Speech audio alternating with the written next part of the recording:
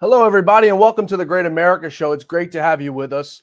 We're doing things a little bit differently today. I don't usually do this. It's outside my comfort zone. Well, not really. You'll just say that because it sounds good. But we're doing an election night live stream. We did one earlier today with my two friends, Derek Evan and Michael Lauber.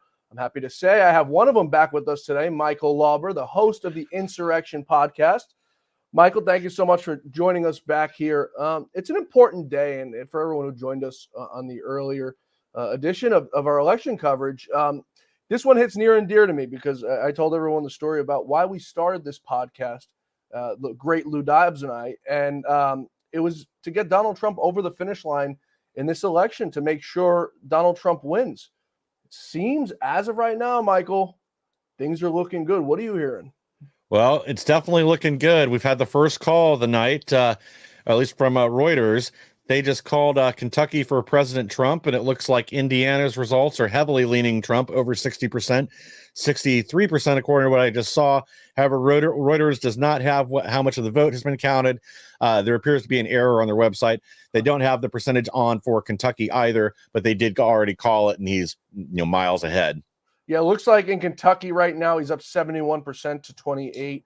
This is according to Associated Press. I don't know how much we really trust them. They're like communist pressed. Indiana also called it. He said 60% Donald Trump, 37% in. Vermont called for Kamala Harris. No votes have actually been in. They're just assuming that she wins it. Very interesting. I hope we don't see that in like Arizona or Nevada. Yeah. I hear Fox called Arizona at 6 a.m. for Harris. Well, we'll see if that holds. It's unbelievable, Mike. The differences yet similarities from 2020. I think some of these rhinos and Marxist Dems who got it so wrong in 2020 open their eyes. On the rhino side, you've got Brett Baer over at Fox News. On the Marxist Dem side, you've got Van Jones, who's going to absolutely lose his mind tonight. Rachel Maddow, the rest of them. Do you think these people learned their lesson, Mike, from 2016, from 2020? Don't underestimate the Trump. No, I don't think they learned their lesson. I think if they had learned their lesson, we would have seen like more honest polling.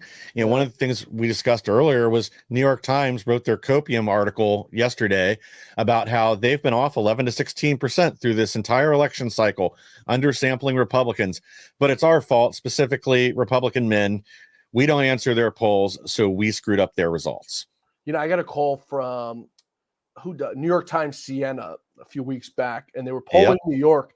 And I'm not going to lie to you. I gave them a bunch of false information just because I wanted to see, where the poll goes. They don't put out the truth anyway, Mike. So what difference does it make? And it was sort of funny. It was so much of a radical organization. At the end of the call, the nice girl said to me, she goes, I'm sorry I have to ask this. I sure already know, but are you a male or a female? I said, figure it out and put down whatever you think. And she started laughing. I mean, it's just so stupid. In a few minutes, just about less than 10 minutes, we're going to be joined by Mark Mitchell of Rasmussen Reports. He was on my show yesterday. I wanted him back today. He's a really good pollster, very honest guy, way too honest to be in this business. I often say Lou Dobbs was too honest to be in this business too, because of how many liars and deceitful people are in this racket. So he's going to be joining us in just a few minutes, but he's one of the guys who got it right. He's one of the few folks who did honest polling. From the beginning of time, he had Trump up anywhere from +2 to +4, and it stayed like that through and through. And people had a hard time meshing with it. But Mark had told me back when I spoke to him in August, he said, John, watch what's going to happen. What's going to happen is these polls are all going to fluctuate left to right, left to right. He goes, and then just a week before the election, they're going to look up Trump +2, Trump +3. Mike, is that not exactly what we saw this last week? Oh, to a T. And for at least the last 3 election cycles, probably more than that, they'll inflate Biden, Harris, whoever's numbers, Hillary's numbers through the entire election cycle. And then because some of these polling organizations want to be able to say, well, at the end, we got it right, or mostly right, or we were within the margin of error. But the idea is just to disincentivize Republicans from going out to the polls, from thinking this is already lost, and they want to build that boost, that groundswell support for Democrats. They want them to get excited that victory is around the corner. But instead, what it turns out is, they're just crushing their hopes and dreams because they've been lying to these people for, 3 months, 6 months, 9 months, however long they've had these dishonest polls out there. But you're right. Rasmussen has been the gold standard, and we've heard a lot about Atlas Intel. They've both polling groups have shown Trump up closer to where he should be, and I've got a lot of respect for Mark Mitchell, because he's even said when he goes through their results, there's certain states where he thinks they are undersampling Republicans or oversampling Democrats. And in his podcast, he tells you the truth about that, and where his intuition says the race really is. Yeah, and he errs on the side of caution too. He tells me, he said, I err on the side of leaning a little bit more towards Democrats, so we're not entirely wrong. And his numbers are still coming out for Trump, which makes you think, Mike, where are all these other folks' numbers who are doing polling, TIPP, Insider Advantage, Reuters? I mean, you go down the list of people who have just been deceptive since 2016. So they started doing some exit polling about an hour ago. They came out. I'm going to go through those in just a second here. Decision Desk HQ says Trump is set to outperform Indiana by 1.4%. Indiana is obviously one of the two that just came in by 2020. But now I think, Mike, as we discussed earlier on the show, this is going to be a sentiment across the board. I discussed Guam before, and you say, who the hell cares about Guam? It makes no difference to us. But I think it's a trajectory that we're going to see, and Mark Mitchell will be with us in just minutes. And I think he's going to tell you the same thing. Before Mark gets on, I want to go through. Actually, we'll wait for Mark to get on to talk about some of these exit polls that are coming out, because I want to get his take on this too, about NBC, Fox News, and CNN. At this point, Michael, I used to work for Fox, and I question, do I even believe they're reporting anymore? Is this the new world we've come to, where we can't even believe the news that's before our eyes because they have such an agenda that they have to fulfill? Yeah, Operation Mockingbird never came to an end. Now, I'm absolutely convinced that the vast majority of people within our mainstream media, or the dinosaur media, as I like to call them, that they're not there to get the truth to the American people anymore. They're not there to look at government, look for scandals, look for waste, fraud, and abuse, anything like that that's going on, and report it back. The purpose of media is to highlight the problems within government to the people, so something can be done to end that, or to force changes.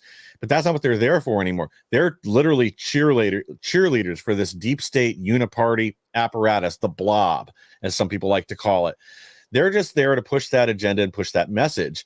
And it doesn't jive with reality. And I think that's part of what they're running up against right now. People have been saying, like with Kamala Harris, this is a vibe election, that it's about how you feel about the candidate. Well, again, if they were being honest, the sentiment on the ground is more people are excited about President Trump retaking the White House than want Kamala Harris anywhere near the White House. The issue I think we have here, Michael, is that nobody holds the media accountable in the first place. So you and I can come out here and scream until until the day is long. Yeah. But at the end of the day, we were only reaching a few million people who watch us. The people who hate us aren't watching us. So, it really does us no good. I do it anyway because I don't care. And I think, if I keep yelling, eventually it'll work. It probably won't, but it is what it is. But there's no media accountability through and through. For Fox News, they called Arizona last year, like, as soon as the polls closed. Now, granted, Biden won Arizona, is what the polls say, or what the election results say. But there's no way they should have called that. Yet they've in the past waited to call Ohio and Florida. I think last year, or in 2020, they waited to call Florida. We knew what was happening in Florida. Look what happened. What's going to happen tonight in Florida? I think we're going to see some of the biggest numbers that we've ever seen out of Florida when it comes to the white vote, the black vote, the Hispanic vote, the Asian American vote. I mean, you go down the list, the woman vote. People are tired of the bullshit, Mike. They're tired of it. They're tired of a corrupt media that seeks to disenfranchise voters and brainwash our children and brainwash this country. Yeah. Well, earlier, I think you really hit on something important when you called President Trump the podcast president, because I think he does understand this changing dynamic with the media. No one trusts them anymore. Their level of trust is cratered to all-time lows, and it is because of networks like Fox that supposedly used to represent the more conservative side of the aisle. And again, I don't expect them to be perfect. I expect them still to cover, centrist and left stories sometimes, but there's no critical thinking and there's no follow-up. Yeah. Like, even looking into in 2020, these states where there was clear examples of corruption going on, like Pennsylvania getting back more mail-in ballots than they sent out, or Maricopa County, again, all these irregularities with the counting procedure and magical votes materializing in the middle of the night. No one was willing to ask questions. President Trump, though, has seen where the media is going, and that's why he's gone on shows with like Joe Rogan, with Aiden Ross, with Theo Vaughn, and everyone else. It's to bypass the media and their filter so they don't get the chance to delete what President Trump said and instead tell their audience what to think. Yeah, you're absolutely right. And I want to cover that a little bit because of how Trump is resonating with particularly the young voter, because it's like something we've never seen before. Quick shout out to Daisy Grace in the chat. We miss Lou as well. Mr. Matt, we're going to get it done tonight. Don't you worry. Daisy Grace again. Newsmax called Kentucky for Trump and Vermont for Cackler. I like that one. Over in the Facebook chat from Susan Penner, Trump for president. That's right. Joy Dar. Yep. Trump for president. Another Donald Trump for president for Julianne. I can't even go through the list of Trumps for president. Folks, I agree with you, and I think tonight we're going to get over the finish line. We have no choice, at the end of the day. Our life depends on it. Our kids' lives depend on it, and we gotta fix that. Going back to what you were talking about Trump resonating, being the podcast president, he's really hit on a new sector of people, and it's millennials, it's Gen Zers, it's kids from 18 to I want to say 25 in that area, going on podcast shows, hanging out with the Nelk boys.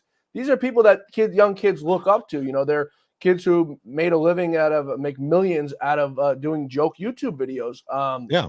And he's really hit a new niche. Now his new thing is he's all in for Bitcoin. That swayed a lot of people because the younger generations don't trust the stock markets. And they look towards things like Dogecoin and Bitcoin. I don't think we're going to see another president like Donald Trump in our lifetime, Mike. Oh, certainly not. And, this is being able to bypass the media. This is something that made, Ronald Reagan effective as well. He would go do the national radio addresses on the weekend, and that way the media couldn't filter what he said. He could speak directly to the people when he needed or wanted something done. I think Trump's starting to understand that. However, his route to do that isn't with national radio addresses. It's by hitting these people that are already connected to exactly the voters and the citizens that he wants to speak to.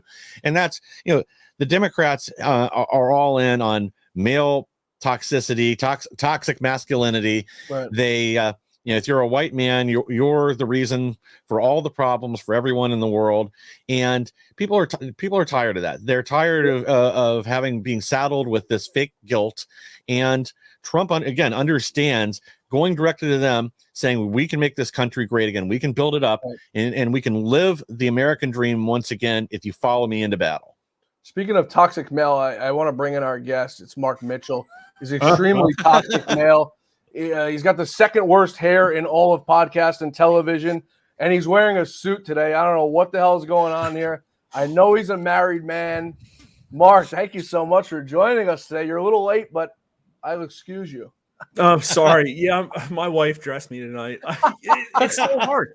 Well, I'm going on Newsmax, and I think in a little bit I'm going on a gamer stream. So, what do you wear, right? I mean, it's impossible to decide. So me and Mark spoke yesterday, Michael, about where we were going, and Mark, me and Michael were just discussing how the pollsters have gotten it so wrong, and you and I talking back in August about how the numbers were all going to come around a few days before the election. And when we spoke yesterday, it seems all those numbers came around. I guess that you've had a chance to look at some of these numbers out of Arizona that we've been seeing all day, these numbers out of Nevada, the early votes. Is this what you expected? I haven't seen enough of actual election returns, and I want to caveat it. Listen, I was very steady in putting out a Trump +2 because I didn't see the race move. Everybody started with Trump up, moved all the way out to the left, and they kind of moved back to where I am. They could have been right back in October. It can be Harris +7. The thing is, I don't think anything we've seen right now points to that because people are tripping over themselves in rural areas to turn out. And my polling showed that there's still a lot of Republicans who plan to vote on election day. And a lot of what we've seen during the day isn't even the end of the story. Like, people got out of work. People are getting off work right now, in Central and Mountain Time. Yep. And I think everything I've seen is like the urban vote is not coming to fruition for them. I heard that they need at least 100,000 more Philly votes, or they're never going to dig themselves out of the hole that they've gotten themselves in Pennsylvania. Arizona has been really strong too. And my Arizona poll said that, the people that are going to vote on election day also say they're going to vote Trump. And you kind of see the left just latching on to stuff that's sort of ridiculous. I mean, the Ralston guy was talking about, they could still win it in Nevada. Right. But then he's like, well, the indies just have to break left, like more than they did in 2020. And I don't think that's going to happen. A lot of indies are Hispanics. They overwhelmingly don't like the border invasion. And they, I think on values, are closer to Republicans. So, they don't have a lot. As we talked about yesterday, if they're grasping at the Ann Seltzer Iowa poll to convince themselves that Kamala Harris's support is underrepresented, that's a problem for them for sure. Go ahead, Michael. Did you have something for Mark? Well, yeah, she didn't even know what the R's and D's represented on her crosstabs. So, I know she's supposed to be the gold standard in Iowa, but again, you would think if I just took one poll and it's way out of line from everything else I've looked at previously, that at the very least I'd be questioning those results instead of selling them as a sudden Kamala Harris wave. But the copium never ends. They're getting a lot of bad news, especially on the run up to the election. So I guess they just have to hold on to whatever hope they have and pretend. Yeah.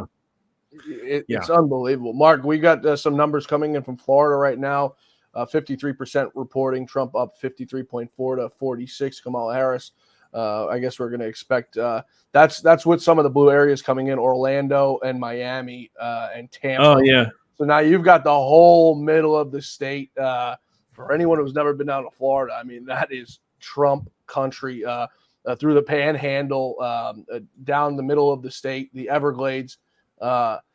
There's no way she's pulling herself out of there with some of these numbers we've seen. I think consistently throughout the day, Republicans were outvoting them by 1 million consistently between early votes and same day votes.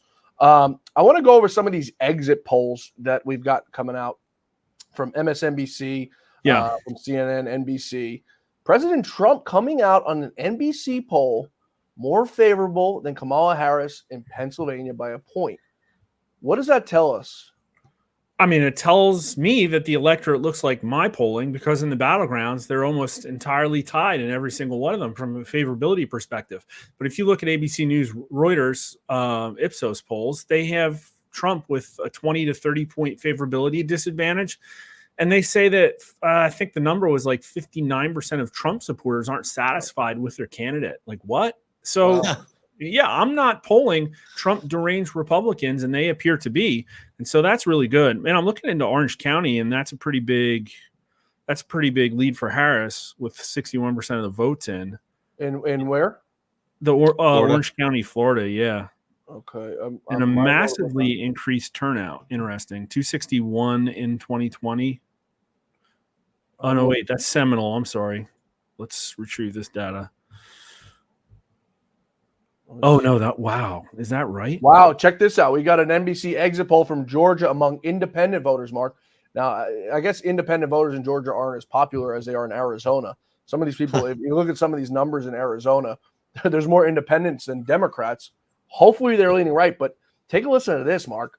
NBC exit polls for Georgia independent voters favor Trump by a 53 to 43 margin. Oh, my word. Just like us. My independents lean Trump by 7 points in national numbers. Now, I want to look at this Florida thing. I'm looking up 2020 Orange County results, and there were 650,000 votes in 2020. It went Biden 61 to 38. And looking at what's come in from Orange County right now, with 60% of the votes in, it's 58 to 41. So wow. That's closed like 7 points, and the turnout looks like it's going to be down. What is that? 240. That's among women. 410. That's only 410 with 60% of the votes in. Of course, the number of votes are by precinct, so maybe some of the precincts that are bigger. So that's not a good sign for them. Honestly, that seems to echo what we're hearing, preliminary, at least from a lot of big cities, is that turnout is down significantly where the blue base is. Whereas in rural areas like in Pennsylvania, even here in Ohio, and a lot of places, people were lined up at 6 a.m. to cast their ballots, and it didn't slow down all day. But yeah, in the cities, we're hearing that in like Philadelphia, they're down 100,000. Wow. I don't think they can make it up. Broward too.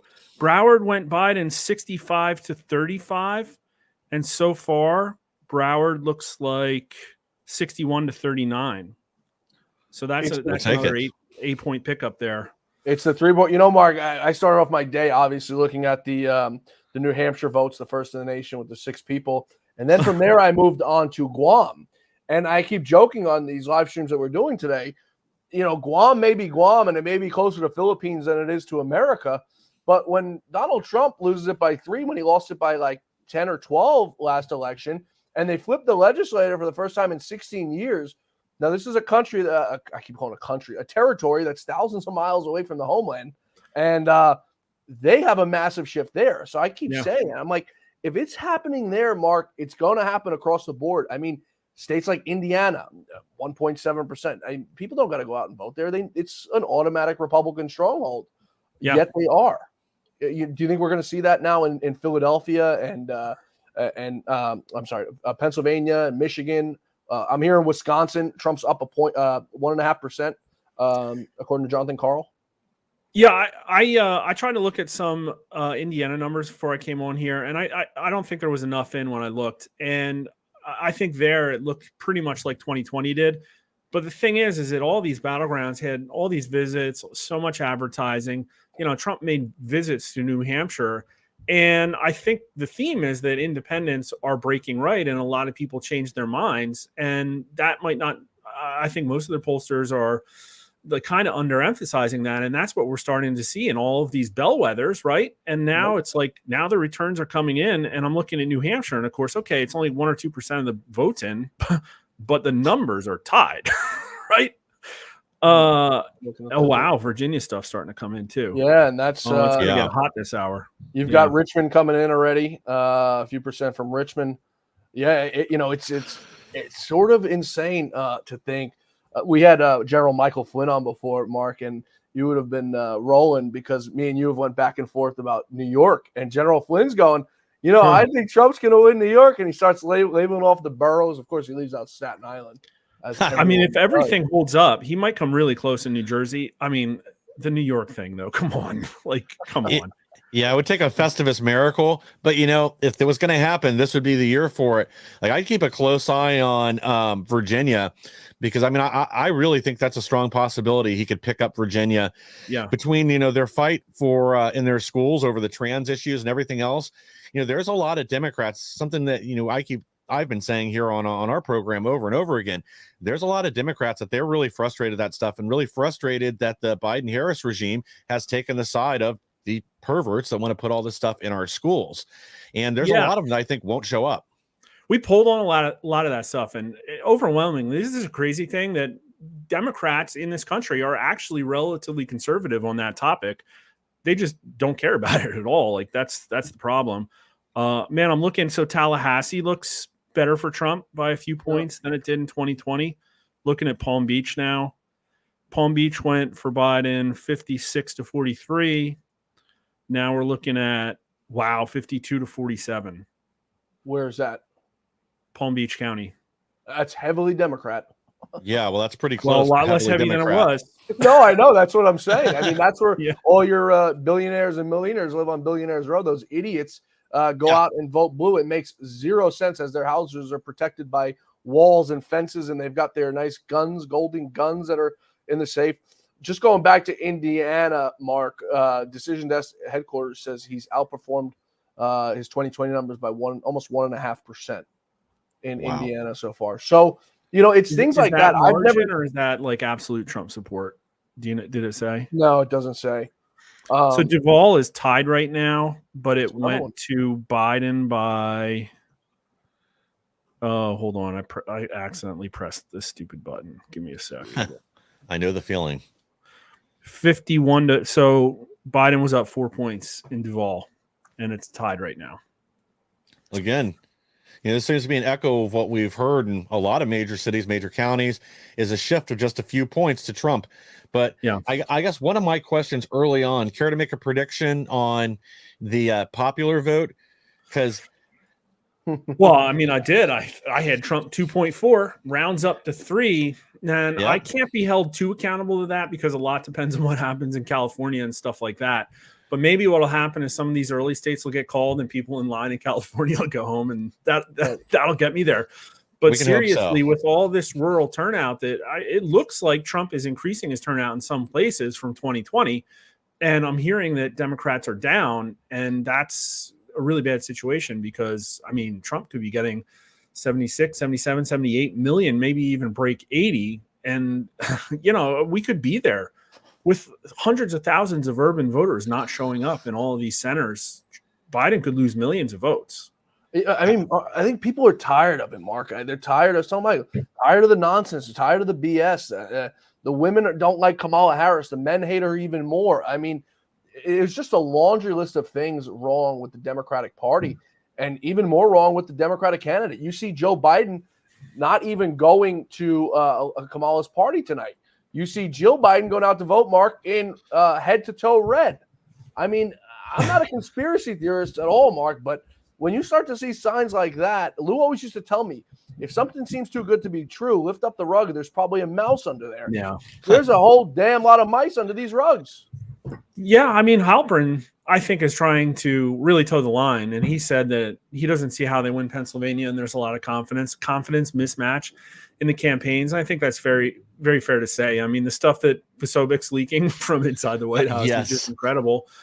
So again, like if they thought, knock on wood, that the fix was in or whatever, I mean, we're starting to see that kind of thing with the tabulator seals and the gas leak.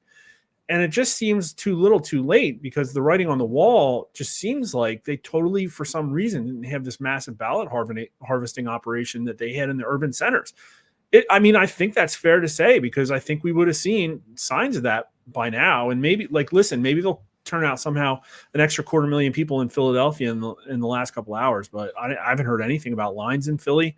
I've been asking people in Manhattan, they've said, yeah, it's really quiet here. I haven't seen any stickers. There's no lines.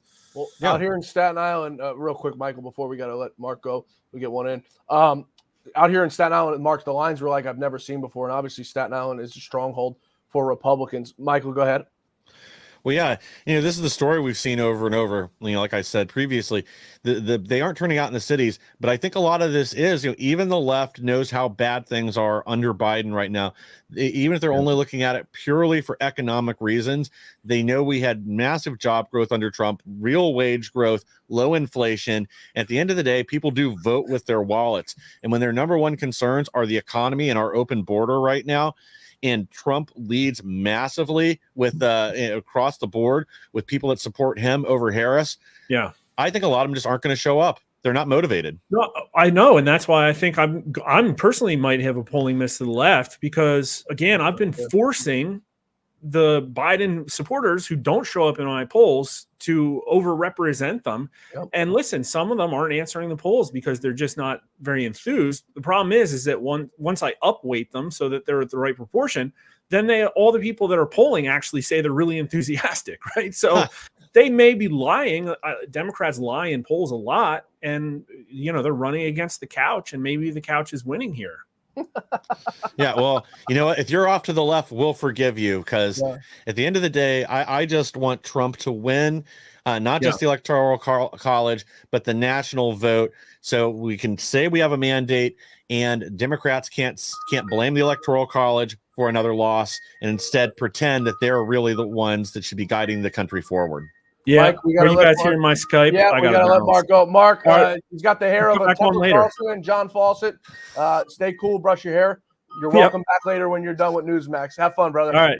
Thanks for joining us. He's a good guy, Mark Mitchell. Really fun, great American. I give him a lot of crap about his hair because we had a viewer write in that me and Mark have two of the most beautiful heads of hair she's ever seen. So I tell him he's got a cross of hair between John Fawcett and Tucker Carlson. Well, who could ask for more than that? There's a reason I'm wearing a hat. One day I'll be there. Don't worry. You can't see the back. You can only see the front. Yeah, exactly. But so some of these numbers, man, you heard from Mark. We've got West Virginia called from Trump according to the AP. Virginia's got 3% reporting. South Carolina, 4% reporting. Georgia only 7% kind of scares me a little bit because it makes me think they're up to something. It looks like Trump is absolutely pulling away in Florida, 71% of the vote, and he's up 54-45. I mean, that's unreal. Well, we've heard several people float that there could be a 1 million vote margin in Florida in Trump's favor, and I have no doubt that's where we'll be. I'd actually expect it to be slightly over that based on some kind of back of the napkin math I was doing the other day. I wouldn't be surprised to see him up like 1.2, 1.3. And again, go ahead. That helps with this popular vote total, because I really do think it's important to seize that.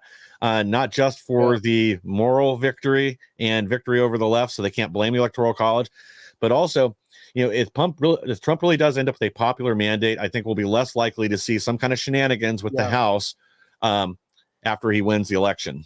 Yeah, I think you're absolutely right. And he's got to put the nail in the coffin of it. Metaphorically, of course, folks, because I'm sure the FBI is watching. Because enough's enough. I mean, they've threatened him like who the hell they are. For years and years and years, like they're going to scare him. They're not going to scare this man. Nothing scares Donald Trump. Nothing keeps him up at night. The guy was 1 week into office at dinner with Xi Jinping, probably the second most powerful man in the world, second or third, and he's bombing Syria. I mean, there's nothing that scares this man. So these people have got to stop. Jamie Raskin is not scaring Donald Trump. No. Maxine Waters, Nancy Pelosi. I don't know if you saw Trump's rally last night. He was sitting there and he was going, she's a nasty, and he wouldn't say it. He goes, I want to say it. I'm not going to say it. And he starts mouthing it, and the people are just going absolutely berserk. He's a born entertainer, Mike. Well, that dried out corpse should have retired a long time ago instead of making life miserable for all of us and everybody in California. Well, she can't, Mike, because her husband's boyfriend doesn't allow her home during the week. Yeah, now he won't be able to see him again. They gave the guy life in prison for the hammer time attack. Unbelievable. Mike, that was one of the most unbelievable situations I've ever witnessed in my life. They're on the phone together calling 911, and this guy's telling the cops he's hitting me over the head with the hammer, and then he's going, David, get back here. And we're like, what? How do you know this guy's name, first of all? Why does he have a hammer? Second of all, why are you in your underwear? Why is he? I mean, nobody asks these questions. Hey, you know what? People also, most people don't know when Paul Pelosi got that DUI a few months before that, there was somebody else in the car with him, and we still don't know who it was. Yep, exactly true. I mean, it's wow, Jim Justice being called for governor, flipping Joe Manchin's seat. Sorry, senator.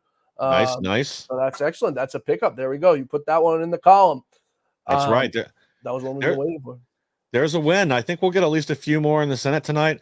I'm definitely bullish on Bernie Moreno. I think he could win Ohio. Yeah. That would be another pickup. Yep. And, God willing, we'll get Kari Lake in Arizona, but that's going to be a lot closer.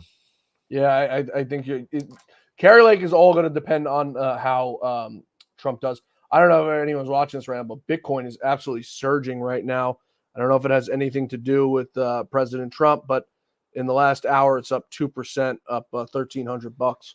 So, I just spoke to my father. I called him in between shows before we were doing, and he's a big stock guy, not much of a crypto guy. And I said, I think you should go buy some cryptocurrency because like we said before, Trump has started appealing to, a new generation of folks who are into crypto because they understand it. They can go on Robinhood and they can buy it. It's very easy. And I think we see it now. I actually logged into my Robinhood account and I have a lot of money in Bitcoin I didn't even know about. So I'm completely happy with that. So it's looking promising right now. I want to talk about some of these Senate races. I think there's no doubt in my mind, Montana, the writing is on the wall there. The Dems pulled out money there. That's probably, I don't want to call it a lock, but it looks to be a lock to me. Kari Lake's going to be a tough one to pull over the finish line. It's all going to be dependent on how Trump does there. Maryland, Larry Hogan, Mitch McConnell apparently saw that there was something there because he spent millions of dollars on the race. Yeah, well, ignoring Kari Lake and ignoring some other races we should have focused on. But thank God he stepped down and won't be running the Senate Republicans any longer. I don't think he had a chance to step down. He literally stepped down. I don't know what, it's not funny. It's sad to think that this is who's running our country. Yeah. But it's also sad to, the same thing with Joe Biden. Why are these people have wives, they have kids, Michael. why do they let them? You see Mitch McConnell go up to a stage there and he speaks and he's like, he goes mute. He doesn't know what's going on. It's sad to watch it. I don't hope that on my worst enemies, but it's what happens when we get old. Me and you are going to be there not long from now. And, but I hope to God one day when I have kids, Michael, they rip me off that damn stage if I have hair back then by my head, because it's embarrassing and it's wrong. It's what Jill Biden did to Joe. It's what Elaine Chao's doing to Mitch McConnell. Get him the hell out of there and send him into retirement. Yeah, it's elder abuse. Yeah, I would hope if I went out on stage to go to speak to the media and I just blue screened and forgot everything. I had to do a full reboot before I could speak again. I would hope after something that embarrassing happened that my relatives would pull me down, or the party or whoever, say, look, you may have dedicated your life to the country, even though I think most of these people dedicated to their own pocketbook. Of course. But that it's time to go, that this is embarrassing.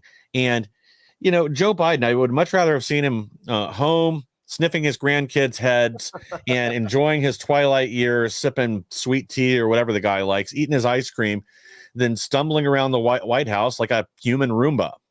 Yeah, you're absolutely right. And everyone who's watching, we see all your chats, Facebook, Twitter, on Rumble channel. If you guys had any questions for me, like I said, I don't usually do lives very often. In fact, today was my first two that I've done. It's a lot of work to put into it. We had a small team of people work with us. You guys got any questions? I'm happy to take any questions. Michael's happy to take any questions. Michael does a great podcast, which we run on this channel. Mike, tell him about your show. Oh, yeah. I co-host with Derek Evans. Our show is called The Insurrection. We're on at 9 p.m. Monday through Friday. And we just kind of look at the news, review what's going on, discuss that. And we do bring on guests a few times a week where we'll either focus on something they're doing. I know post-election, once everything's settled, we are going to kind of shift gears a little bit there. What we'd like to start discussing is what is the plan going forward. Right. I'm tired of feeling like the GOP is constantly on the defensive.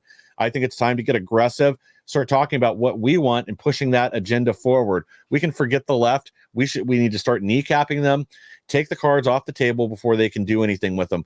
We know that this, Agenda 2030, or UN 2030, is something that they're all about right now, seizing 30% of the land. I think we need to circumvent that. And we need to look at other priority legislative issues for the left and see how to cut those off at the knees and put them on the defensive for once. Yeah, you're absolutely right. I mean, it kills me to think inside that there's no Republican now who's going to hold this party accountable. Lou passed away. Lou is one of the only people, Michael. I mean, I love Tucker Carlson, but you never saw Tucker Carlson going out there calling for Kevin McCarthy to resign.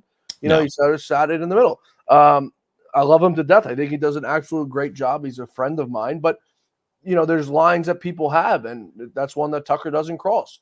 The lines that Lou Dobbs was willing to cross are lines that not very many people cross, Michael. So now, I think now without having Lou here, who's going to hold these people accountable? It's scary to think it's going to be me, because I'll go down to damn DC myself, and with Lou around, that wouldn't have happened. He would have whooped my rear end. Well, somebody's got to do it. And yeah, one of my first experiences working with Lou was, what was that gentleman's name from a Border Patrol union? Oh, my God, Brandon Judd. Yeah, Brandon Judd. Yeah. He would not give Lou a straight answer to a question. He tried multiple times, got angry with him, and eventually hung up on him, because this guy was wasting his time with these circular, non-response, fluff answers instead of answering the question directly that was asked. Yep. And that's what we need, is more journalists that will actually have some level of accountability and won't be afraid to ask a question with some force behind it and get a real response. There's a funny one. Marjorie Taylor Greene, for everyone who's been watching the show for the last 3.5 years and wondering why we haven't had Marjorie Taylor Greene on the show, there was a time where Lou covered for Dr. Gina Loudon on Real America's Voice. And we had Marjorie Taylor Greene on the show. And it was at the time when Kevin McCarthy was getting ready to be ousted. And he wasn't holding true to his plan. He was lying about everything. And Gates and the fellows were tired of it. So Lou had Marjorie Taylor Greene on Real America's Voice, and he asking her straightforward, why won't you oust McCarthy? She would not answer the question, got red in the face, got angry as hell. And then I got a text from her communications guy that what Lou did to her was embarrassing. He embarrassed her. Well, answer the damn question, and you won't be embarrassed. I mean, it doesn't get much simpler than that. Exactly. And we haven't seen Marjorie Taylor Greene since then. So, well, She's been a lot less effective in the last few years. I think a lot of people saw that with her battle to save McCarthy. Yep. And really, again, for no reason. This guy, if he would have just stuck to what he said he would originally with releasing all the J6 videos and that would have been enough to shut people up, Mike. Exactly. I understand if there's a reason somebody can't deliver part of promises they made, if they run into some kind of barrier, but I still expect forward movement. If there's something they can't do, I expect an answer. You're absolutely right. And, it's not too much to ask for. Fox News is projecting that Phil Scott will win the Vermont governor's race. I'm not really sure we care about Vermont. People are the Democrats up there are law socialists. Any viewers up there, you guys are great Americans, and we're sorry for what you have to go through with the Bernie Sanders. Why haven't you left yet?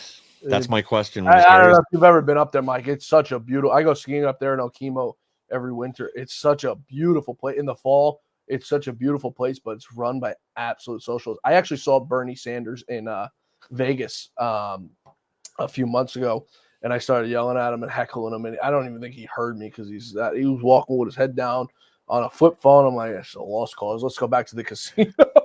I wonder if he was gambling with our money or his. Oh, come on, Mike. What kind of stupid question is that?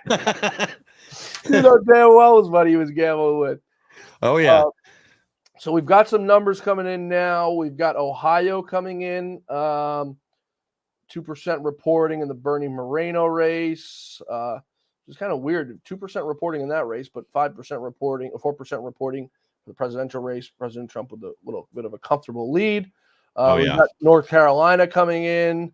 Kamala Harris is leading 68-30 with 20% of the vote coming in. Of course, Raleigh-Durham is on its way in. That could be the massive margin. I want to get back to some of these Senate races, and Michigan was another one. Mitch McConnell did not want to spend a dime on the Michigan race, which is a totally winnable race, Mike. Yeah. Well, again, that's why we need new leadership. We talked about this dozens of times, like all the sabotage that went on in 2022. I don't think there was ever really going to be a red wave in 2022. Right. But had Mitch McConnell and our buddies in the House actually spent money on races we could have won instead of, they spent $9 million in Alaska in a race with two Republicans so they could keep their rhino. They're not interested in what's good for the voters. The voters are far to the right of where most of these uniparty Republicans are, but that's who they want. They want uniparty, pliable people that they can get to vote with the Democrats here and there where it's favorable. Yep. They're going to continue to give away our rights, our money, and everything else because they're only in it for themselves. Yep. It's sick, but that's the state of affairs where we're at today. You're absolutely right. So far we've got +1 in the Senate. We've picked up that seat with Jim Justice taking over Joe Manchin's seat. For everyone who's tuning in just now, thank you so much for joining us, spending your election night with us. We're going to be with you as long as Michael stays with us. Oh yeah. I'm not going to bed tonight though, because I know what happened last time I went to bed, Michael. I went to bed, and I often draw the thing for the people on the show. It's the perfectly it's like a half of a parabola up, and then the other one that comes up and over, and boom. And I see a lot of people joking now that they're going to do it, but the red one's going to be way too high for them to ever hit it. Because well, that's I've spent the last few weeks. There's a lot of people on our side that I don't know if they're just still shell shocked or uncomfortable because of what happened in 2020. But I look at how incompetent these people are at the federal level that they can't get anything done. Yeah. I don't think they have the juice to pull off the kind of steal they're going to need through this election. That again, it would be blatantly obvious.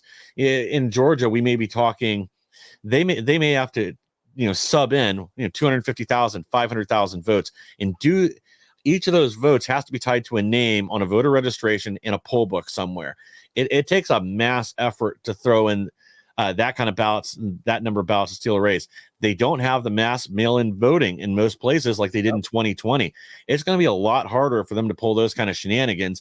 And I think if we do see something that's just radically out of whack, some red county going 70% for Kamala Harris, people are going to know that there's some electronic shenanigans going on. And I really don't think people will put up with it again this time. And why should we? I know the repercussions we all dealt with last time for challenging a stolen election. And I said this earlier, none of us are ever going to have jobs in corporate America. We'll never be welcome there. And I quite honestly, I don't care. I'd rather be homeless and jobless than to go kiss the puppet master's rings. These people who mean to destroy America, Mike, the Yeah. Jamie Dimons of the world, that work behind the scenes to help Kamala Harris, and out in person, they're little cowards. They won't endorse anybody. They won't say a word. They're what's wrong with society, Mike. These are the people that control the money. These are the people that control the power, and they sit there like little rats. And now you see them. Jamie Dimon last week, JP Morgan CEO, coming out and saying, "Oh, well, I'm getting tired of Kamala Harris." Meanwhile, a week before that, there was a report that he was supporting Kamala behind the scenes. Well, yeah, I'm sure a lot of them are, because in their social circles, that's what's more important to them. But yeah, I think it's catching up to them. We have seen several big tech CEOs and large business, either operators or owners, come forward and be honest about it. That things like these unrealized gains tax that Kamala's talked about would just be a thermonuclear bomb dropped on the U.S. economy. That it would crush a lot of big and small businesses if all of a sudden you're paying a tax every year on the capital equipment you own to produce a good, or your fleet of trucks that's used for your delivery business. That no one will be able to stay open. It'll literally be literally be buying everything we own from Walmart or Amazon. That'll be the only two businesses left in America. Yeah, you're absolutely right. And again, for folks in the chat, let us know where you're tuning in from. We want to know, are you in a deep blue state like me? Are you in a red state like Mike? Where are you listening from tonight? We appreciate everybody joining us. So like I said, we'll be on here for a little bit. I want to take a quick break here. Mike looks like he's ready to go have a smoke break. Get a glass of water. We're coming right back. Stay with us. A large retail store just canceled a huge order, leaving us with a ton of extra MyPillows. But you know what? That's their loss. I'm going to make it your gain. For the first time ever, you get standard classic MyPillows for wholesale prices, only $14.88. I can't believe I'm even saying that. Only $14.88. But it gets even better. For a limited time, I'm going to offer my entire classic collection at wholesale prices. Upgrade to a queen size MyPillow for just $18.88. King size only $1 more. Get my body pillows for $29.88 and multi-use MyPillows for only $9.88. So go to mypillow.com or call the number on the screen. Use your promo code to take advantage of wholesale pricing for the first time ever on TV, including my standard size MyPillow, only $14.88. They've never been offered this low before. We have limited quantities at this price, so limit's going to be 10, and once they're gone, they're gone. All right, folks, we're back. Another one of our sponsors, a great sponsor of the show, is our friends over at Freedom 2.0, the MAGA water. I was telling everyone before, it's time for us to support brands that care about us, the brands that care about making America, put America first, our values first. You heard Robert F. Kennedy talking about fluoride in water. One of our sponsors, Freedom 2.0 Water. You go to freedom20.com/John, 15% off your entire order. You can sign up for monthly deliveries. The water is less than $1 a bottle, free shipping. It's great water. I get my delivery every month, and it supports great American causes. So it's freedom20.com/John. They're great Americans. Michael, while we were on a quick break there, numbers still continuing to come in from Ohio, Virginia, North Carolina. West Virginia has already been called for President Trump. The Senate race in Florida looking pretty damn good for Rick Scott. 77% of the vote in, him leading about 55%. Looking at North Carolina, only 2% of the vote in, Trump trailing. Obviously, deep blue, Raleigh coming in with some votes. We've got Virginia coming in. Donald Trump down by 10 points. Let's take a look here. Of course, Alexandria, Virginia coming in, the military contractors. We're waiting on Richmond, Virginia to come in, but mostly just Alexandria and Norfolk coming in there. So wouldn't look too much into that. I want to go back to some of these Senate races that we were talking about. We keep getting caught up here. Talk about Michigan, Mitch McConnell spending no money there. Montana, Tim Sheehy, the Democrats pulled their money out of there because they knew that's most likely a wash. But you've got some other races like Nevada that Mitch McConnell wanted nothing to do with. And the polling shows you see the fellow there running just not able to even get into margin of error. Yeah. The radical Dem.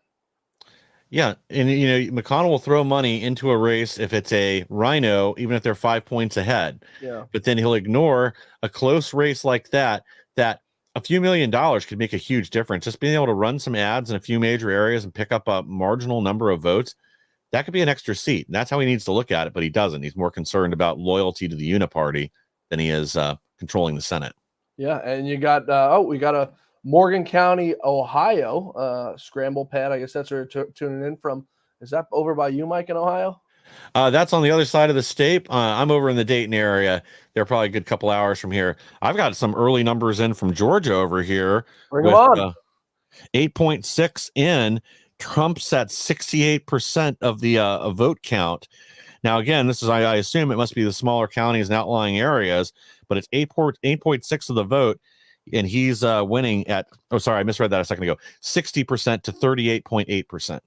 Let's keep that rolling. We need that momentum. Hopefully there's no water leaks. I'm showing 20% of the vote in, according to AP. Okay. Hit him up by 20 points, 629 to 421. We obviously don't have Atlanta in yet. That'll be a big gut punch for Donald Trump in deep blue Atlanta. Or hopefully those people open up their damn eyes about what goes on there. You look at the Fonnie Willis Young Thug case. I mean, they offered this guy, they were looking to get this guy, this rapper Young Thug, life in prison, Mike. They went from life in prison to 20 years probation because they knew it was a case that they couldn't win. And you know what was so funny about it? When he took the plea deal, they said, all right, if you're going to take this plea deal, you got to admit that you did all these RICO things and all this bad stuff. And he goes, I'm not admitting it. And they go, well, the plea deal's off the table. And they go, his lawyer said, well, we'll leave it to the judge. The judge goes, all right, plea deal accepted, because it's a farce. This is how they're spending their time and resources, Mike. What an embarrassment. Well, yeah. Look at their whole case against Trump down there in Fonnie Willis's courtroom. They know for a fact there was no collusion between a lot of these people that are wrapped up in this RICO case. The only thing that they were colluding on is they were all pro-Trump. But you've got people like Pastor Lee and many others that had no coordination, no provable coordination, that were down there on their own volition. But they needed enough bodies on that case to make it meet the statute definitions in Georgia for RICO. So Fannie Willis just slapped as many people as she could on there, even if they were minor unrelated offenses. And hopefully the whole thing falls apart here before it even moves to trial. Otherwise, it'll certainly be overturned once we get some serious people on it. Can you imagine if a Republican district attorney went after Bob Menendez, or, well, actually, he's not really a good one to use because the Democrats are going after them themselves. I was going to say, he might be beyond guilty. He's guilty. Even the left won't defend him. But can you imagine the Republicans going after a Democrat in a heavily Republican area, and the prosecutors sleeping with the district attorney? I mean, what would we would never hear the end of it from Rachel Madcow and the rest of the fellows. Well, yeah, but I mean, again, like the left, leftist secretaries of states and attorney generals, what's her name in Arizona, the wacko AG down there, she was threatening to prosecute Elon Musk for the $1 million incentive that he was doing in Pennsylvania. It has nothing to do with her state. She has zero jurisdiction, but they'll find a way. Whereas our side, we're afraid to fight. They won't get off the bench. They're not even in the game. Yet for all these election cases that Donald Trump's campaign brought in 2020, they were all dismissed for standing. Yet if she would have brought a case in Arizona, they would have probably let her prosecute the damn thing. It's so insane to think they're going to beat Elon Musk. Elon Musk is another one. He's a warrior who's not scared of any of their shenanigans and their nonsense because, he's the smartest man in the world. He's the richest man in the world. There's nothing they can do. He doesn't do anything illegal. He's seems like a pretty straight line, nerdy kind of guy. Yeah. I want to look at, we got some Loudoun County, Virginia numbers coming in, and just to show that trajectory, Mike, that we continue to see. In 2020, Biden won at 62 to 37, so 25-point margin. With 95% in Loudoun County right now, Harris is only leading by 17. So that's an 8-point swing, Mike. Now, it may not seem like a lot to a lot of people, but if you pull 8 and you pull 5 and you pull 3 and you pull 4 from all these counties, now all of a sudden, and you pull the counties that Trump won, you add 3 to those counties, you've got a state that looks like it's in play to win it. Also, some more breaking news. Decision Desk headquarters is giving President Trump a 76% chance of winning Georgia. I believe it. Yeah, it looks like they've already shifted it to pink on a few maps. That they're not thinking that they're going to make up the votes they need in Atlanta. We've heard all day that it was low turnout in Atlanta and a lot of these big cities that the Dems rely on to win, to pull the rest of the state around by their nose. So they may already know something. If they're looking at vote totals from rural counties that are, like, as you just said, with Virginia, if the rural counties and outlying counties in Georgia are up 5-10%, and Atlanta is down 5-10%, that swings the whole state in Trump's favor. Yeah. I mean, it really doesn't. I mean, it's remarkable to see that this is trajectory. And I keep going back to Guam this morning because, Mike, I called it this morning. I said, this is a trajectory from a territory that's thousands of miles away now that flipped a legislator for the first time in 16 years. And now we're seeing it across the board. We had Mark Mitchell on before, and Mark's saying the same thing. He's looking through counties in Florida, Brevard County, Seminole, where he's shifting the needle 3 to 4 points. You know, it's down the ballot. It's across the board, and it's looking like, I said this earlier, my fingers are crossed pending no water leaks in Georgia at the voting centers or gas leaks or bomb threats from wackos. Go figure, Mike. There was 2 bomb threats today allegedly in Georgia, and they were from Russia. I've never heard of Russia calling it bomb threats. Have you? No. These are either like local wackos or, I don't know, some deep state operative or just some standalone person that wants to create chaos.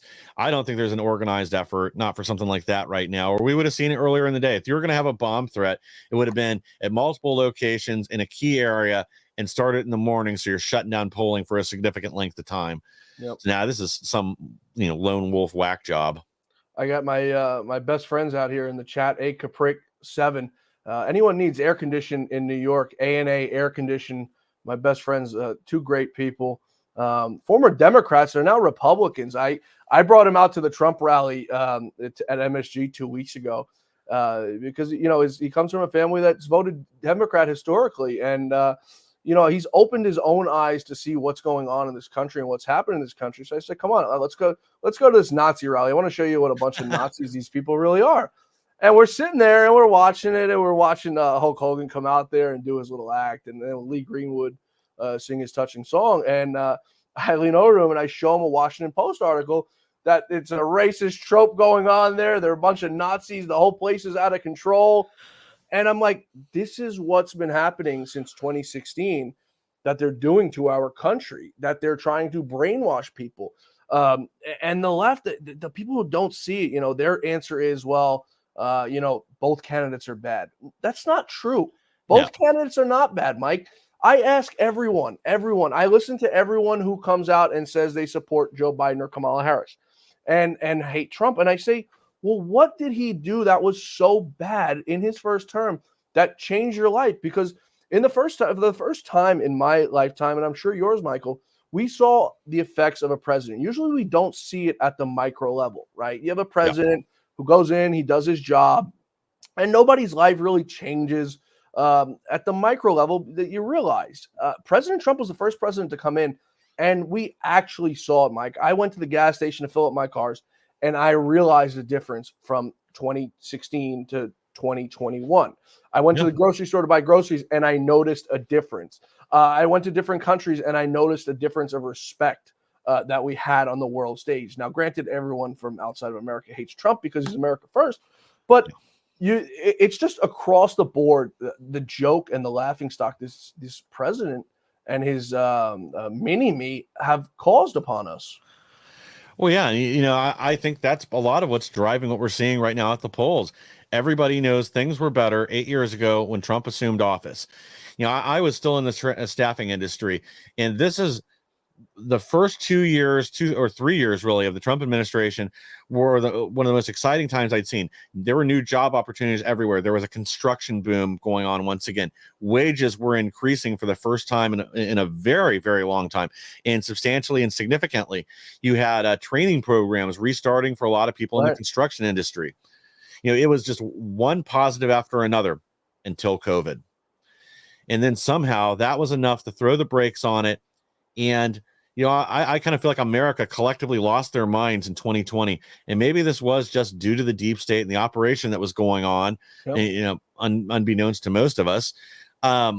And that just turned it all around. And since then, it's felt like we've been on a downward slide since then. And this is our first opportunity to get the country back on its right track and to truly make America great again so people can live the dream. Mike, for what it's worth, Fox News just called South Carolina for Donald Trump so far. And AP actually has called Florida for Donald Trump, Alabama for Donald Trump, Mississippi for Donald Trump, Oklahoma for Donald Trump, Tennessee, Kentucky, Indiana, and West Virginia. Numbers are just starting to come in now from Texas. We've got Kamala leading. Let's see where these numbers. Okay, we've got Dallas coming in, of course, heavily blue. Kamala Harris seeing probably the only lead she's going to see tonight. But it's interesting to see with only Dallas in 8% of the vote in, Trump leading by 44,000 votes. I don't expect that to hold up. So as it lies right now, we've got Trump at 95 electoral votes and Kamala at 35. They've also called the race for for senator in Florida. Marco Rubio will retain his seat there. Looking over in Ohio right now at 17% reporting. Sherrod Brown's up 52%. In Pennsylvania numbers are starting to come in now as well. 72% with 3% reporting for Bob Casey. Colin Allred also, his numbers are coming in strong with Dallas coming in. We've got 25% in from Ohio right now. That just flipped to blue, and that's because we've got Columbus and Cleveland coming in. We expect that to flame in. Also, like I said, Pennsylvania numbers are coming in right now. Kamala leading 72-26. Let's take a look and see what's coming in. Yeah, is that Pittsburgh, Philadelphia? Pennsylvania. Of course. Well, I wonder what their vote count ends up as versus 2020, because that's really going to be the key. If they're down 100,000 votes from where they were in the last election cycle, that pretty much makes Pennsylvania unwinnable for her. I mean, they really, in these blue areas, in PA especially, they need to increase their vote totals dramatically with all the banked votes that Republicans had coming in early. Yeah, you're absolutely right. And let's see, we've got Virginia numbers, 25% in at Virginia, Trump trailing by 7. North Carolina, 6% of the vote in, Trump down. We were not even going to pay attention to those because it's just way too early to call, especially with the deep blue numbers. But I mean, Florida numbers, Mike, are absolutely stunning to me. With 83% of the vote in, Trump up 55-44. I mean, those are numbers, Mike. I don't think I expected him to win Florida by maybe 5, 4, somewhere to 4 to 6 region. It is telling to me because we had a lot of New Yorkers and Northerners move down to Florida during the psycho times of COVID. But it seems these people are voting now. There was a sheriff down in Florida. I forgot who it was. And he pretty much said, if you're coming to move down here for freedom, don't be bringing that bullshit voting that you come bring down here. If you're going to do that, stay back home up north. And I think that's what we're seeing, Mike. I keep saying it across the board, but that's consistently what we're continuing to see. Yes, exactly. And I think it's what we will continue to see. The trend across the country is going to be a few extra points gained for Trump, a few points lost for Democrats. And I think that could end up flipping several states. Like, I really want to keep a close eye on Virginia and New Hampshire and see how both of those shake out. We heard this morning that there was a huge rural vote surge for Trump in New Hampshire. And maybe that's enough to offset the big cities there. Hopefully it is, because I'd love to see a couple pickups. Yeah, and now we're at the top of the hour, 8 o'clock hour. We've got a bunch more states now that are going to start reporting their numbers. Some of these big swing states, like I said, Pennsylvania already starting to come in. Georgia's been coming in. South Carolina, North Carolina. North Carolina's one that I think is going to be a little dicey. To be honest with you, I'm more nervous about North Carolina than I am about Michigan, just for that whole governor issue they had there, where they had this hit piece come out on what's his name, Mark Robinson, I guess, right? Yes. Yeah. And I would love to see Mark Robinson in power there. I think that would straighten a lot of things out. Again, he's a shoot from the hip guy. Yeah. He knows what he's doing. He's somebody else that's, like Trump, inspired to run. He doesn't have to be in this position. He could have led his normal life.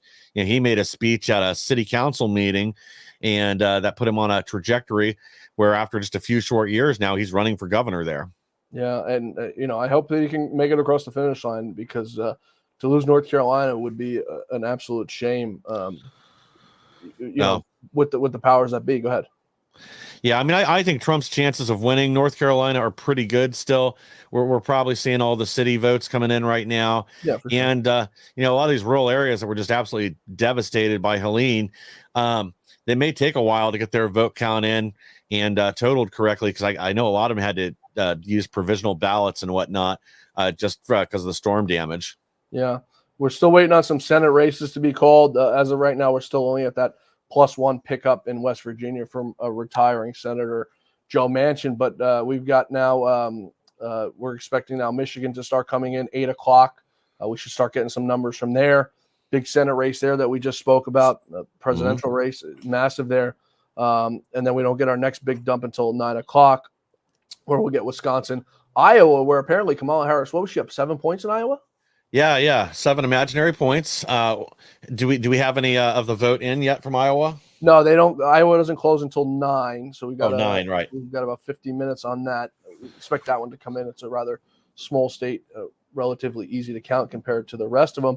But we'll also get New York in, and then we've got to wait till 10 o'clock. 9 o'clock we'll also get Arizona. We've got to wait for 10 o'clock to get Nevada, Montana, and Utah in. But you know, as it looks right now, you know, it's kind of funny. I'm looking at the New York Times election results. They do a good job at reporting, but their predictor reading is not quite up right now, which in 2016, I remember it was the end of the night. It was up for Hillary Clinton at 98% or something like that. Yeah, and it was gradually drifting towards Trump. And then about the time Andrea Mitchell was diving under her desk with her wine bottle, all of a sudden they had to declare for Trump. You know, it really makes me think too. You know, if Florida can have their vote count, what percentage did you say was in? Florida is, as of right now, stand by. Let's see here. Florida, according to AP, 87% is in. So they have 87% of their vote accounted for, and then PA still doesn't have something even close to real results. And Florida's got, I think, probably the third largest state now since everyone leaving New York and California. Florida closed. Yeah, Florida closed. I mean, it makes absolutely zero sense to me that we can't get these votes counted, Mike, in time. If it's as simple as they tell us, and it's you put the ballot in and it counts it, we should know right away who's winning the election. Oh, exactly. This taking days to count your vote is a new phenomenon, and everybody knows why it happened in 2020. It wasn't just because of COVID or the mail-in ballots. It's because they had to go find the votes they needed to install Biden into office. I really don't think they've got the juice for that kind of stuff tonight. I wouldn't be surprised at all to see if they do call it for Trump tonight. If he gets across the finish line with enough electoral votes, I wouldn't expect that to be early, midnight. But by tomorrow, we should know who our next president is. There's really no excuse for it to take longer than that. Yeah, the whole Friday thing, the next week, it makes zero sense to me. And now, especially that, we're seeing Georgia numbers come in, looks honestly, compared to what we saw in 2020. Another NBC exit poll from Pennsylvania independent voters, Trump up 6 points on Indies on exit polls in Pennsylvania.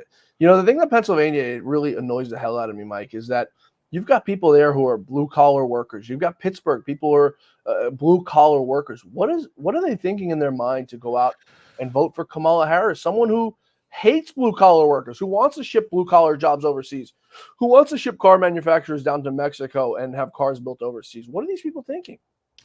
I don't know. I've wondered about this for years, that they go out and really vote against their own self-interest at the very least. Is it, some people vote on emotion, other people vote on a logic. That's the only thing I can think of that makes sense, that they identify with the Democrat Party, maybe for their values or whatever. But even that doesn't seem true. I really can't figure it out. Some people, they're lifetime family Democrats, and they just keep pulling that lever, vote blue no matter who, regardless of what happens.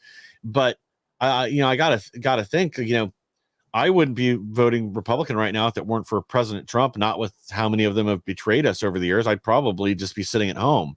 Yeah, but what goes through these people's minds, Mike, that they're so inclined to go out and vote Democrat? What don't they ask the questions like, what have they done for me? What can they do for me? These are questions that should be asked. No. Yeah. Oh, I agree. And I don't know why they would, especially when, again, we know most voters they think the country's on the wrong track right now. So unless you're part of that 20% that does think the Biden-Harris regime has our country trending in the right direction right now, why would you even consider voting for Kamala Harris? She's been part of this administration for 4 years, even though, selectively the media likes to pretend she hasn't been. Right. What they've done has been an utter failure. But yeah, I just don't get it. Like, why would you vote for more inflation and for the border invasion to continue? It's a simple question you ask yourself, Mike. What have you done for me? What have you done to change my life? You have a border that's wide open where we have maybe somewhere upwards of 20 million illegals that have come into this country.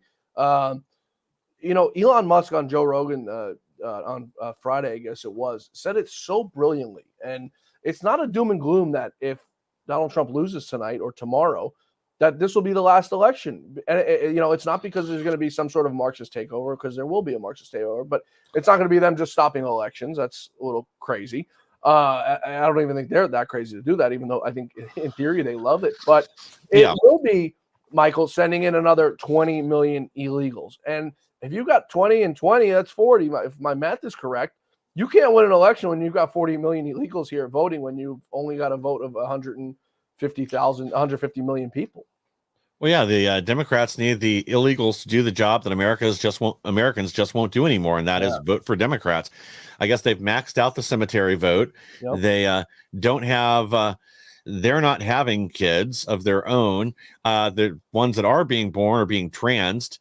Anyone that survives abortion, they're not going to have a voting base in another 20 years unless they're able to indoctrinate enough of our kids on the other side of the equation through these government-run schools. But to go back to the original premise, like I don't see how somebody logically can pull the lever for Kamala Harris. Like, what policy of hers are you so in love with? What do you think she brings to the table that Donald Trump doesn't? I mean, she had to shift to basically taking Trump's policy through this election just to garner the votes she's had. Yeah. From the border wall to dropping the tax on tips to everything else. It's a sad. I don't get it. I don't understand Harris voters, and I probably never will. We've got someone in the chat, 44 Beach Girl. Say it. Some people cheat. Say it. I've been saying it for the last 3 months that I've been doing the show. Lou Dobbs has been saying it for the last, since 2020. It's absolutely true. The Democrats, the only thing they know is cheating. They don't know how to win fair and square. 2020, you can argue it was the machines, or you can argue that it was the mail-in ballots, the changing of the laws for mail-in ballots. One way or another, they cheated and they moved the goalpost and they took the ball and they ran home because they knew they were losing. They know they can't win at the ballot box. They know they're losing on the issues. They have nothing to run on, like you just said. Kamala had a run on no tax on tips. I think she said no tax on Social Security. I mean, the list goes on and on, the litany of it, that these people have no plan, Michael. They have no plan to secure the border. That border bill that they put up, what was it, HR 2? Bunch of nonsense. They said, we'll close the border after we let in 6,000 illegals that day, then we can shut it down. I mean, Michael, they admitted to our face that they have the ability to shut down the border, but they won't do it without a bill. What sense does that make?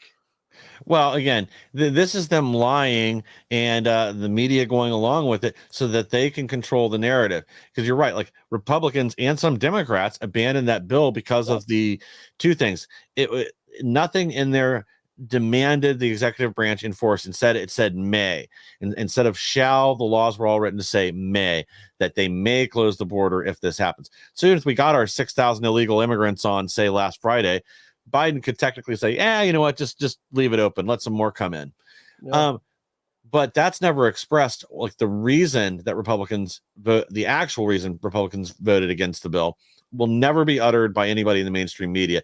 Instead, they will say, oh, these big, mean Republicans just wanted to block Joe Biden, Kamala Harris. They're weaponizing the border. They want to have their talking point. I mean, they're very smart politically. It's a good strategy if you got the media in your pocket. But if you're honest, not so much. And they want to talk. The Democrats. She had a tough time getting endorsements. She just got one a few hours ago by rapper Meek Mill. I love Twitter. Someone replied, Meek Mill, a Philadelphia icon, just endorsed Kamala Harris. And someone replied, Diddy tape. Meek Mill got his cheeks clapped by Diddy. I mean, Twitter is just undefeated. Look at who they've got to endorse them. You've got Meek Mill, the rapper. You've got Cardi B, a strip club worker. Not that there's anything wrong with that, but, that's you got to make an honest living somehow, right? But, it's just a fact that they had to go real low for endorsements, Michael. They went bottom of the barrel. You look at who Trump's got. He's got the world's smartest and richest man behind him. He's got the whole UFC fighters rings behind him. He's got now Joe Rogan behind him. I mean, a litany of people. The head of his transition, Howard Lutnick, is the CEO of Cantor Fitzgerald. I mean, he's got smart people behind him, which we didn't see in 2016 and 2020 because they were scared to go near him. Now it seems like all bets are off, and these execs and these important people don't care anymore. The gloves are off, Mike. Well, yeah, if I had told you a few years ago that Elon Musk, the most innovative, smartest man probably on planet Earth right now, a technology mogul, would be supporting the same candidate as the Amish, you'd probably think I was crazy. Yeah. But you talk about opposite ends of the spectrum. Again, we have what did I see yesterday? That 85 to 90% of Orthodox Jews will be supporting President Trump. Again, something that is unheard of. Or now look at the Muslim endorsements from the mayor of Hamtramck, Michigan, and was it the city council? Sorry, I'm blanking on who it was exactly, but he had another large group in Minnesota that endorsed President Trump, and that's all over the trans nonsense issues that these people have had enough. These have been reliable Democrat votes forever, and now they're crossing over. Yeah. And there's people out there that want us to believe that somehow Kamala Harris has a chance in winning some of these states. Well, we were talking with General Michael Flynn before. He had mentioned he went up to Michigan to meet with the Muslim leaders. And it brings up such a good point. The Democrats constantly act like the Muslim voters and the Jewish voters and the black voters owe them something. Like they've done something for them. Like it's just an automatic they should vote for him. What should they do? Donald Trump is the closest thing we've ever seen to peace in the Middle East. And that's saying a lot because when Donald Trump ran in 2016, they said he was going to start World War III. He was going to do this. It was quite the opposite. He became friends with Rocket Man, went over to his country, had a play date with him, came back home. It was quite the opposite because they respected him. They knew that he spoke softly. Well, he didn't really speak softly. He carried a big stick. Yeah. The analogy fits perfectly, but these Democrats think that the Muslim voters, they owe them something. And I ask you the same question. What have you done for us? President Trump brought on Jared Kushner. I don't like Jared Kushner. I don't care for him. But he went over to the Middle East and tried to make peace between two groups of people who have hated each other for eternity. Yet the Democrats come back here and say, well, you're Muslim. You should vote for us because you owe us. What do we owe you? The same thing with the black vote. What do you owe them? You've done absolutely nothing for these people the years and years you've been in power. You've disenfranchised them, and yet you sit there like they owe you something. The same thing with the Spanish voters who picked up on it very, very early on. The Cubans down in Miami, Florida, a massive Cuban community. What have you done for them that you deserve it? And they picked up on it right away. The black voters have picked up on it right away. The Muslim voters now have picked up on it. And I think unless the Democrats win, it's the beginning of the end for them because these people have opened their eyes, Mike. They've opened their eyes to what life is like on the other side. Yeah. Well, I think it goes back to the Democrats have operated under this broken theory for a long time, forming these coalitions of various victim groups, essentially this intersectionality. However, when it comes down to it, a lot of these groups really do not support the same values. They don't have the same goals or agenda or anything else. And you're starting to see the fracturing of that coalition because inevitably these people were bound to bump heads. The October 7th attacks, I think, were something that really highlighted this. Obviously, we've seen these Antifa radicals across college campuses, the pro-Hamas people for the last summer. And that forces a lot of the Jewish voters out of the base. It also makes it a very difficult tightrope for Kamala Harris to walk during her campaign. We talked about earlier how they were running one ad in New York and a completely different ad in Minnesota and Michigan. that made her, she was talking out of both sides of her mouth, depending on which group she wanted to get in front of. She was either condemning Israel or supporting Israel. But in the way that she stated it, you can't have it both ways. Yep. Looking at some numbers now coming in from Georgia, it looks like the Democrats have picked up a seat in the House. Looks like Georgia 6, I believe. Georgia 6, yep, Dem pickup. So that's a pickup +1 for them in the House there. Every other race looks to be pretty down the ballot. Let's see. Let's take a look and see what's happening over here. On the state-by-state level, we've got Florida's completely in. 47% reporting in Georgia. Trump's up by 9 points, Mike. Woo!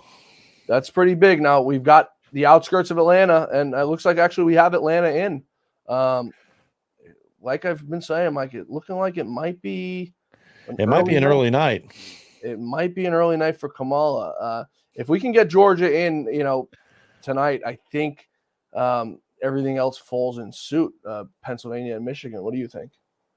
Oh, I'd agree. If we get Georgia in tonight, where it's definitively in Trump's column, especially if it looks like Pennsylvania is going that direction, it's basically a done deal.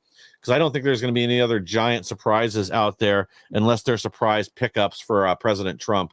Now, I want to keep close eyes on Virginia and New Hampshire. Wow. New Hampshire, again, not a giant prize, but you got something good over there? We've got Fulton County in 77% of the votes in Fulton County with Trump still leading. Holy. He's getting killed in Fulton County, 71-28 right now. But nonetheless, with 77% of the vote in, Trump's still leading by 9 points. That's pretty big. Now, we have no DeKalb County in yet, no Gwinnett County in yet. But, I mean, that's pretty good news, I would say. Yeah. Where we're at right now compared to where we were in 2020. CNN panel in utter shock after seeing huge 20-point swing toward Trump among independent voters in Georgia. What did they expect, Mike? What the hell did these idiots expect to happen?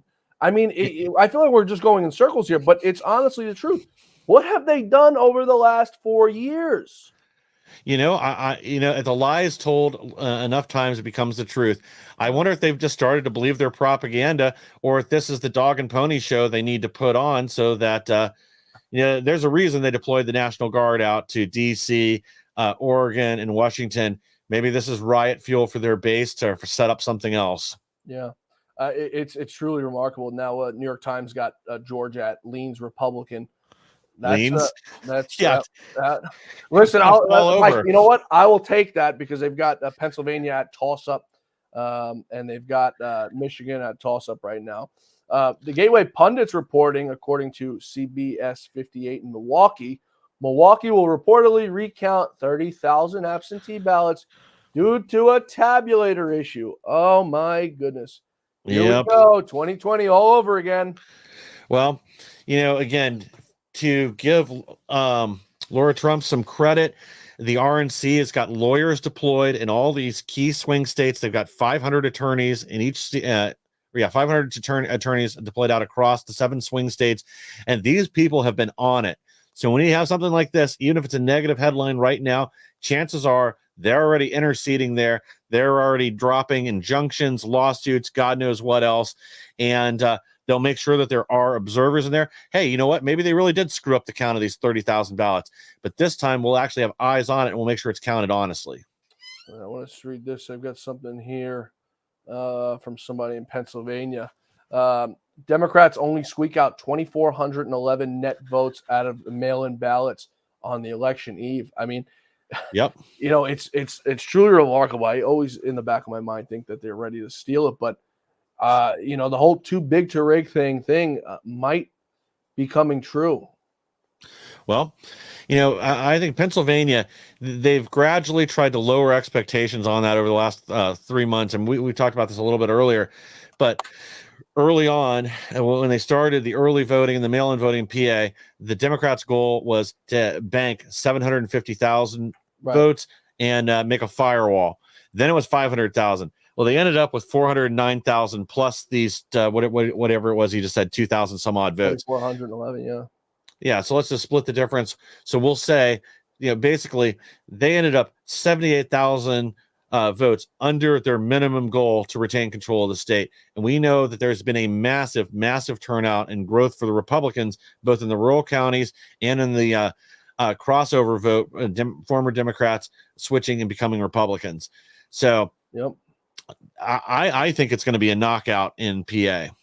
We've got Fox News calling the senator race in New Jersey for Andy Kim, taking over for Senator Goldbar Menendez, who I think will be heading to jail sometime soon, right? Yeah. I think he'll be checking into his new accommodations shortly. He's moving actually into a gated community. I heard all expenses paid. He's going to have a nice room, no roommate. 3 meals a day. I hear they've got a nice gym.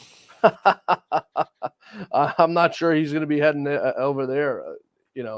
It's insane, the corruption we see, Mike, over the last, we'll call it 8 or 9 years from the Democratic Party. They have no boundaries. And, Lou used to always tell me there was a term, pigs get fat and hogs get slaughtered. And the greed has run out. Bob Menendez already beat charges one time in his life, and he couldn't keep his hands out of the cookie jar. He kept going back for more and more and more. I think these people, I always joke, I have George Santos on the show every now and then, who gets a lot of flack for the things that he did. And, he did what he did. It's up to God now to forgive him for what he did. And he'll, deal with his issues in the courts, and what will happen. But they went after him like there was no tomorrow. And the sad thing was the Republicans went after him too. And they were worse than the Democrats getting him out of it. Yet you got this knucklehead who, Jamal Bowman, who pulls a fire alarm. If any of us do that, we pull a fire alarm at a hotel or something, we're going to jail. Well, yeah, and this was directly, they talk about January 6ers obstructing an official proceeding. Jamal Bowman knows what a fire alarm is. The guy was a freaking principal before he was in Congress. Right. He's probably had to deal with students that pulled the fire alarm to get out of class. He knows exactly what he did. This was intentional. This wasn't him bumping a door that had a fire alarm on it and accidentally setting it off. Yep. This was absolutely intentional to block a vote. Yep. This guy should be in jail. Yep. And yet you got George Santos out there. But it's, it's on the Republican side too. You've got, and you know what it was? It was George Santos wouldn't go there and go along to get along. Now there's people who don't like him. That's fine. Not everybody likes everybody. I had my views on him. I got to know the guy, and I feel bad for him. Everyone makes mistakes. We make mistakes. Some of it, we all sin differently, I guess is the way to put it. But then you've got like Anthony D'Esposito, a rhino in the Republican Party in New York seat, who employed his fiance and his girlfriend. Neither of them knew each other, and the girlfriend's daughter, and gets away with it scot-free. You don't hear anything from Mike Johnson, not a word from the Republican Party. And it's because he's part of the Unit Party. He's part of these corrupt group of elites who go along to get along. It shouldn't be like that. Yep. We may have, here we go again. Arizona Secretary of State reports multiple unsubstantiated bomb threats at 4 Navajo County locations. Is this the one that you were talking about earlier to Russia? Okay. Yeah, Russia. Go ahead. Russia, they're sending bombs over to our election sites because they hate. I mean, who believes this stuff, Mike? No, it's air cover for something, but who knows what? Or it's just some leftist whack job that sees what's happening in Arizona. I mean, the polling from today is suggesting that it's 2-1 Republicans voting in Arizona. So, and they already had a pre-election advantage. So, I mean, Arizona could be just an absolute blowout for Trump. I know they said they're going to need a week to count the votes, but that might not be necessary by the end of the night. Yeah, absolutely. Well, we got Virginia now. 37% of the reporting had just flipped to slightly red shade. Trump up by 0.3. That's one I've always said, Mike. I think it really can happen. We've also got New York Times, Pennsylvania, estimating that Trump's going to squeak out a 0.2% win in Pennsylvania. That would be absolutely massive, and we'd all be able to go to sleep tonight if we can get that race called tonight. The New York Times also updating their electoral college estimate at Trump. You ready for this? 277 to Kamala 261. The tide's starting to turn. The betting markets are on fire. Trump's at almost 70% or 70 cents, however you want to look at it, on Kalshi right now. So Elon's prophecy has been fulfilled on the betting markets. Trump hit 69.420%. Elon Musk is an absolute genius. And, a lot of people don't get his humor because he's got sort of a dry personality. And Yeah. really, he only gets his humor. And I think President Trump, maybe because they're on the same level of intellect. But, Mike, this is, I don't want to speak too soon, but It's looking good. I'm looking at some stuff right now that's just, it's not something that's written in stone yet, but all signs point to a victory for President Trump. It really was too big to rig. I'm looking right now to see if we've got any other hard numbers coming in. I guess there's a few people freaking out about the vote count in Ohio. But again, guys, keep in mind that you're seeing Columbus, Cleveland, major metropolitan areas.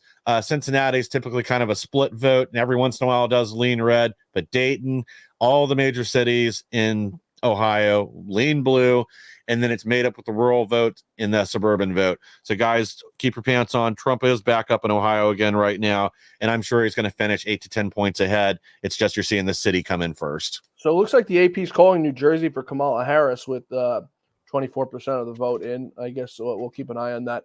Trump down by about 115,000 votes as it sits right now. Also calling Maryland for Kamala Harris. Yeah, no surprise there. And they're calling New Hampshire. Oh, no, they haven't called New Hampshire yet. 24% of the vote in. Trump down by about 20,000 votes right now. We're finally getting some numbers in now from Michigan. Let's take a look and see where they are coming in from to give us a better idea on if we should tell the audience or not where we're at. Oh, we got to tell them anyway. We got to be transparent here. We've got 6% of the vote in.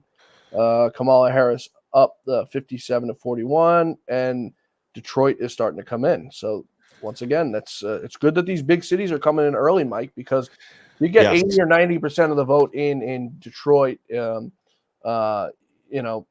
Wade County. Yeah, it's kind of hard to rig it in other areas that are going to come in red. Yeah, I'd much rather see Detroit come in all the way so they can't just go magically find 300,000 extra ballots in a cooler somewhere. They can't just insert more votes into the race. And again, I'm not surprised at all that Detroit would go blue. It's if we can find the votes throughout the rest of the state to offset it, because a lot of the other cities are either more balanced than Detroit or slight Democrat advantage, and a few even lean red. So there are enough votes in the state to offset Detroit. It's just a matter of when do they get counted. All right. It looks like the AP has just shifted over Virginia to red. President Trump up by that 0.3. North Carolina, they've shifted over to a red, slightly red. Let's see where we're coming in now from North Carolina. Let's see. North Carolina, where are we at here? Let's see. Let me see if I can find anything good over here real quick, too. I'm showing 14% of the vote in, but the bigger blue counties are coming in. Raleigh among the first to come in. Charlotte coming in. Buncombe County coming in. All bigger blue areas. Let's see. We're going to try to get Mark Mitchell back on here. He's doing some Newsmax hits to break down the comparisons of where we were in 2020 versus where we are now. He does a terrific job at that. Let's see. Oh, yeah, absolutely. Oh, yeah, you're right. The betting prediction markets are going nuts right now. Yeah. Maybe a little too late to get your bets in. Now, full transparency, I didn't place any money on this election. I felt unethical as a journalist to go ahead and do so. But everyone knows my horse in the race if they listen to the show. And I guess if they watch your show on this network, The Insurrection, I guess maybe it gave it away, or if it was the hat that gave it away. Yeah, it's either the gun owners for Trump or the Never Surrender shirt, one of my favorites. I actually got away with wearing this to the polls. No way. Well, I guess it's got no political slogans on it.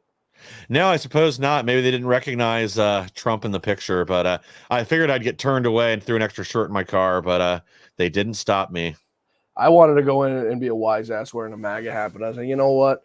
With my luck, I'll get arrested and deal with all this nonsense. Even though I think a massive majority of the cops in New York are Donald Trump supporters because, excuse me, you look at what these guys have gone through, Michael. I don't know I know two or three people, family members, one of them a family member, who went through NYPD training. Now, for anyone who doesn't know, to get on the NYPD in New York, it takes years. You got to take a test, depending on how good you do on that test, you got to sit and wait to be called up. Once you get called up, you got to go through the training academy. I think it's like a 6-month academy. And then you go out on the streets. And I mean, you're making no money to be living in New York. I think you start out for New York standards, I should say, it's no money, $50,000 or $60,000 a year. And you've got to do overtime. And, that's hard to live on in New York, let alone anywhere else in this country with how bad inflation has gotten and the price of everything. And, these people get on the job, Mike. They spend 6 months and they say, I've had enough. And I'm like, what do you mean you had enough? You just waited 3 years of your life. You put 3 years of your life on hold. You went through 6 months of training and now you're calling it quits. And it's because these people aren't respected anymore. Every time I get pulled over, I'm like, I can't stand getting pulled over. I hate the cop when they pull me over, but I understand they're doing their job. And, if I tint the windows of my car, I roll down my windows and I put my hands on the steering wheel, yes, sir, no, sir. It's the same way I would talk to, an elder or someone else in power. Sure. But you got these people get pulled over, F you, F this, I'm going to record you, this and that.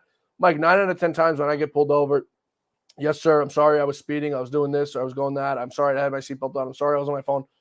No problem. Go on your day, be safe. And that's usually how it goes. Now, every now and then you'll get a bad apple was bullied in high school and angry at the world and they want to get back at you. And, those are the ones who really make you dislike cops. But, the overwhelming majority of them are good people and they have families at home who go through the same thing we do as citizens. And they're not respected, Mike. They're not respected by people. They're not respected by leadership. How do you go into a job every day knowing that you have a bullseye on your back and it's not a metaphorical one? Yeah, it's literal. Well, yeah. And, what makes it even worse is now the government there in New York and a lot of the leadership within the police department, they don't have their backs anymore. So when they are in a situation where, say, they have to use force or something like that, you have some bureaucrat second guessing them. And I get it. Sometimes police do use excessive force, but by and large, that isn't what happens. But the fact of the matter is, it's your leadership doesn't support you through the process and always assumes that you're in the wrong, you can't do your job effectively. Right. Not to mention, a lot of police officers are sick of this catch and release policy that you have going on in New York and other places where they're pulling violent people off the streets, bringing them in, booking them, and then you got some judge letting them out in 12 hours on because of a no bail policy, and they're back on the street. Somebody else is picking them up 15 hours later. That you're not be able to do your job effectively anymore. And I'm not saying we should fear them, but we should respect them like we respect everybody else. When I go through a hotel or something, I talk to the cleaning staff the same way I talk to my friends. My friends, because I talk to my friends very horribly. I have to admit that. But I talk to them the same way because you know what? They're at the end of the day, they're human beings, and they didn't choose to be in that situation that they're in. The gas station attendant who's pumping the gas, I treat them with dignity and respect because at the end of the day, you don't know what someone's going through. You don't know someone's circumstances.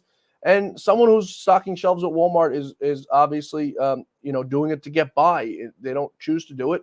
It's the hand that, that they're dealt that they play with. And, like I said, we shouldn't, be fearing the cops, but you treat them with the same respect that we treat one another with. And that's not too much to ask for. No. They're not your enemy. At the end of the day, when you're in trouble and you pick up the phone and you dial 911, they're coming to save you, regardless of what color you are, regardless of who you voted for, regardless if you hate their guts or not. But now, 9 out of 10 times, you got these guys who they got to go up to a car with the windows tinted and worried about if a guy's got a gun and he's ready to pull it out on you, and you can't pull your gun out, Mike, because you'll get sued. You'll lose your pension. You'll lose your job. You'll look at, what's happened to all these cops across the country, the Breonna Taylor. I mean, criminals.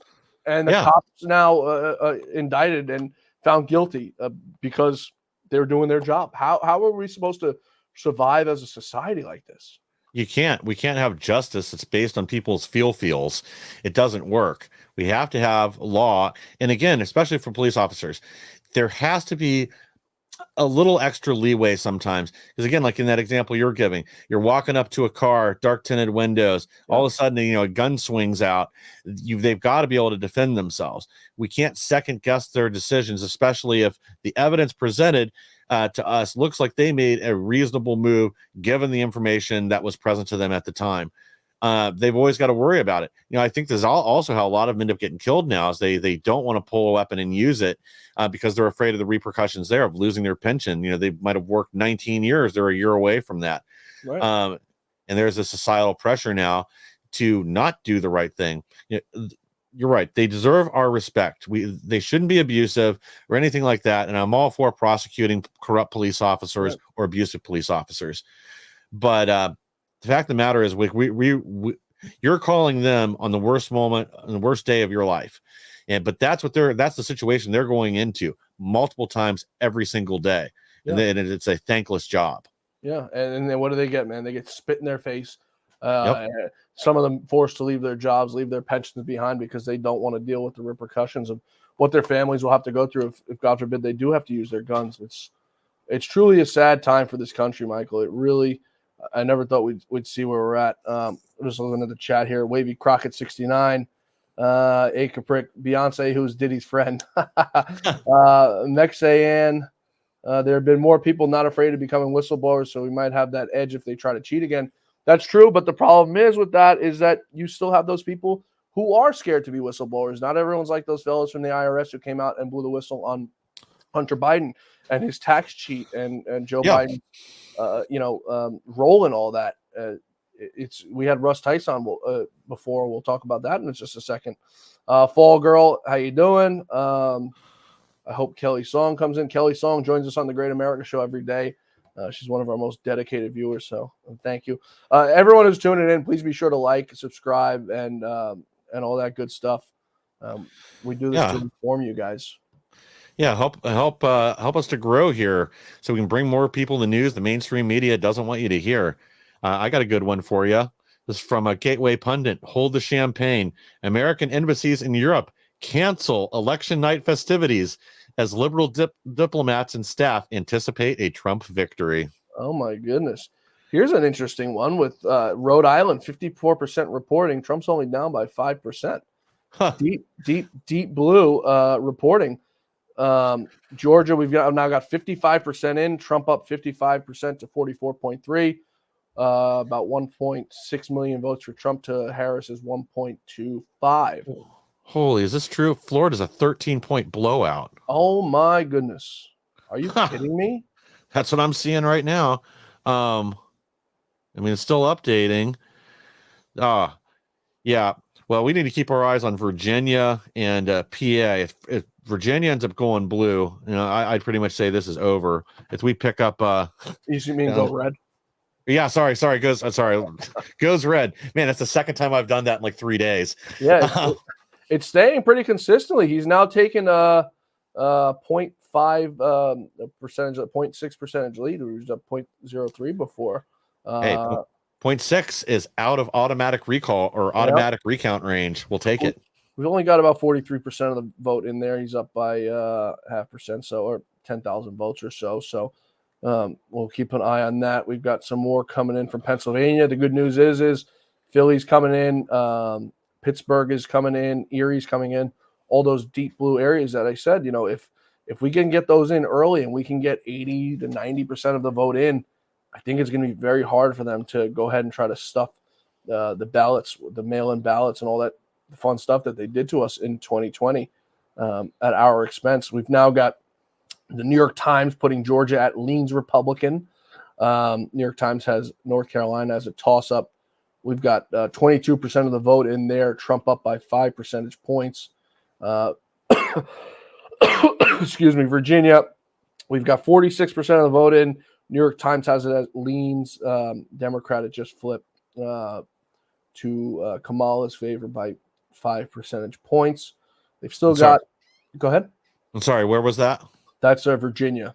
Okay. They've got it at a lean. Let's see what and that's the New York Times. I'm cross-referencing them with the New York Times and the AP. So they've got 43% in there for the AP, 46. So the New York Times one's probably a little bit more accurate, 46% of the vote in. The good news is Ohio's now flipped to a likely Republican, even though we knew that was coming. Yeah, well, there's no doubt of that. I got a Truth Social post from President Trump. A lot of talk about massive cheating in Philadelphia. Law enforcement is coming. Yeah, boy. It's We've also right. got another race that just been called. Kelly Ayotte will win the Republican governor's race for New Hampshire. That's one that I don't quite understand, Michael. Vermont, the same thing. You've got a governor that's Republican. Yeah. Is there enough people who are willing to vote Republican that are just Trump derangers? There is, I don't know what it is with certain states where they have, their state party representatives are lean one direction, and then they send people to Congress that are the opposite way. If they think, there's this myth that circulates that having like a split government is a good idea for the people, but I'm not really quite sure what that is based on, and everyone I've ever asked has not been able to tell me. I think it's I don't know if it's even a Trump deranged thing. I guess we'll have to look back at what George Bush did, because Yeah, it really and, does. Go ahead. I could understand if there was somebody that was like a real blue dog Democrat, somebody like a Joe Manchin. Yeah. If that was your governor in a state that mostly leans red, I could see how that person could kind of fly under the radar. But that's not the case most of the time when you see this kind of stuff. Yeah, it's not making much sense. So we've got 12 minutes, Mike. I want to take a quick break here, let you go have a cigarette break. Well, we've got 12 minutes now until the next polls close, 9 o'clock hour. Give me a second here. I'll let you all know what we've got closing at 9 o'clock. We've got Wisconsin, a very big one that we've all been anticipating. Trump outperforms numbers. Jonathan Karl said today Trump is he was up 1.5% according to their early numbers. We've got Wisconsin that comes in at 9 o'clock. Iowa, Arizona, another big one. Nebraska, New York, and Colorado. So if you don't have to run, we can stay on and feed those numbers in. Oh yeah, I got a little time. I can stick around to probably about 9:30. All right, so let's go ahead and we'll take a quick break here. And we come back, we'll give you the latest on what we've got going on. A large retail store just canceled a huge order, leaving us with a ton of extra My Pillows. But you know what? That's their loss. I'm going to make it your gain. For the first time ever, you get standard classic My Pillows for wholesale prices, only $14.88. I can't believe I'm even saying that. Only $14.88. But it gets even better. For a limited time, I'm going to offer my entire classic collection at wholesale prices. Upgrade to a queen size My Pillow for just $18.88. King size only $1 more. Get my body pillows for $29.88 and multi-use My Pillows for only $9.88. So go to mypillow.com or call the number on the screen. Use your promo code to take advantage of wholesale pricing for the first time ever on TV, including my standard size My Pillow, only $14.88. They've never been offered this low before. We have limited quantities at this price, so limit's going to be 10, and once they're gone, they're gone. A large retail store just canceled a huge order, leaving us with a ton of extra My Pillows. But you know what? That's their loss. I'm going to make it your gain. For the first time ever, you get standard classic My Pillows for wholesale prices, only $14.88. I can't believe I'm even saying that. Only $14.88. But it gets even better. For a limited time, I'm going to offer my entire classic collection at wholesale prices. Upgrade to a queen size My Pillow for just $18.88. King size only $1 more. Get my body pillows for $29.88 and multi-use My Pillows for only $9.88. So go to mypillow.com or call the number on the screen. Use your promo code to take advantage of wholesale pricing for the first time ever on TV, including my standard size My Pillow, only $14.88. They've never been offered this low before. We have limited quantities at this price, so limit's going to be 10, and once they're gone, they're gone. Mike Lindell, a great American and a big sponsor of the show. We thank Mike for everything he's doing. Another big sponsor of this show is my good friends over at my new favorite water company at Freedom 2.0. Folks, less than $1 a bottle. You can get it delivered right to your house with my promo code John. You get 15% off your order, like you've heard me say in the last commercial break. It's time we start supporting people who support what we support and not supporting these Marxist left organizations. If you go in and look and see what these big box stores and big corporations dump their money in and their PACs they dump their money in, it's overwhelming Democrat. And we know what the Democrats seek to do. They seek to destroy this country, and they've done a great job at it where we're at right now. So freedom20.com/John, get your water. mypillow.com/John. Christmas is coming up. Get your loved ones some slippers. I drink the My Pillow coffee every single day. Mike is gracious enough to send me a few boxes every now and then, a few pillows every now and then, and his Giza Dream Sheets are amazing. I'm not just out here selling them. I actually use all his products. I'm wearing a pair of Mike Lindell, my slippers right now. And, like I said, I believe in the product, and I know you do too, Mike. Oh yeah, the pillows are great. The blankets, I really like the throw rugs. I've got 2 of those in my living room. The not the leather slippers, the wool ones. Yeah. I live in Ohio. I heat my house mostly with wood in the wintertime because I'm cheap and I can always find trees that are down. I use those to go out and grab logs probably 3-4 times every winter because I forgot to bring them in early. I really truly believe that one of the other reasons that we are this on top of the election fraud and we're not seeing nearly as much happen as we did in 2020 is because of the effort that Mike Lindell has put in over the last 4 years. I mean, he's been on this left and right with lawsuits in state after state. He supported Kerry Lake. I think a lot of people don't understand or don't know, a lot of the other things that Mike Lindell has done to support the country. Mike Lindell is, he doesn't talk about this either. He's the one that got I just blanked on his name up in Wisconsin. The Antifa went after him, the guy that shot 3 pedophiles in the BLM riots. He's on the top of my tongue. It's on the tip of my tongue. I know exactly what you're talking about. Well, anyway, yeah. Mike's done a lot behind the scenes people don't know about, and he's done a lot to help people just when they're down. He's paid legal expenses for countless people. He's helped out a number of J6 defendants. He's a good guy through and through. Yeah, he really is, and he's become a good friend of mine. And anytime I call Mike, and I don't call him when I ask for anything, but anytime I call Mike, he answers the phone or he calls me right back right away. He's really a good, down-to-earth person he really means well. He gets a bad rap by all these people, but he really means well, and he loves this country, I think, more than perhaps anybody, including Donald Trump. And he really just wants to save this damn place from what the Democrats are doing to us. Yeah. So we've got about 6 minutes before we get our 9 o'clock dump. 63% of the vote in Georgia right now. Trump leading by about 5 percentage points. There, North Carolina, we got 25% of the vote in. Trump leading by about 8 percentage points, 9 percentage points. You've got Virginia right now, 44% reporting. Trump with a slim lead there. Hey, that's all it takes to win. That's going to be an interesting one to watch. I'm really very interested in seeing what happens in Virginia. Pennsylvania, we've got 13% reporting Trump down 67-31. See what happens there. We've still got a lot of the vote to come in. Michigan with 8% reporting Trump down by about 10 percentage points as it sits right now. Go ahead, Mike. Were you going to say something? Yeah, I'm going to look in at. Let me do a little. I'm going to look at Michigan and see if we can kind of determine what the balance is. I'm also curious if the vote total is down in Detroit, because even if Kamala is leading, if there's not enough votes coming in out of Detroit for her, that won't be able to offset the rest of the state. It's absolutely true. Let's take a look, see at these Senate races as well. We haven't checked in on those in a bit. Let's see what's happening over in Maryland. Less than 1% reporting, not much there. Michigan, at least Slotkin, up 55% with 8% reporting. Sherrod Brown, that's an interesting one. 45% reporting. He's got 49% of the vote to Bernie Moreno's 48.2. So he's down by less than, we'll call it 30,000 votes there. So he's got some, he can make up, I think, some ground there in that race. 14% reporting in Pennsylvania for the Bob Casey, Dave McCormick race.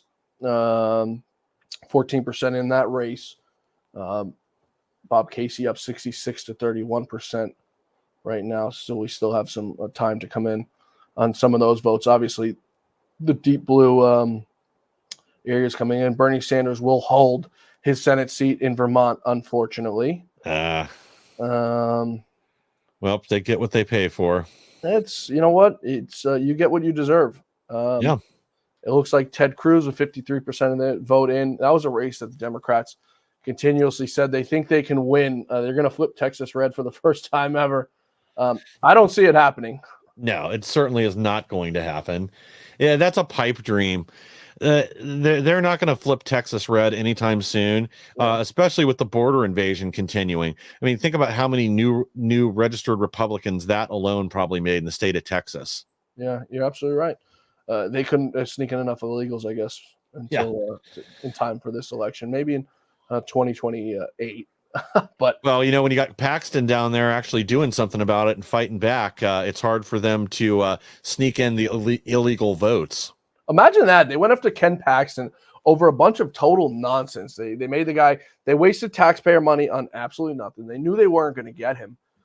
Millions of dollars over a personal vendetta by the Speaker of the House down there, only to have him acquitted. And Paxton really is one of the few Republican attorney generals. You put him with Andrew Bailey, who's done just a terrific job. And everything he's doing in Missouri. But Paxton and him are two of the best. Landry, when he was the AG of Louisiana, another one who just did a great job. Let's see. Fall Girl's asking, have any states been called yet? For sure. I'll read those off to you. This is according to the New York Times. Oklahoma's been called for Trump. Arkansas, all these have been called for Trump. Oklahoma, Arkansas, Mississippi, Alabama, Tennessee, Kentucky, Indiana, South Carolina, Florida in a landslide. West Virginia, if I didn't say. For Kamala, Illinois has been called for Kamala. We've got Maryland's been called for Kamala. New Jersey reportedly called for Kamala. I guess we'll see if that one holds. Connecticut, which many people call just a roadway between Massachusetts and New York, called for Kamala. Rhode Island has been called for Kamala. Massachusetts called for Kamala, and Vermont called for Kamala. So nothing explosive happening yet as for any race calls, flips. Well, we'll see if New Jersey holds. Yeah.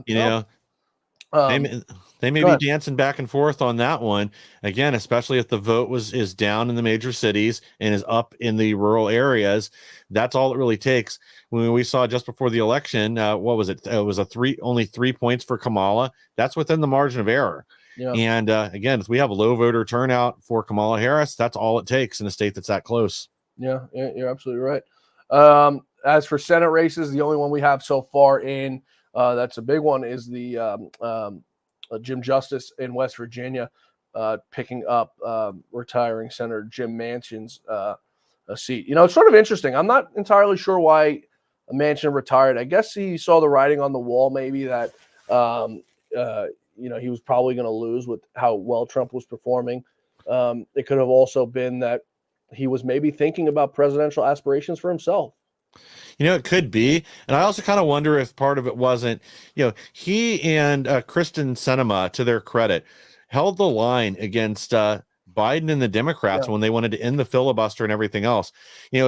We used to have Democrats that I might have disagreed with them on policy, but at least they had some level of integrity. And there are very few like that, like Manchin, left anymore. And he and Sinema are both exiting. And, I think it's unfortunate. They were a credit to their party. It's not like I agreed with them on much, but at least they had the integrity not to flip on a dime on a core value just because it happened to be convenient for the party at the moment. Yeah, we definitely need more like them. And the thing that scares the hell out of me right now, as we keep talking about the Senate, is who we have next up in line for Senator Froghorn, Leghorn, Mitch McConnell's job. And it's John Cornyn and John Thune, my namesakes. Both of them total rhinos. I can't imagine President Trump making the same mistake he made the first time when he endorsed Mitch McConnell to lead and for re-election. And I pray to God he doesn't, because there's a lot better people in there who are suited for the job. Rick Scott had said he wants to do it. I think someone like Ted Cruz would be amazing at that job. We need someone, Mike, who is not scared to shut down the government when they're spending like drunk sailors. We need someone who's going to hold the line on immigration. Things like that we haven't seen done in a very, very long time. Well, that is one thing that Trump's been very forward about, is that Kamala might not have any answer for something she would change that Biden did, but he's made it very clear he made some bad personnel decisions in his first term and has reassured us that will not happen again. And I do believe him. I think he thought the party would coalesce behind him like they're supposed to after he won the election, and they wouldn't be there to stab him in the back. Like, yeah, they'd probably push and prod for some things that they want that maybe he didn't, but he didn't expect the full-on treachery that he got from the House when Ryan was still in control, allowing these frivolous, pointless investigations to go forward on him, and just their unwillingness to stand even when it was clear that he was being railroaded. Yeah, you're absolutely right. We've just passed the 9 o'clock marker. We've got New York Times and AP calling New York with 0% in right now. I guess they're going on exit polling for New York for Kamala Harris. Yeah. We've also got North Dakota being called for Trump. Obviously, we plan for these. South Dakota being called for Trump. Nebraska being called for Trump, and Wyoming being called for Trump. Be interesting to see. They're obviously calling New York early, prematurely. Yeah. According to polling data that they have, exit polls and stuff like that they use. But it will be interesting to see if he does ultimately lose New York, how close he came. Yeah. Well, I think that's going to be the key factor and something that should be shaking Democrats to their core. Even if Trump does end up, losing New Jersey, but they only retain the state by 1 or 2 points, or New York by anything under 5, that's a shock to their system. And that's when we also have to look at the coattails effect and see if any House seats are picked up by Republicans just because either Democrats didn't show or there was a surge in Republican support down ballot for other Republicans because of the effort that President Trump's made there. Yeah, the problem is, make no mistake, Donald Trump has carried more people across the finish line than vice versa. There are states where the Trump ticket hurts them, and it's in states like New York, the rhino idiots who have such Trump derangement syndrome, who are willing to vote Democrat because they hate Trump so much for whatever reason it may be. So obviously this is the last election we're going to see President Trump run in. It'll be interesting to see who's on the ballot in 2028 to see if a Republican can eventually win New York. A Republican eventually could win New Jersey. Now, it's going to take a centrist, which we don't obviously want to see, but it's just interesting to see the momentous shift that we've seen now over the last 8 years of President Trump campaigning. I've been saying it on the show this whole week. It's so depressing to think that we're never going to see another Trump rally again with 20 or 30,000 people hacking out those arenas. We've got something else going on right now. Bernie Moreno, it looks like he's pulling ahead a little bit in Ohio in that Senate race. Let's see what's happening over there with 50% of the vote in. Moreno is up by a percentage point, about 30,000 votes on Sherrod Brown. Bob Casey, only 16% in Pennsylvania right now. Casey cleaning Dave McCormick's clock, but it's because we've got the radical Marxist Dem areas in Philadelphia in there. Marsha Blackburn will retain her seat in Tennessee. Roger Wicker in Mississippi retaining his seat. We've already said Rick Scott. It looks like Ted Cruz is on his way to another victory. We're getting some votes in now from New Mexico. That's going to be another interesting one to see that President Trump thought, in his final days that he can maybe flip. I don't, with all these blue states, New York and New Jersey, Virginia and New Mexico, I don't see how he doesn't at least flip one of them. What do you think? I'd say odds are he does flip one of them. And sorry, can you give me the states again one more time? For the ones that he flipped, I'm saying New York, New Jersey, New Mexico, and Virginia. Yeah, I would think he has to flip one of them with the last minute push that he made the final 2 weeks of his campaign. Well, yeah, and I would actually include in the potential flips Nevada, because I think that's almost a certainty at this point that he takes Nevada. I wasn't even counting Nevada because well, I'm looking right now at where we're at in Virginia again, and I'm over on Reuters, and it looks like Trump is still holding, fraction of a point lead over there, but it's been consistent, and that's the thing. If right now the rural counties are still able to outbalance the major cities there, the major cities are going to run out of votes soon, and there's still a couple rural counties that aren't reporting. So that may be enough to drag him across the finish line. If he can win the state at half a point, then there's no recount, no anything. And that would send shockwaves through the Democrat system. Just want to see someone on Twitter, account on Twitter is calling a race in Ohio for Trump. which this early it might be good news for Bernie Moreno with 50% of the vote in. Donald Trump is leading by about 8 points in that race. Let's take a look at the Senate race where Bernie Moreno is up against Sherrod Brown with 50% of the reporting in. He's up by 8 points. I'm sorry, that's the presidential race. Bernie Moreno is up still by about a percentage point, just over a percentage point for Sherrod Brown. That would be a massive pickup, Mike, if we can flip Ohio and lock in, 3 seats off the bat. Yes. The Senate. Well, I think there's a strong possibility that happens. Obviously, I'm over here in Ohio right now, and something I mentioned earlier is there are a lot of Democrats that don't like Sherrod Brown because he's been in full support of a lot of this transing the kids. He's backed the Biden regime on a lot of this stuff, and again, you have a lot of people that they may vote left and support Democrats for abortion and other things, but when it comes to their kids, they're not down for that. And plus all the open border nonsense. Springfield used to be a Democrat stronghold, and there's a lot of people there that are supporting Donald Trump and Bernie Moreno because of that massive invasion of 20,000 Haitians. Same with the northern Cincinnati. I just looked at the map, and there's 2 counties there that are light red that would normally be blue or leans blue. That's not heavy blue, but they're coming in hard for Donald Trump and I assume Bernie Moreno. I'm looking at the vote count right now with what's in and what isn't in Ohio. I think Bernie Moreno takes the seat. Yeah, you've got me sold, but I've always been sold. I got to know Bernie a little bit from having him on the show and talking with him, and he's just a genuinely nice person, a guy who doesn't belong in politics because of all the bad people that are in this industry.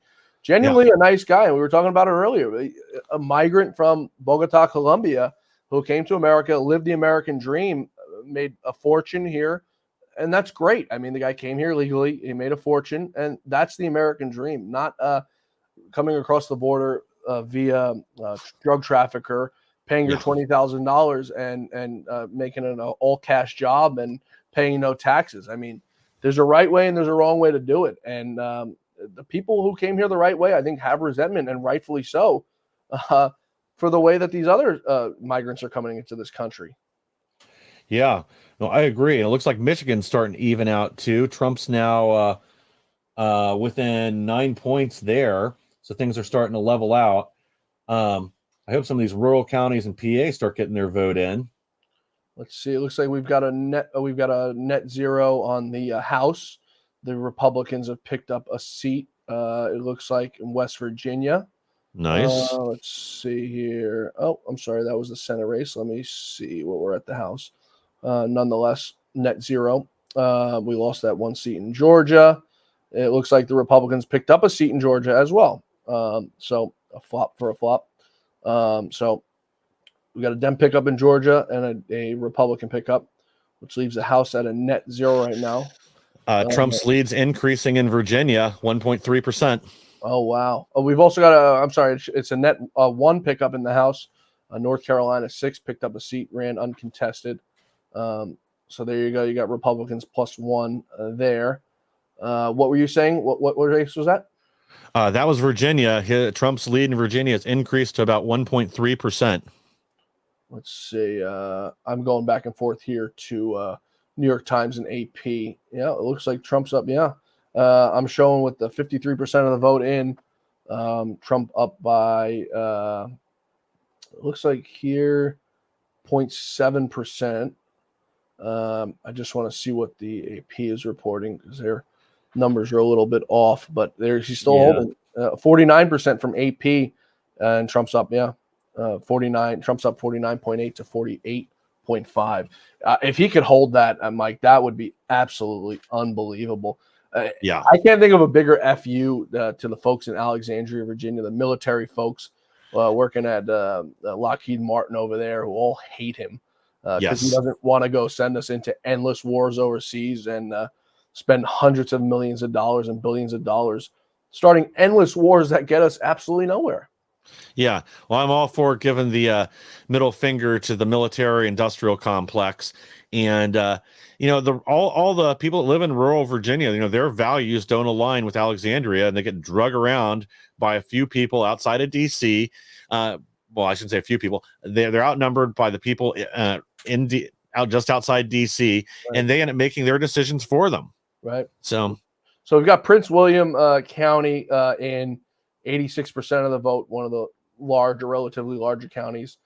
Trump trailing there by 20, but that's good news that these are the bigger counties. Fairfax County, excuse me, 61% of the vote is in Trump trailing 67-31. But those, like I said, those are those folks who live in Virginia, those rich people live in McLean, Virginia, the former government employees now working as board members who stay close to DC.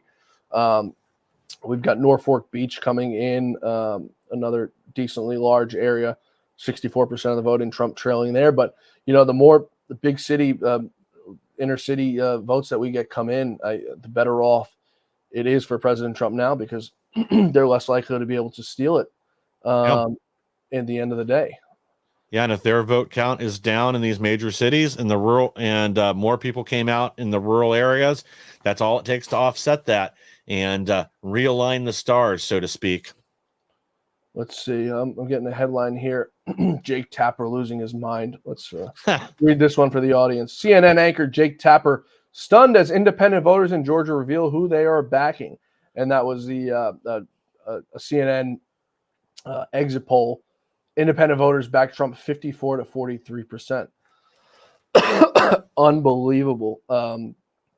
Preliminary results show Trump up 11 points. So we're monitoring that one live. So that'll be old. Yeah. I read that. But we've got 71% of the vote in Georgia.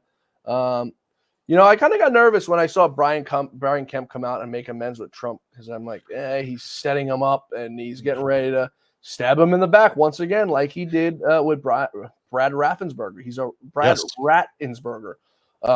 What he did to Trump was just absolutely disgusting. A normal phone call blown out of proportion. And it just gave the Democrats more ammunition of nonsense. At the end of the day, Mike, Trump's a businessman. He's a New Yorker. And the way that us New Yorkers talk is a lot different than other people that don't live in New York. A lot of people perceive it as some of the things we say as disrespectful. And it's Ted Cruz said it perfectly right. We have New York values.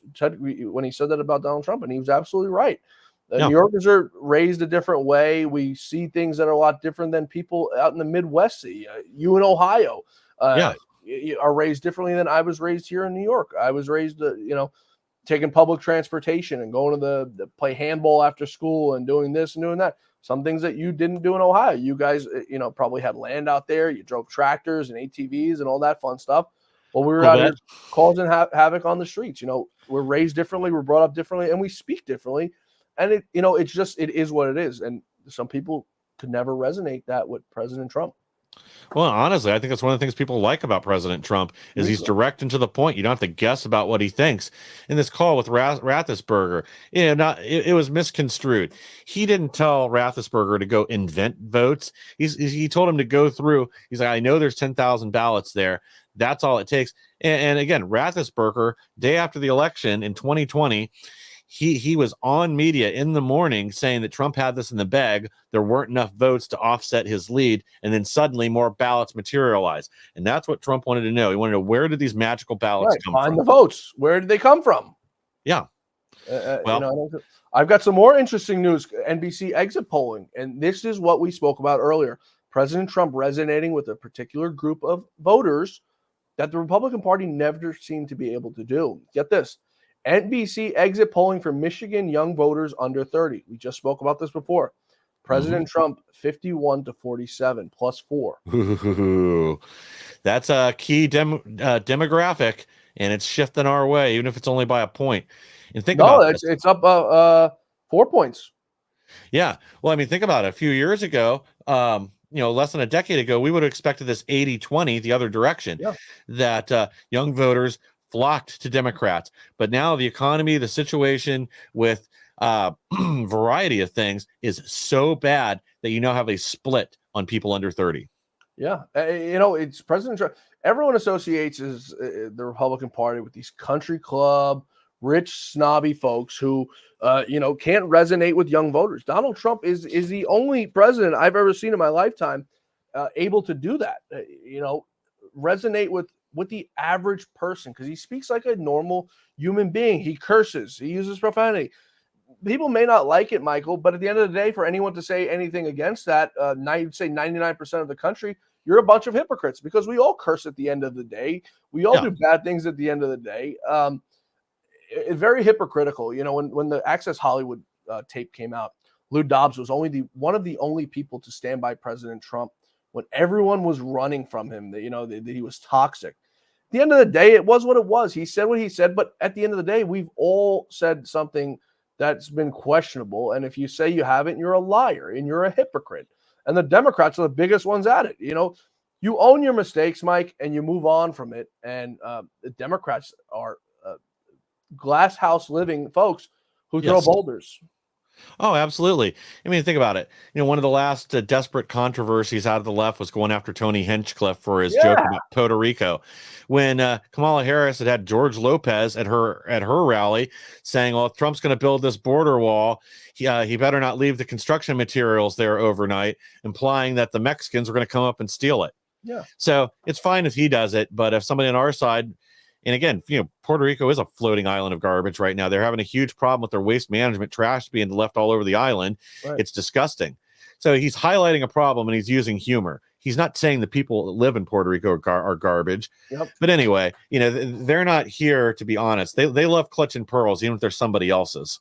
You're absolutely right. We've now got North Carolina, New York Times putting it at a leans Republican, Trump up by a percentage point there. 50% of the vote in there. 76% of the vote in Wake County. Wake County is Raleigh, very heavily Democrat area. Trump trailing there 64-35. But, you know, we've got, what do we've got here? Almost 500,000 votes in Wake County alone. So, you know, it's a very big Democratic area, but we've got 76% of the vote. And, you know, we're still waiting for votes from the outliers. The rest of the city, the rest of the state is pretty Republican.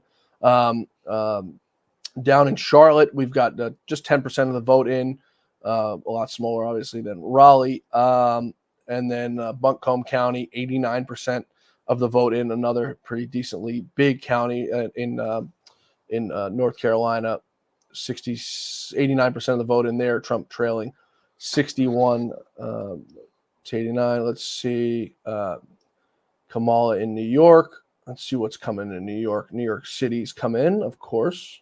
Yep. I'm just curious to see what I'm looking at New York City, and I just see Staten Island 66-34 with how does that happen? How do you have one bastion of Republicans in such a leftist area? Because people are idiots. I mean, you look at New York City and these rich elites. 61% of the vote in, Trump is polling 15% of New York City. I mean, I don't get what's wrong with these people. 331,000 to 58,000. What's wrong with these people? Do they not like tax cuts? Do they not like prosperity? These are people who work on Wall Street, you know, people who work in corporate America, who know what President Trump means for corporate America. Well, yeah, and you would think with all the destruction that they've seen from the invasion at our border, you know, all the money that the Mayor Adams had to spend facilitating this, that somebody there would want this to come to an end. But I guess they're just going to vote blue no matter who until it finally destroys the city to where the real estate there is being sold off for pennies on the dollar because nobody wants to live there anymore. You look at Grant Cardone, the very rich fellow from down in Florida, owns a crap ton of real estate. And he was at the Trump rally and he told a story. He said, you know, I was getting ready to invest in a business deal in New York City. And he said exactly like this until that scumbag Alvin Bragg came along and decided he was going to come and persecute Donald Trump over absolutely nothing. And he's not the only one. Kevin O'Leary from Shark Tank. Yep. Seems like, you know, when I used to watch Shark Tank, I thought he was the one who's lost his mind. And now it turns out that gender transitioning Mark Cuban is indeed the one who's lost his mind. Yeah. I don't know what the hell happened to that guy. Dude, Mark Cuban's been out there for a while. I used to just think he was, you know, that he supported this stuff for points on social media. I didn't realize he actually bought into some of this stuff. But yeah, now he looks like some lesbian that owns a bookstore on the Upper West Side. And well, the transition's not complete. We'll see what he turns into. But yeah, Kevin O'Leary, yeah, he pulled a deal. What was it? It was supposed to be something near Niagara Falls. They were going to put in a big tech company up there that needed access to huge amounts of electricity. But because of the persecution of President Trump, he advised his client to build elsewhere where they also had access to hydro power. So, you know, the persecution of President Trump, especially going after him for his real estate deals, that has real world consequences. And again, not to mention, that's on the verge of getting overturned right now. I don't know if you saw the or heard from that hearing. It's a joke. The prosecutors they're worried they're going to get sanctioned. The judges were not having it. So these things have consequences. Just like Trump's criminal conviction there, I do think they'll try to utilize that if he wins the presidency against him.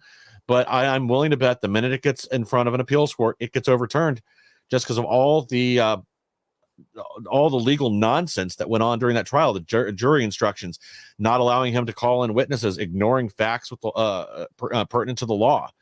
Yeah. So, it's funny. I spoke with Bob Costello, Michael Cohen's lawyer, after Trump was found guilty in New York, and we were trying to get him to come on the show, and he was getting ready to come on, and then all of a sudden he said, I can't. My law firm won't let me do any more media. That's like the world we've come to. One of our lawyers in this the election system case against Fox News, Aaron, got fired from his law firm. You know why he got fired? Because he won that gun case against New York in the Supreme Court. His big firm, I think it was Kirkland Ellis. Don't quote me, but they fired him, Mike, for winning a case in front of the Supreme Court. Well, yeah, this is the kind of thing that something's got to be done to put an end to not just the lawfare, but to the intimidation of attorneys that support President Trump or other conservatives, them being blackballed or people going after their law license. There is zero reason to prosecute. Most of these attorneys are either performing a basic legal function or just representing their client in front of a criminal court. But now we're attacking their integrity, and it is just to scare other attorneys out of helping anyone else who differs from the machine, from the deep state politically. It's interesting. So races that are being called early that closed at 9:00 24 minutes ago are New York, Colorado for Kamala Harris, and Nebraska, Texas, Louisiana, and Wyoming for Donald Trump. Two outliers that have not been called yet, which are kind of interesting, are Minnesota and New Mexico. We mentioned earlier that I think he's got to flip one of those states that he made a push for towards the end, whether it be Virginia, New Mexico, New York, New Jersey, one of them, New Hampshire. Statistically, I would think he has to. He didn't go there for his own health. His internal polling showed him performing rather strong there relative to Kamala Harris. So I would think he's got to pull it. Just looking at the chat, he has tuna breath. Mark, I gotta be honest. I'm going to use that bookstore owner up in the West Side. That's absolutely brilliant. Fall girl. I'm in Western New York, and my neighbors and I voted red. Our votes never count because of New York City. I feel your pain, Fall girl. I'm in Staten Island, and we vote red every time. I actually used to work for your congressman in Western New York, Congressman Chris Collins, another man who was persecuted. He was one of the first members of Congress to endorse Donald Trump. Mm-hmm. Lo and behold, he gets taken down for insider trading. I mean, it seems to be the way of the Marxist. Whoa. So he goes down for insider trading, but not Nancy Pelosi? Imagine that. And I think they said he had profited like $200,000 or something like that. Oh, not 170 million. Maybe he just didn't make enough. He didn't tip off the right people. It's all because of his support for Donald Trump. I mean, it's unbelievable. So let's see. We've got 53% of the vote in North Carolina. Stand by here. Let's see what we've got coming in. New Mexico, 11% reporting. Kamala up by 4. Colorado, we've got 23% in. Kamala up by 13. Kansas is coming in now. Missouri's coming in. Iowa, oh man, this might be what they were talking about, Michael. We've got 10% in, and Kamala's leading 41-57. They better call it now and not count any more votes. I'm a little nervous about what's happening here. We've got 12% of the vote in Michigan. Pennsylvania, I don't know what they're doing, man. They're taking their time. 24% of the vote in. Maybe they're carrying the ballots in to be counted on horse and buggy. Maybe that's why they said it's going to take a couple days to know. Let's see what's happening here. All right. So New York Times, they officially put up their chance of winning calculator. It's got a 66% chance. just outside the toss-up region. So that's one that we've been waiting to see. Well, did you already call or Wisconsin? Wisconsin, they're just coming in right now. 3% of the vote in. Trump is up. Yeah, 55 to 43, according to what I'm seeing over here on Reuters. Yeah, very early though. Not much in there. That'll hold. Let's see. He's up in Minnesota now too. 55-44. Yeah, very small margin in though. Yeah. Bernie Moreno, he's taking a little bit of a lead. 47, Brown 47, Bernie Moreno at 50 almost. 57% of the vote in. Good. Yeah, I really hope he can pull that one out. I think he wins. Like the feeling on the ground here, and even some of the last polling had him pulling ahead. And Sherrod Brown's been there for 30 years. He's not been well liked by the Democrats for a very long time. And I do think this trans issue, siding with the Biden regime, was not a good move for him if he wanted to retain his seat. You're absolutely correct. Let's see. Pennsylvania, I don't. They very suspect the things they do there. They closed at 8 o'clock. We're now an hour and a half in. We've only got 25% of the vote in. Florida managed to call their election, get it all done in an hour. We knew who won Florida. Well, yeah, I'm looking across the map, like in Pennsylvania right now, and luckily these are a lot of conservative counties that have 0% of their vote in. So, I mean, at least that's some good news. Yeah. But you're right. Why is it taking them so long? Why are they sandbagging there? Why does this take forever? Yeah, an hour and a half now, 25% of the vote in. It's very suspect to me. Georgia is looking very strong, though. I got to be honest. 74% of the vote in. Trump leading by about 5 percentage points. That's huge. That's very big. Let's see what's the breakdown of where is coming in Georgia. DeKalb County, 86% of the vote in. Trump obviously getting killed in DeKalb, 82-17. But to see 82% of the vote in, that sort of settles my stomach a little bit. Yes. Fulton County also 83% of the vote in. Trump getting killed there as well, 73-27. I guess those people are ready to be the next victims of Fani and her boyfriend. Yeah. Well, I was assured this morning by Garland Favorito from Voter GA that Georgia was in the bag. Garland's a very smart guy. We worked with him a bunch when they were working on the recounts. Clayton County, another one, 91% of the vote in. Donald Trump down 90,000 votes to 16,000. But, this Atlanta area, all these rich suburban people who somehow vote Democrat, blows my mind. First ones to call the cops when someone's on their property that they're not supposed to be. But continuing to vote Democrat, Rockdale County and all the surrounding area of Atlanta looks like it's coming in. The Republican areas look like there's still, outstanding vote.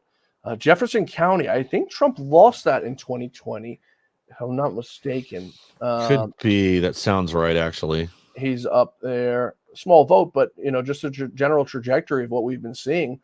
Donald Trump adding 3 to 4 to 5 points on these heavily Democrat areas that went, wildly Biden in 2020. Let's take a look here where we're at in these Senate races. See if we can give the audience an update on where we're at. As I said, Bernie Moreno's looking very strong right now, where he's at in Ohio with 58% of the vote in. He's up by 3 points right now. With Cleveland, that's a little bit scary. Cleveland, we're waiting some votes in Cleveland, 35% of the vote in. Brown leading 73-25% there. Columbus, we got 50% of the vote in, 55%. Sherrod Brown up 70-28 there. Cincinnati, you'd mentioned one that goes back and forth. Yeah, and it's across 4 counties. That's why it always makes Cincinnati hard to call.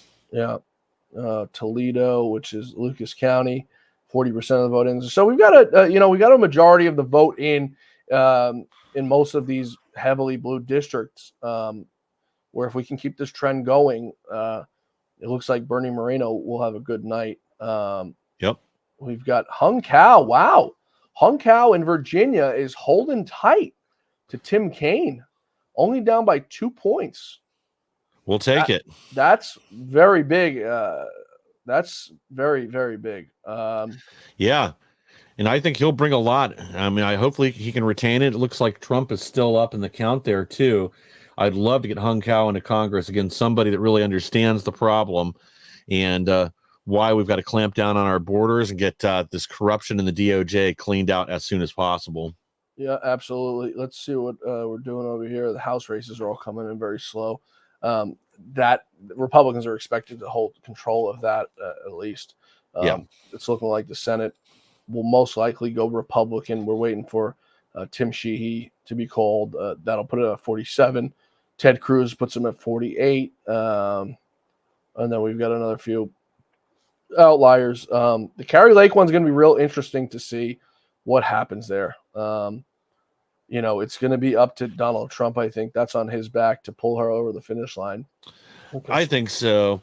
And that's the unfortunate side of the McCain machine that's still so prevalent there in Arizona is, again, it's another area where we've got a lot of these just mindless rhinos that don't want someone that's as aggressive as Kari Lake. And I don't understand it. But I do think with as far up as Trump is right now and that hit that her opponent took just before the election, I'd say her chances are decent at winning that seat in the Senate. And again, you want a real fighter, that's Kari Lake. Absolutely. Hopefully she can pull it across the finish line. Like I said, she has a tough time, in the polls. She's had a tough time from the beginning. Let's see. So we've got, I want to see if they've called New Hampshire yet. They haven't called New Hampshire yet for Kamala Harris. Trump down by 10 points with 39% of the vote in, but there's got to be more to that if they're not calling that race with the 30 down 10 points. Yeah, they must know something we don't, or maybe this rural vote count is much higher than we thought it was. Yeah. We've got, let's see. We've got 57% of the vote in Virginia, Trump up by just over 2. If he can hold that, I keep saying it, if he can hold that, that would be massive. I mean, that would be absolute. We've got 55% of the vote in North Carolina. Georgia's still at 77%. Let's take a look here. Yeah, it looks like Trump's pulled a little further ahead in North Carolina, which is good. Yeah.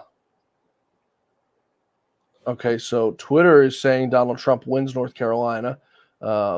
Unconfirmed on our end. Let's see. Yeah, and it looks Mississippi. I don't know why they haven't called, or have they? Just Reuters hasn't, because he's way up there. Yeah. Trump's up by 3 points in North Carolina. It's looking like if he can hold that, that's. I keep saying the word trajectory because it's very prevalent of this election. This election's a referendum, Mike, on everything that these people have done to us over the last 3.5 years. Oh yeah, they've caused us havoc. They've wreaked hell on us, and they haven't been, good for us. They're terrible, terrible people. They mean to hurt America, as Lou used to say.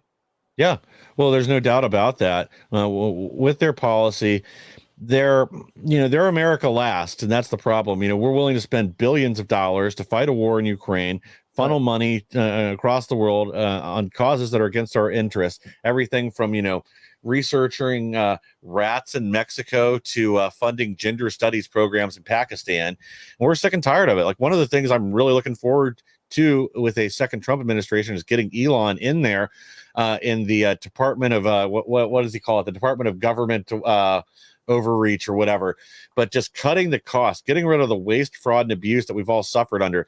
We've got that waste book that's published every year of all the just garbage programs that our tax dollars are spent on. He should go through that whole thing and cut every last one of those and eliminate them.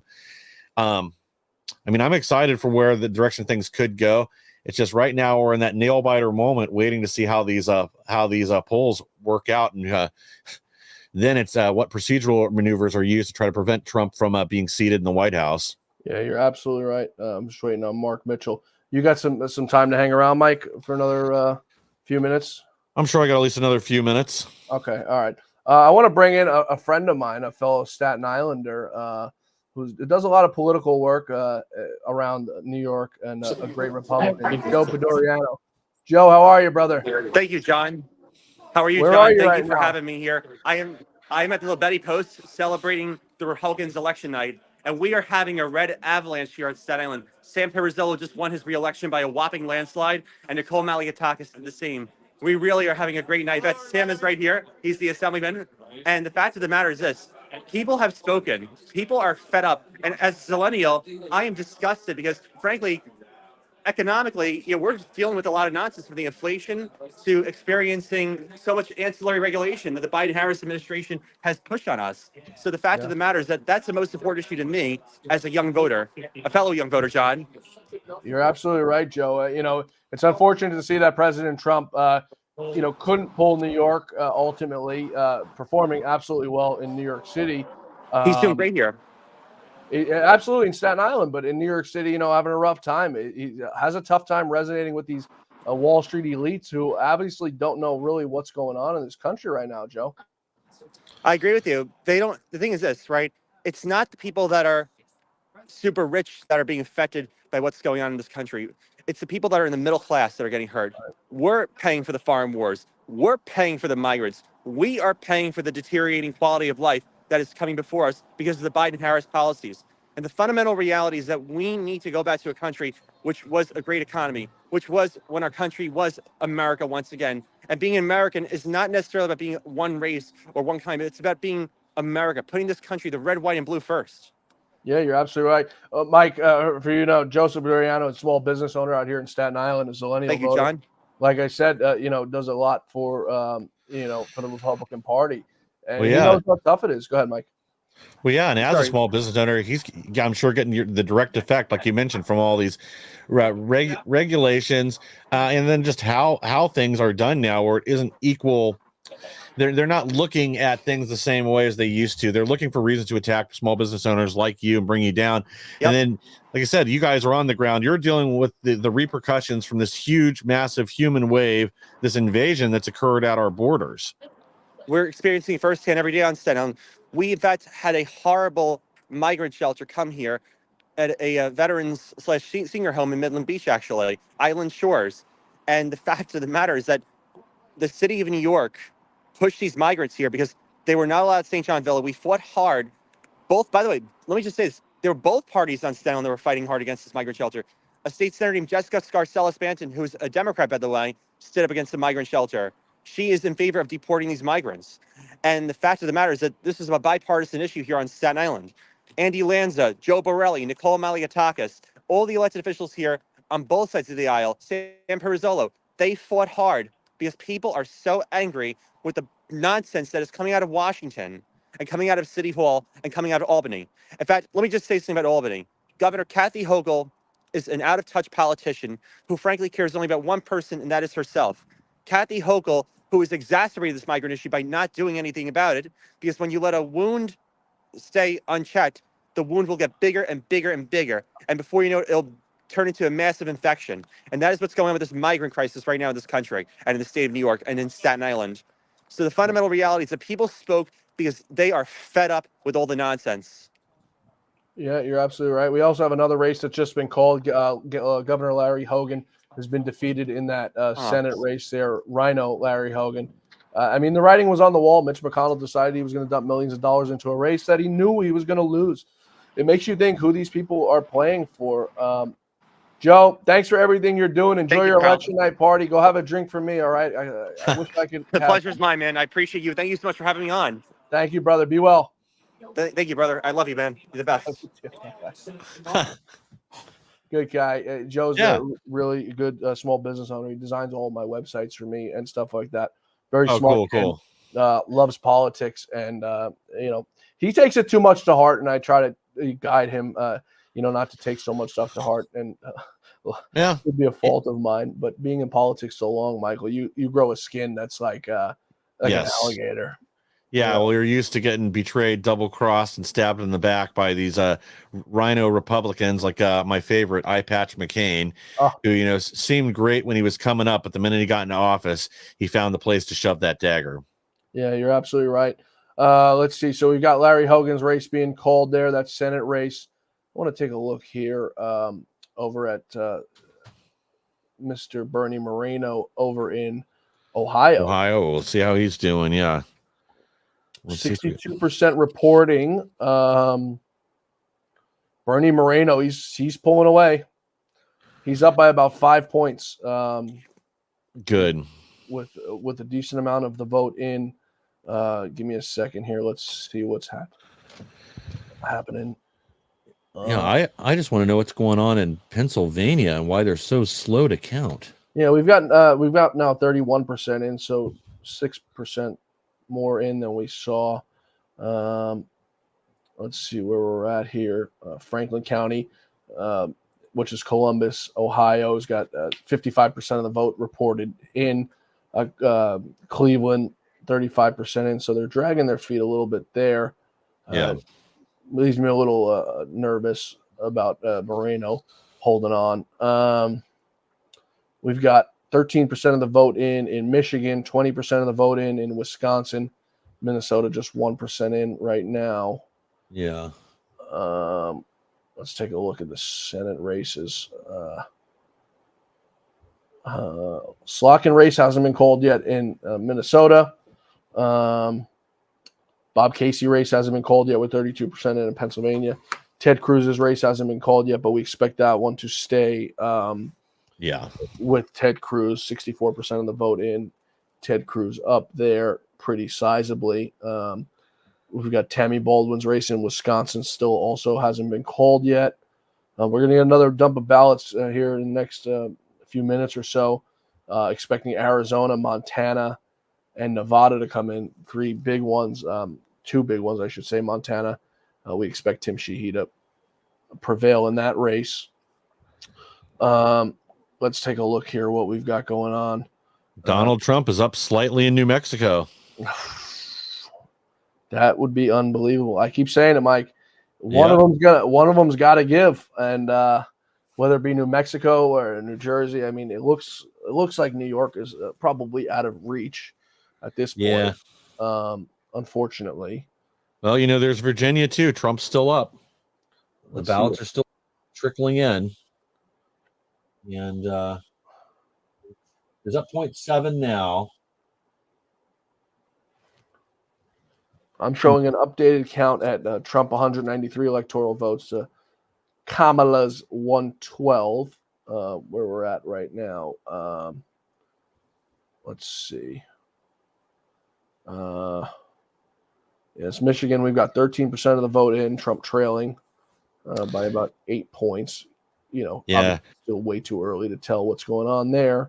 Yeah, they got the ballot dump from Detroit. Started off because of the lead shrinking, so at least that's good.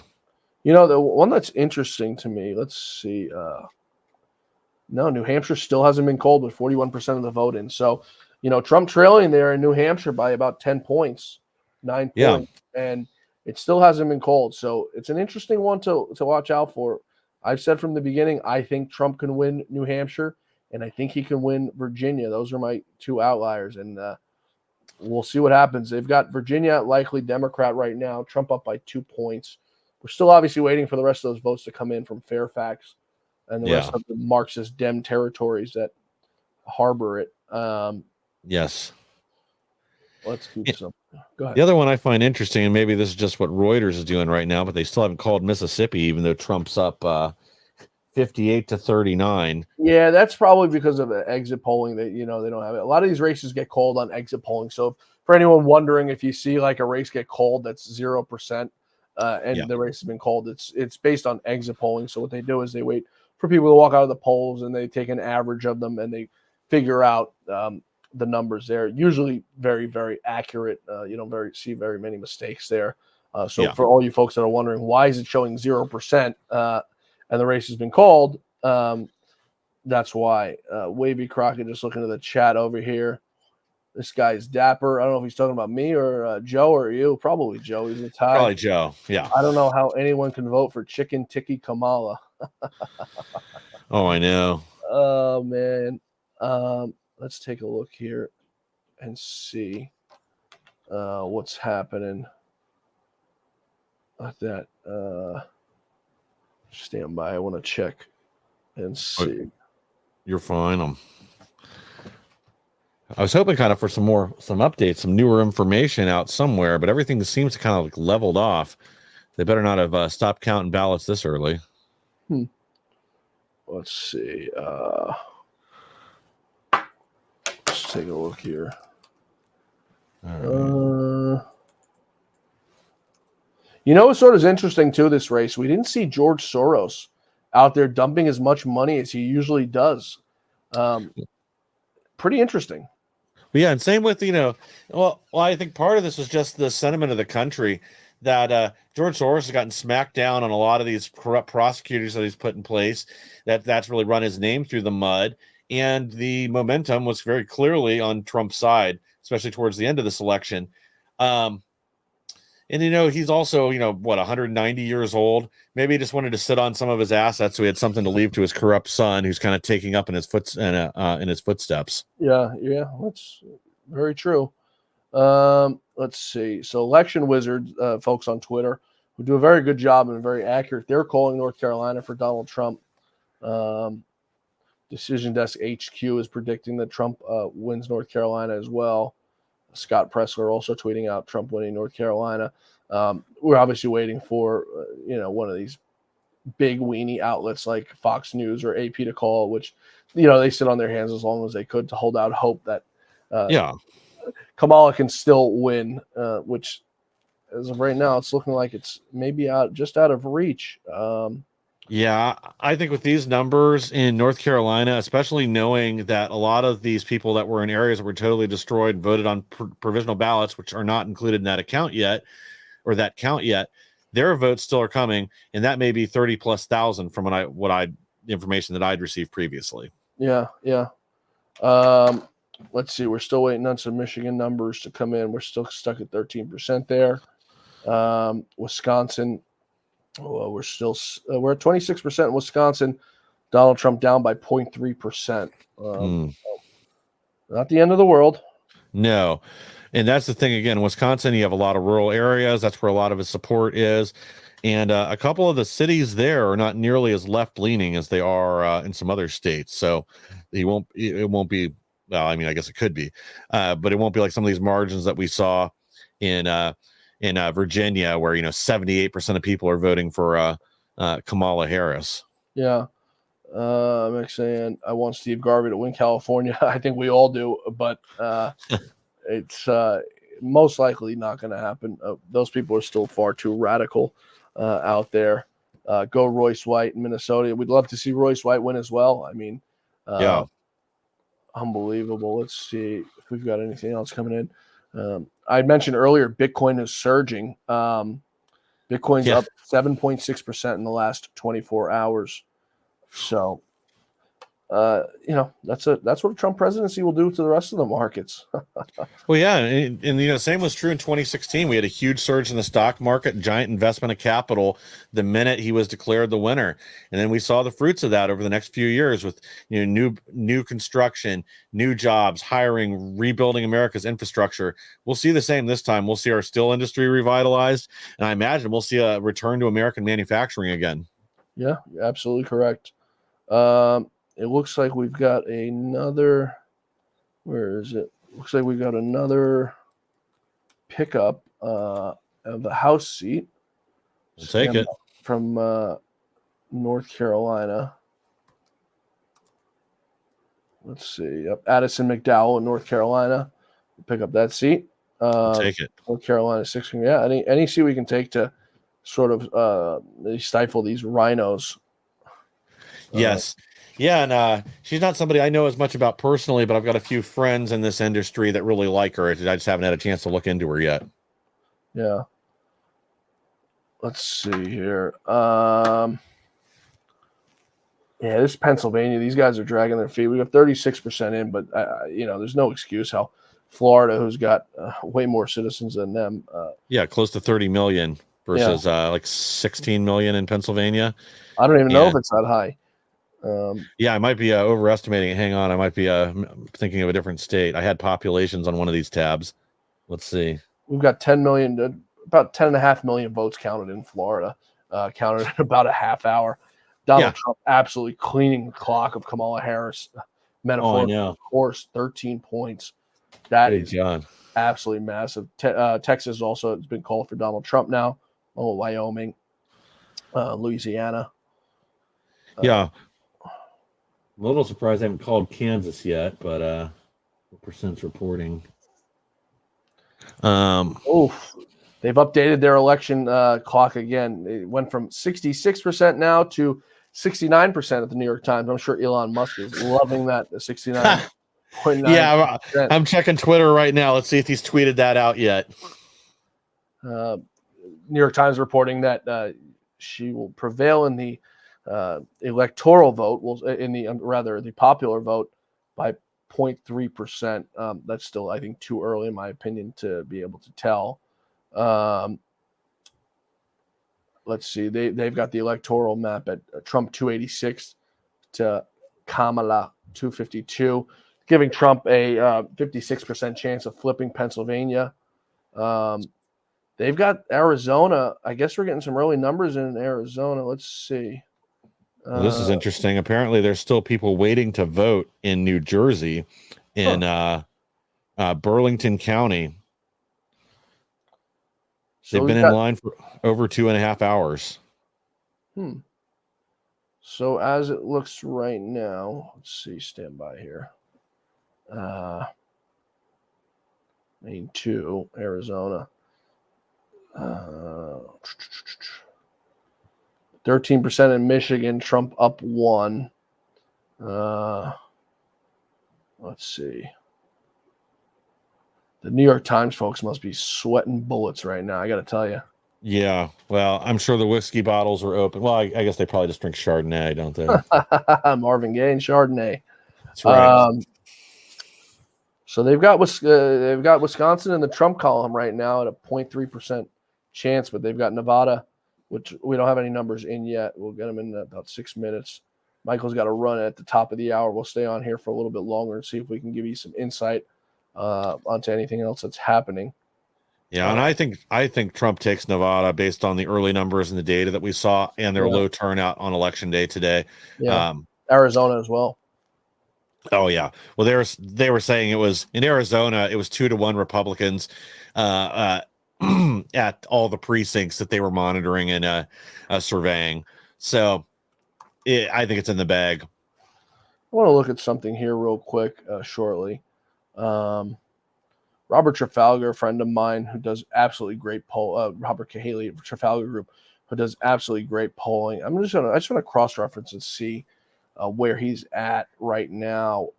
So he had Trump winning Ohio 51, we'll call it 52 to 46. It's at 55 to 43 with 69% of the vote in. So, but he could have also done what our friend from Rasmussen says, be a little bit more liberal to err on the side of caution. Yeah, and sandbagging a little is not a bad idea, especially when again, the margin of victory has got to be greater than the margin of fraud. Yeah, absolutely right. Arizona, let's see. So the New York Times is putting predictions now on some of these races. They're moving a little bit. They're predicting that Trump wins Wisconsin by 0.4. Haley has it at a Trump at 1%, so it's inside the margin of error as well. They've got Trump winning Nevada by 1. Robert Cahaley has Trump winning Nevada. Oh, he actually has Trump losing Nevada by 0.2. So that'll be an interesting one. But it's kind of funny because I spoke to him about 2 weeks ago, and he told me he never gets Nevada right. So we're hoping he's wrong. Well, Pennsylvania is just tightened here on Reuters. It's now within a point. Okay, let's see. So they're saying the New York Times is predicting Trump prevail in Pennsylvania at 1.2. Cahaley has Trump winning by about 1.5. So, those numbers are starting to align a little bit. Georgia, they're estimating Trump prevails at 2.5 percentage points. Cahaley's got him prevailing at 2.3. So Kaylee's, like I said, or Trafalgar Group is very accurate on polling. Yeah. 2016 especially. Yeah, and I could see Georgia tightening up a little bit. Trump's up, a little under 5, about 4.8 right now, but I could see that tightening up. Let's see. I couldn't see him losing though with as many votes are left. I'm actually, let me run this again real quick. But yeah, if this holds true, I bet he wins Georgia by more than 2. Yeah, I think that's probably safe to assume. Let me just see well. We got you for a few more minutes. Where we're at on the New York Times election needle. Yeah, they've still got him at 69%. I guess the best way to judge it is how many New York Times employees are crammed into their cry closets. Oh, I made a mistake. It just switched from 69% to 71%. They're predicting that Arizona, North Carolina, and Georgia are the states that move the needle, with, I guess, Pennsylvania going to Trump as well. But they have their predictions as of right now has Trump a clean sweep of the battleground states. They have Harris polling Minnesota, obviously where Tampon Tim is from, but they've got Trump slightly ahead according to their latest numbers. Nevada just pushed a little bit more. How embarrassing would it be to lose the state that you're governor of? Yeah, it would be pretty remarkable. But especially considering who Mondale, that was the only state he could hold in the Reagan landslide in '84. Yeah, pretty unbelievable. So they've got, according to the New York Times, their predictions, which aren't exactly accurate because they predicted Hillary Clinton was going to clean sweep. 99%. Exactly. They've got Wisconsin, Michigan, Nevada, Pennsylvania, Georgia, North Carolina, Arizona in the Trump column. Heavily Arizona, 4 points in Arizona. And I think they're basing that on those early numbers that we saw, the early voting numbers, and the mail-in ballots that the Republicans just absolutely dominated. Oh yeah. Well, I'm looking at the only one of these battleground states that I think still might be up in the air is Michigan, just because of the shenanigans that go on there. But when I'm looking at what's in right now and what's still open, even the rest of these, Iowa, get your stuff together. Even when I'm looking at the rest of these right now, I just don't see Kamala pulling this off. It's impossible. Yeah, it's going to be very tough from where we're at right now with a lot of these numbers coming in for her to, come outside the margin of cheat. Yeah. Yeah. Well, I don't think they've got the votes left in a couple of these states to pull it off. Looking at North Carolina right now, especially again, considering we know there's a stockpile of provisional ballots, they're going to heavily lean Trump. Yeah. That's definitely going his way. Georgia, they ought to just call at this point with what's in Atlanta. Unless they're expecting a miracle, the ballot fairy to show up, which I don't think showed up in 2020. So yeah, I guess if I was a Democrat, I'd hold out too at this point. You never know. Ohio, I'm a little surprised Reuters hasn't called, considering everybody else has, and I don't see any Kamala making up a deficit here. Yeah, it's a 13-12 point deficit right now in Ohio. I just want to take a quick look at how Bernie Moreno's doing. Bernie Moreno, with 69% of the vote in, is up 51% to 46%. You know what? I want to make a quick text right here. Yeah. Reach out to Bernie, see what he thinks. I'm going to reach out to one of his guys. His team. Someone who does his internal polls. So if you could hang for another minute or two before you got to jump. Yeah, I can wait another minute or two. Well, thanks again for having me on here. Yeah, it's been a pleasure reviewing all this and witnessing this moment in history as Trump retakes the country. I don't think that may not be confirmed tonight. It might take till tomorrow, but at this point, I think it's in the bag, and they know it. Yeah, I mean, the Georgia 5% deficit is going to be hard for her to out cheat and hard for them to pull. It's straight up not. It's not going to happen. No. When you have a 5% deficit, when you've got 77% of the vote in, and you've got deep blue Fulton County with 85% of the vote in, you got DeKalb County with 90% of the vote in, you got Clayton County with 90% of the vote in. Gwinnett County is coming in slowly, but which will be a little bit more red than we see Fulton County. And he absolutely got killed in Fulton County, which was expected. To Cobb County losing 80-20, 80-10, and so 57-42 in Cobb County, which is, I think, outperforming his 2020 numbers. Yes. It's hard to make up those deficits and find the mail-in ballots you need in states like Georgia. There's a lot of outlets now calling North Carolina for Trump. Another one hard for them to beat out. He's still holding on tight in Virginia as well. New Hampshire, they still haven't called AP. So New Hampshire, I wonder about too. Do they know something we don't? Because we, I got up extra early to try to go vote ahead of time this morning. I ran into everybody else that was trying to do the same thing, unfortunately. And when I got back, that was one of the first things I saw was New Hampshire. These rural counties were just flooded with people in the morning. So maybe they know there's more votes sitting out there, or they suspect there's enough to offset, because it's not a high population state. So if you had a flood come out in a bunch of rural areas, that could realistically offset a few cities. Here, I want to read some numbers real quick. Sure. Trump will win Montana. Fox News is projecting Trump wins Montana and Utah. Very interesting numbers. And this goes to Scott Pressler. I keep saying his name, but he's done absolutely great work. Scott Pressler in Pennsylvania, unmatched, maybe even to Elon Musk, who was giving away $1 million a day. Some counties in Pennsylvania that are fully counted. Lackawanna County, fully counted. This election cycle, a 5-point swing in Trump's favor. Lycoming County, no change. Clarion County, 2-point swing in Trump's favor. Elk County, 2-point swing in Trump's favor. Wyoming County, 2-point swing in Trump's favor. Fulton County, 2-point swing in Trump's favor. So there you go. You have your 2 to 5-point swing now in these counties, which I think ultimately is going to put Donald Trump over the top in Pennsylvania. I think so too. And again, we're seeing diminished turnout numbers from all the major cities, and increased turnout from rural counties, red counties, and that's all it takes. That combination flips a race, flips a state. Yep, you're absolutely right. Mike, I know you got to run. You've got bigger and better things to do. You probably need a drink after today. I might go pop open some champagne a little early. Don't go to sleep, whatever you do. Now I'm just going to do one more quick piece over on Patriot TV at 10:30, help with their wrap up. But thanks again for having me, John. It's been a wonderful time. We'll have to do this again. Absolutely, Mike. You're a great American. And you guys can catch Michael Lauber and Derek Evans. I think they're going to 5 days a week now in the insurrection. Is that right? We are. Monday through Friday, 9 p.m. right here on Lou Dobbs Media. We'll be here bringing you the news the mainstream media doesn't want you to hear. Absolutely true. And the Great America Show as well.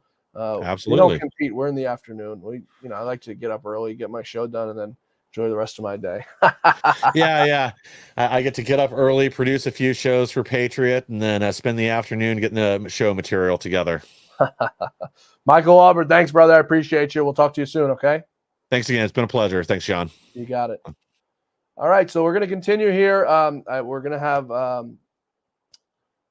some more coverage here and continuing coverage of these races and seeing if we can make any sense of what's going on. We're waiting for Mark Mitchell of Rasmussen.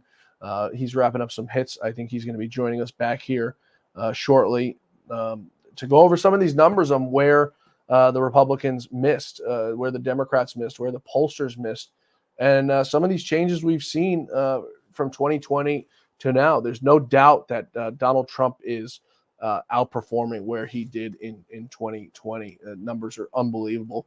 In just a few moments, we're going to have some numbers from you in Arizona, an update there on where they're at as their numbers come in.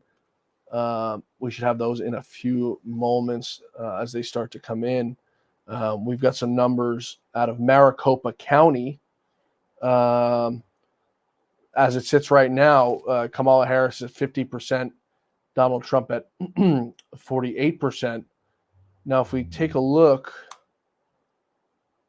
at 2020, where Donald Trump lost Arizona, Maricopa County, which is where Phoenix is, Trump lost Maricopa County by 3 percentage points. So there you have it again, your 1, 2, 3 percentage points, which ultimately could put Donald Trump over the top if he continues to pull 3% from one district and 2% from another. In some cases in Pennsylvania, pulling 5.1%, Lackawanna County from where he was in 2020. Certainly unbelievable, the numbers that are coming in, and the work that President Trump put in, I mean, was unmatched. The man didn't take a break. He didn't take a day off. I think he stopped golfing the last 2 months of the campaign. both for security concerns and I guess to finish out this campaign strong. And nobody worked harder than him. His staff can't keep up with him. I saw him a few times. I get exhausted being around him because he's just such a force. The guy does not run out of energy. Want to take a look at Pennsylvania? We got almost 50% of the vote in now. Trump leading by a small margin of 7%. But the good news there is that we're getting the numbers in from Philadelphia. We're getting the numbers in from Pittsburgh. We've got 75% of the vote in from Pittsburgh, which is good news. We get that out of the way. I think it stretches the margin of what the Democrats need to cheat. Let's take a look here. But we're going to have some Arizona numbers for you now coming in. Stand by here.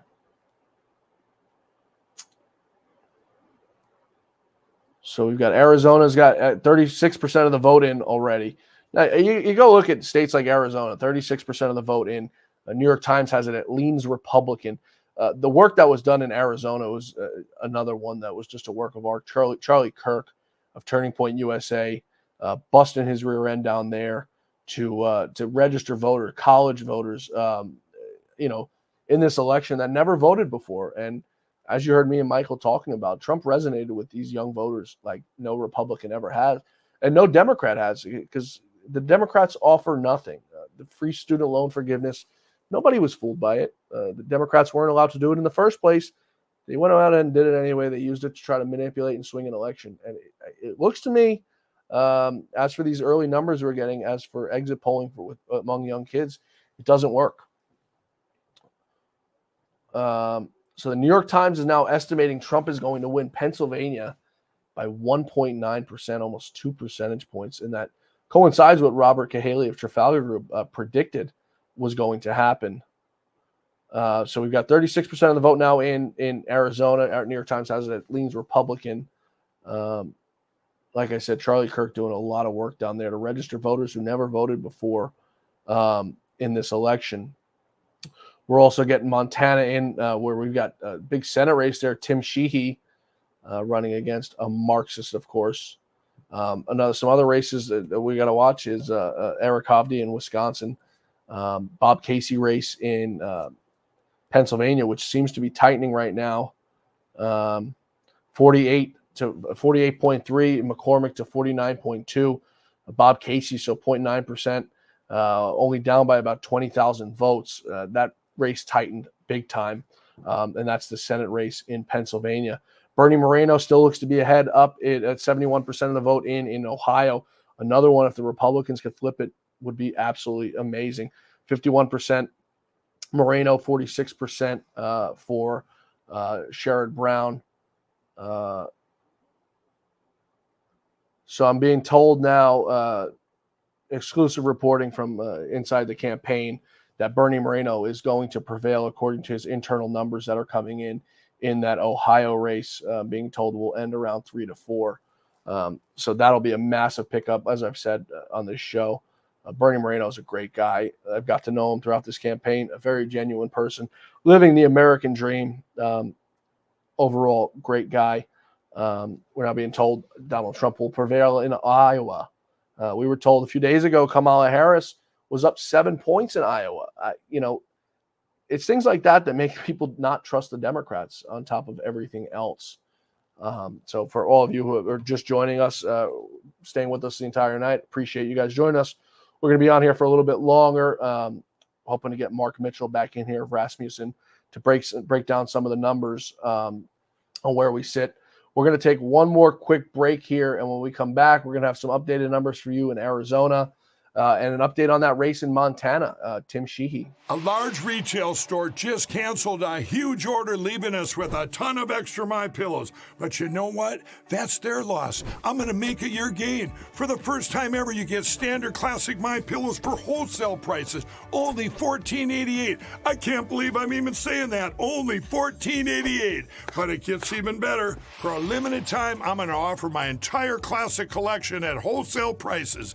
Upgrade to a queen size MyPillow for just $18.88. King size only $1 more. Get my body pillows for $29.88 and multi-use MyPillows for only $9.88. So go to mypillow.com or call the number on the screen. Use your promo code to take advantage of wholesale pricing for the first time ever on TV, including my standard size MyPillow, only $14.88. They've never been offered this low before. We have limited quantities at this price, so limit's going to be 10, and once they're gone, they're gone. A large retail store just canceled a huge order, leaving us with a ton of extra MyPillows. But you know what? That's their loss. I'm going to make it your gain. For the first time ever, you get standard classic MyPillows for wholesale prices, only $14.88. I can't believe I'm even saying that. Only $14.88. But it gets even better. For a limited time, I'm going to offer my entire classic collection at wholesale prices. Upgrade to a queen size MyPillow for just $18.88. King size only $1 more. Get my body pillows for $29.88 and multi-use MyPillows for only $9.88. So go to mypillow.com or call the number on the screen. Use your promo code to take advantage of wholesale pricing for the first time ever on TV, including my standard size MyPillow, only $14.88. They've never been offered this low before. We have limited quantities at this price, so limit's going to be 10, and once they're gone, they're gone. Thanks, everybody, for staying with us. For those of you who are just joining us or missed it, you got some intel from inside the Bernie Moreno campaign. They're very confident that he pulls it out. It's looking like he's well ahead right now. They're confident that that race gets called very shortly, and Bernie Moreno will prevail in Ohio. Another massive pickup for the Republicans. The numbers in Arizona right now look outside the margin of error of cheat. It's almost like the New York Times is conceding that Donald Trump has already won Arizona, having him at a winning margin of over 3 percentage points. Very big. We've got 40% of the vote in so far in Arizona. So they're moving swiftly, thank the Lord. Arizona, Georgia, we've got 85% of the vote in. Trump with a decent lead of 5 percentage point. We're still waiting for some votes to come in from Fulton County, Marxist Dem territory. But nonetheless, Trump outperforming his numbers across the board from 2020 to now, 2 to 3 points across these counties. And that might be all it takes for Donald Trump to get over that hump. North Carolina, the New York Times still hasn't called, but it's been called by various outlets. Up 5 points there. Virginia still not called. Donald Trump up by 1% there with 70% of the vote in. Pennsylvania, we finally got 51% of the vote in. Donald Trump leading by 3 percentage points over there. New Hampshire still too close to call. Nobody's calling that yet. With 19% of the vote in Michigan, Donald Trump down by just about 2 percentage points. We got Wisconsin, Donald Trump down by 0.1% over in Wisconsin. That's one I believe Donald Trump, and I'm confident Donald Trump is going to flip, pending the cheating doesn't prevail, as we saw it happen in 2020 with those late night ballot dumps. New Mexico, another one that's not being called yet. Donald Trump down by 6 points right now. Still not called yet. I want to take a look now at some of these Senate races happening. And as I've said, everyone in the chat, you guys have any questions for me? You guys want me to break down anything for you? I'm more than happy to go into that. For all you joining on Facebook, all you joining on Twitter, and all you joining right here on the Rumble channel. We appreciate you guys staying with us and spending your election night with us.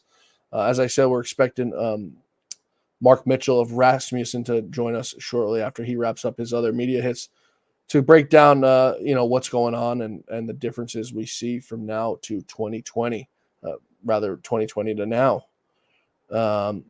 We've got the Minnesota Senate race between Royce White and Amy Klobuchar. Still too close to call. I think that's promising news, considering that's one that they were sure that Amy Klobuchar is going to hold on to.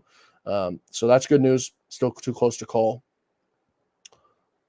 We've got Scramble Pad, Morgan County, Ohio, closes at midnight. Still time for them to truck in some votes. All in quotation marks. People laugh about it, that like we've made that whole thing up, that votes were being brought in suitcases and stuff like that. It wasn't made up. It really happened. We watched it before our eyes in 2020, and the Democrats said, don't believe your lying eyes. We went to go litigate it in court, and every case was thrown out for standing. Notice Donald Trump didn't lose any of those challenges to the 2020 election on merit. Everything was lost based on standing in the courts, and that's just procedural stuff and not using good lawyers, which is, not to Donald Trump's fault. Nobody wanted to represent him. Nobody wanted to be anywhere near it because of the repercussions they knew were going to happen. And you look what happened to the January 6ers. You look what happened to Rudy Giuliani. You look what happened to Jen Ellis, a litany of people who just faced so much backlash for speaking out against a stolen and rigged election. I want to take a look now where we're at. Real Clear Politics has a House gain of a net 2 so far for the House. And they've got the Electoral College vote totals right now at Trump 205 to Harris and Waltz at 112. They've been stuck there, haven't been able to pick up any states. I presume they'll wait till California and Oregon come in just about 30 or 40 minutes or so. New Mexico, another one, still too close to call. That was one of the states that Donald Trump thought that he could pick off there at the end.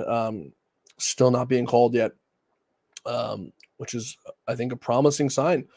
So you've got New Hampshire still not being called. You've got New Mexico still not being called. Virginia still not being called.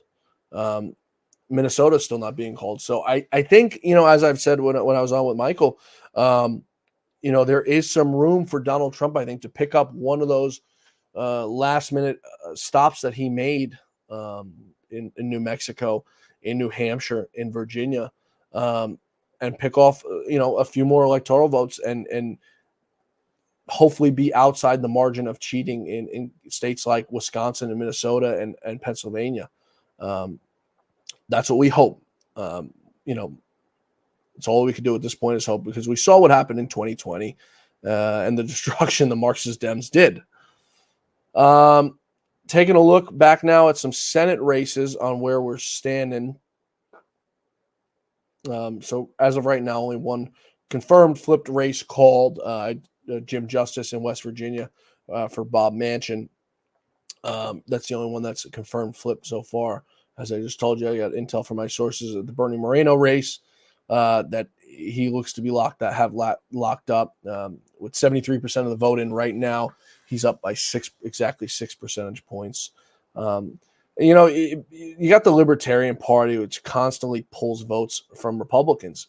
This is a perfect example. You have the Libertarian candidate in this race. No, he could never win. There's really no reason he should be running other than a spoiler. And if you're a Libertarian, you err on the side more of Republicans, and you know how crucial this election is for this country. You shouldn't be doing something like that. The Libertarian candidate in Ohio pulling 3 percentage points, that even if Moreno pulled 2 of those, gives him a nice cushion margin, outside any margin of cheating or anything like that. So the playing spoiler in this election, I think, is beyond repair. It's unbelievable that these candidates still continue to do this kind of stuff when we're in the fight of a lifetime. Looking at Pennsylvania, we've now got 52% of the vote in, and this is the first time we've seen this happen yet. 52% of the vote in. We've got Dave McCormick up in Pennsylvania, up by 0.1 in Pennsylvania. So with 52% of the vote in, this literally just now. We've also got Hung Cao and Tim Kaine, pretty neck and neck in Virginia. Tim Kaine, 49 to 51. Hung Cao down by about 80,000 votes. So that's another race I think that it's important to watch. Virginia still hasn't been called on the presidential side, and the Senate race is still not called as well. So that's one I think that we should keep our eyes on as well. Mike Rogers within 3 points of Elise Slotkin with 20% of the vote in Michigan. Eric Hovde down by about 4 percentage points with 48% of the vote in Wisconsin. Another big update just now in Wisconsin. Minnesota, we've only got 3% of the vote in with Royce White leading Amy Klobuchar by 5 percentage points. But like I said, only 3% of the vote in. We're still waiting for Rochester County and Olmsted County, where you get most of your votes. Minneapolis sector, mostly Democrats. So we'll expect that race to tighten and probably flip, unfortunately. But we'll be keeping you monitored on that. We're also still waiting for Ted Cruz's race to be called. He's up by 10 points. That should have been called already. I think the Marxist Dems are probably holding out hope on that one. Carrie Lake with 48% of the vote in Arizona, down by 8 points to Ruben Gallego. That was one that Michael and I discussed. I can't seem to understand why Carrie Lake couldn't get over the hump, even with the massive mail-in ballots and early voting that the Republicans were able to get done before the election. We're holding out hope for her in Arizona, but it's one that I wouldn't hold my breath on. I think you're more likely to see maybe Nevada flip or Pennsylvania with McCormick, or maybe Eric Hovde in Wisconsin against Tammy Baldwin. But of course, we're going to hold out hope for Carrie Lake out there in Arizona for her there. I want to take a look now at the presidential race across the board in these battleground states. Let's take a look at first. We'll take a look at Pennsylvania, where it's just flipped to a light shade of red with, like I said, 54% of the vote in Pennsylvania. Trump with a slight lead over Kamala. By slight, I mean 3 or 4 points. So another very big one that if we can flip Pennsylvania early on tonight, I think we could probably all go to bed maybe before midnight with some peace of mind that Donald Trump is returning to the White House in January. Like I said, I appreciate all you guys joining us here tonight. It really means a lot as we continue on this legacy of the great Lou Dobbs, who, meant to help and get Donald Trump back in office. And I like to think we did a good job. For all of you guys who don't join me each and every day, you can join me on the Great America Show each and every single day right here on this Rumble channel, the Great America Show, each and every day, 1 p.m. on Rumble, where we break down all the latest top stories and have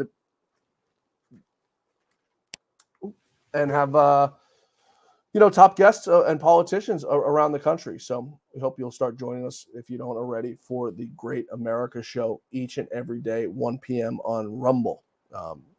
Once again, the Great America Show, a show that Lou and I started about 3.5 years ago, and we still have it running strong. And luckily, I was able to maintain the audience that Lou handed over to me, and I appreciate you guys instilling the trust in me to keep this thing rolling. So unbelievable. We got some numbers now out of Georgia, DeKalb County with 95% reporting. And we've talked the whole night about that 2 to 5 point shift in counties. Georgia's DeKalb County, a 2.8% shift in Donald Trump this election with 95% of the votes in. This is what we've seen, folks, across the board. Donald Trump able to pick off those 2 to 3 percentage points, which I think is going to put him over the finish line at the end of the night, which is unbelievable. DeKalb County, obviously just outside of Atlanta, but, getting killed there, but able to pull those votes, that percentage. He's losing 82 to 17, 288,000 votes to 61,700 votes, but a 2.8, almost 3% shift from where we were in 2020. And, 2% plus 2% plus 2%, and that'll get him over the top. I have to assume the New York Times is probably having a slight meltdown right now in their Marxist radicals who are calling this race. The New York Times now has Trump at an 82% chance of winning, almost into the likely category, putting him at a 296 electoral vote estimate. And believe this, folks, take a listen to this. The popular vote estimate has now shifted, with Donald Trump estimated to win the popular vote by 1%. If he can win the popular vote, it'll put the Marxist Dems drumbeat that they've been banging, that we need to get rid of the Electoral College so a Republican can never win.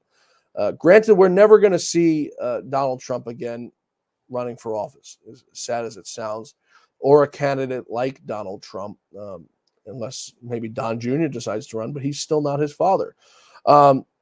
It's going to be tough for the Republicans now looking ahead to 2028. And, I hate to look that far ahead, but to be able to do what Donald Trump has done, he's created a movement and a family that I think can never be recreated. And much like Matter, I don't think it could ever be destroyed. I think this is a new Republican Party that is here to stay, with guys like Tucker Carlson out there leading the party. Donald Trump presumably will stay in politics, at least advising and playing kingmaker after he leaves office, hopefully in 4 years or 5 years from now after taking office. But this is a new Republican Party, folks, and I think it's one that's here to stay. I have Roger Stone on the show each and every week, and Roger assures me he's not going anywhere. Another one who's just a massive voice and shifting this party. Roger was one of the few people who actually recruited Donald Trump to run for president back in the early 2000s. He wanted him to run, and Donald decided to sit back and let George Bush destroy this country. I wish he would have ran back then. We might not be in the big trouble we're in today, but nonetheless, we wouldn't have him here today. So we thank Roger Stone for that.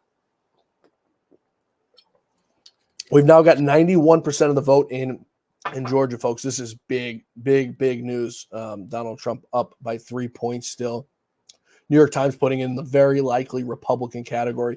I think that race, if it wasn't for Fox News being so radically left, they would have probably already called that race for Donald Trump. I think they're probably holding out hope.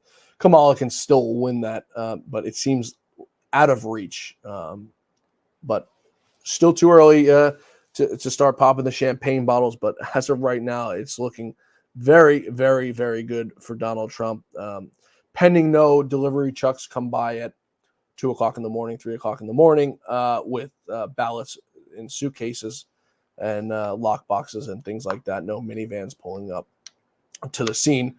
Let's take a look now at some of these Senate races now that we've been following throughout the night.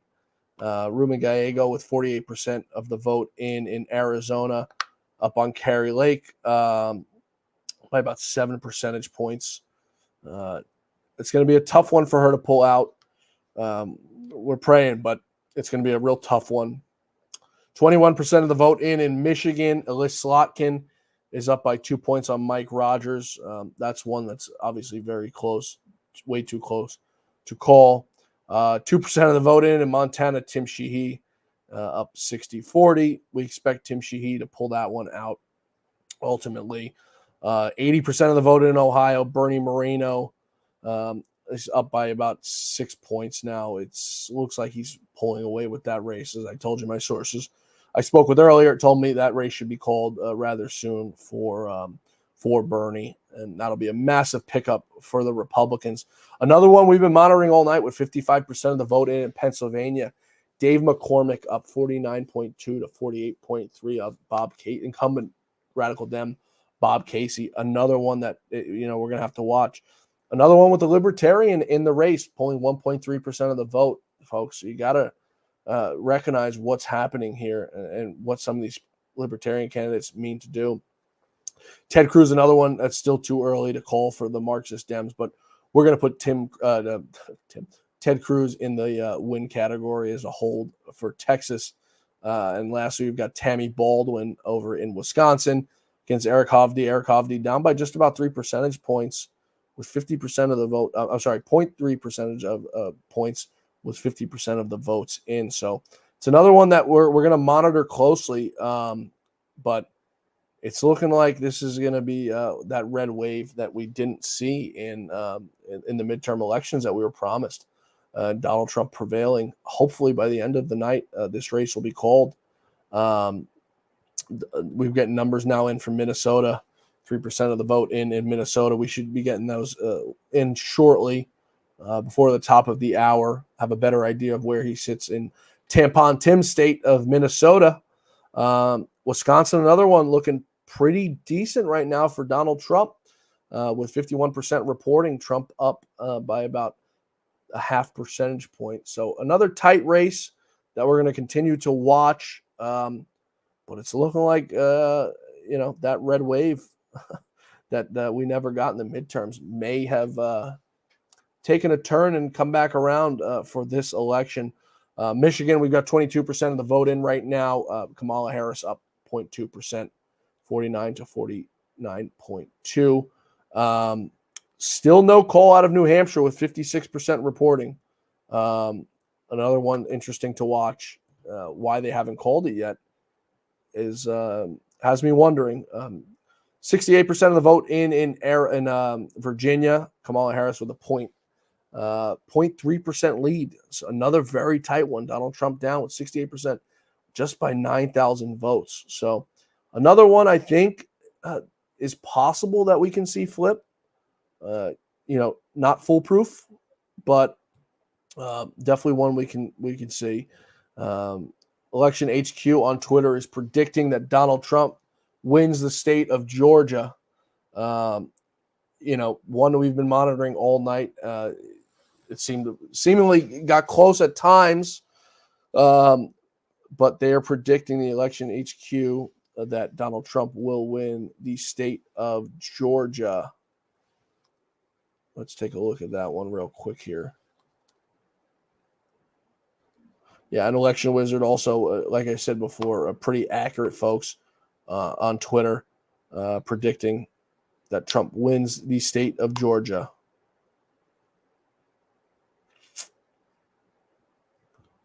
Let's see here. And that's Trump up by about 3% with 91% of the vote in Georgia. So, like I said, barring any sort of late night delivery dumps on a UPS truck or a mail truck or pallets of ballots being dropped off, Georgia looks to be in the bag right now for Donald Trump, by all accounts. New York Times, like I said, is putting Trump at a 0.8% to win the popular vote, which will be massive. It would be absolutely massive. We'll see what happens once the votes from California come in. It's looking like Donald Trump is not going to win New York ultimately, but he did make some huge swings in the outer boroughs. Manhattan, obviously, who boroughs most of the, no pun intended, the Marxist Dems. But in the Bronx, making huge swings. Queens, huge swings. And Brooklyn, huge swings. Staten Island, obviously a stronghold for Donald Trump to begin with, but making absolutely massive swings. The betting odds are surging now for Donald Trump at almost 75% on Kalshi. So they're thinking that this thing is probably over for Donald Trump. I think when the night first started, Kalshi had Trump at 57%. He's now at 75%. So the betting markets are usually pretty accurate when it comes to predicting these things, where we're at. We're still waiting for some more numbers to come in from Arizona and New Mexico. And we're also waiting for some more numbers out of Minnesota, Wisconsin, and Michigan. We're going to take one more quick break here. We're coming right back with some updates on the Senate races and much more. Stay with us. We're coming right back. A large retail store just canceled a huge order, leaving us with a ton of extra My Pillows. But you know what? That's their loss. I'm going to make it your gain. For the first time ever, you get standard classic My Pillows for wholesale prices, only $14.88. I can't believe I'm even saying that. Only $14.88. But it gets even better. For a limited time, I'm going to offer my entire classic collection at wholesale prices. Upgrade to a queen size My Pillow for just $18.88. King size only $1 more. Get my body pillows for $29.88 and multi-use My Pillows for only $9.88. So go to mypillow.com or call the number on the screen. Use your promo code to take advantage of wholesale pricing for the first time ever on TV, including my standard size My Pillow, only $14.88. They've never been offered this low before. We have limited quantities at this price, so limit's going to be 10, and once they're gone, they're gone. Thanks so much for staying with us, folks. And another one of our great sponsors is Freedom 2O Water. Great Americans great brand. They mean America first, and America first they mean. You can go to freedom20.com/John, and you can get your water today. 15% off. It gets delivered right to your doorstep. freedom20.com/John for 15% off your order. And like I said, you can subscribe. It gets delivered right to your door, and you don't have to go anywhere, and you don't have to support these big box stores who hate America and hate the Republicans and everything we stand for. Taking a look at the chat, Wavy Crockett, what's happening? Rat Landerson, thanks for joining us. Fall Girl, thanks for staying with us. I let Kelly Song know we're over here. Bring her on over and tell her to bring her friends. We've got a little bit more time here on the Rumble channel, and thanks for everybody who's joining us. A bunch of people who are joining us on Facebook, YouTube, and Twitter. I appreciate you guys staying with us in this monumental, hopefully monumental night. It looks to be monumental by all means as it sits right now for Donald Trump. It looks like Donald Trump is well on his way back to Pennsylvania Avenue, where he's going to make America great again. And I think he's going to right the wrongs that he made in the first administration, whether it be some of the people appointed around him and maybe some China policy. I'm almost sure of it. And I think our border is finally going to be secure once and for all, not just our southern border, but our border with Canada and those communists up there who are letting migrants come through our border up there as well. Shame that this is what it's come to. As I said, we have 91% of the vote now in Georgia, with Trump with a comfortable lead, 3 percentage point lead. 95% of the vote in DeKalb County, 93% of the vote in Cobb County, 91% of the vote in Fulton County, 77% of the vote in Gwinnett County. Donald Trump outperforming his 2020 numbers there, right outside of Atlanta. It's the east of Atlanta. Rockdale County, 95% of the vote in. So we've got a lot of the vote in Augusta, Georgia, Richmond County, which is Augusta, Georgia. We've got 95% of the vote in there. Columbus, Georgia, 76% of the vote in there.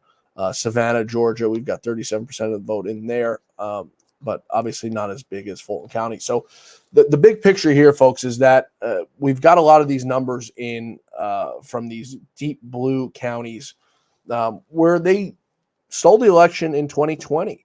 I think right now we're outside the margin of cheat in these counties. Fulton County, DeKalb County, Brad Raffensperger and Brian Kemp. Like I said, I didn't trust him when Trump made an amends with Brian Kemp, but it seems like he's doing the right thing down there. No suspicious behavior that's credible yet that we've heard. So that's very, very big news. We should have this race cold, I think, by the end of the night. I personally think it's over in Georgia. Donald Trump wins Georgia, North Carolina as well, pulling away there with 84% of the vote in. Trump up by 3.5 percentage points in North Carolina. So I think that's another race that should be called by the end of the night. You call those two races, and that puts you at 32 electoral votes, putting Trump well on his way to the 270 needed. We're still waiting on a call from New Mexico. Trump, 62% of the vote in there. Trump down 53.4 to 44.7. Still no call there. The other one, very interesting, New Hampshire. Still have no call in that New Hampshire race with 60% of the vote in. Donald Trump down by just about 22,000 votes. So they must know something up there for them to not, be calling that race just yet in New Hampshire. Another one, if Donald Trump could pick that up, that's an extra 4 points that you can just add to the tip jar. Virginia, we have 71% votes in. Donald Trump down by about 0.9, we'll call it a percentage point there, down by 30,000 votes. So we'll see what happens there. The current totals as it lies right now, Donald Trump 204 to Kamala Harris 112. That according to the New York Times and AP. Real Clear Politics, if you're using them instead, they have it at Donald Trump 211 to 112 Kamala. So it's looking very promising, folks. In just a moment, we're going to take a look at some of those Senate races we're still waiting to be called. let's take a look here. What we've got. Mexan, I commented on a post. You guys are awesome. Fall Girl, Mexan, I appreciate you guys. Be sure also to follow us on social media. We're now on Instagram, The Great America Show. We're building a following over there. We're going to upload our clips, our daily clips of what's happening on the show, and much, much more highlights of our best guests and all that good stuff. You can also follow me on Twitter at John Fawcett NY. That's JOHNFAWCETTNY. And I'm on Truth Social at John Fawcett. You can follow me all over on those platforms to get the latest on our guests and what's happening on the show that day. And like I said, we do the show 5 days a week, each and every weekday, 1 p.m. on Rumble, or you can stream us on wherever you get your podcast audio, Spotify, iHeart, Podbean, iTunes, wherever you get your stuff. You can join us there if you're on the road and you want to catch an episode. If you don't have time to watch us here on the Rumble channel or Facebook or the Twitter channel. So I want to take a look now at some of these Senate races that we're waiting on. So we've got 5% of the vote in Minnesota, where Royce White is up against Amy Klobuchar. Royce White, the former NBA player, Amy Klobuchar, the career politician. We've got 5% of the vote in there, which is sort of interesting. We've got 160,000 votes in. They're saying that's 5% of the vote. Royce White up 10 points there. We're going to obviously expect that race to tighten up, but if Royce White can pull out a win against Amy Klobuchar, it would be absolutely amazing. Wisconsin, we got 56% of the vote in right now. Tammy Baldwin up against Eric Hovde, 49% for Baldwin, 48.8% for Eric Hovde. So he's down by just about 7,000 votes with 56% reporting. So that's a race we're going to keep a tight eye on because that's a real tight one. Over in Michigan, we've got Elise Slotkin against Mike Rogers, 24% of the vote in there. Slotkin up 48.7. It just flipped to 48.6. That's a tight one.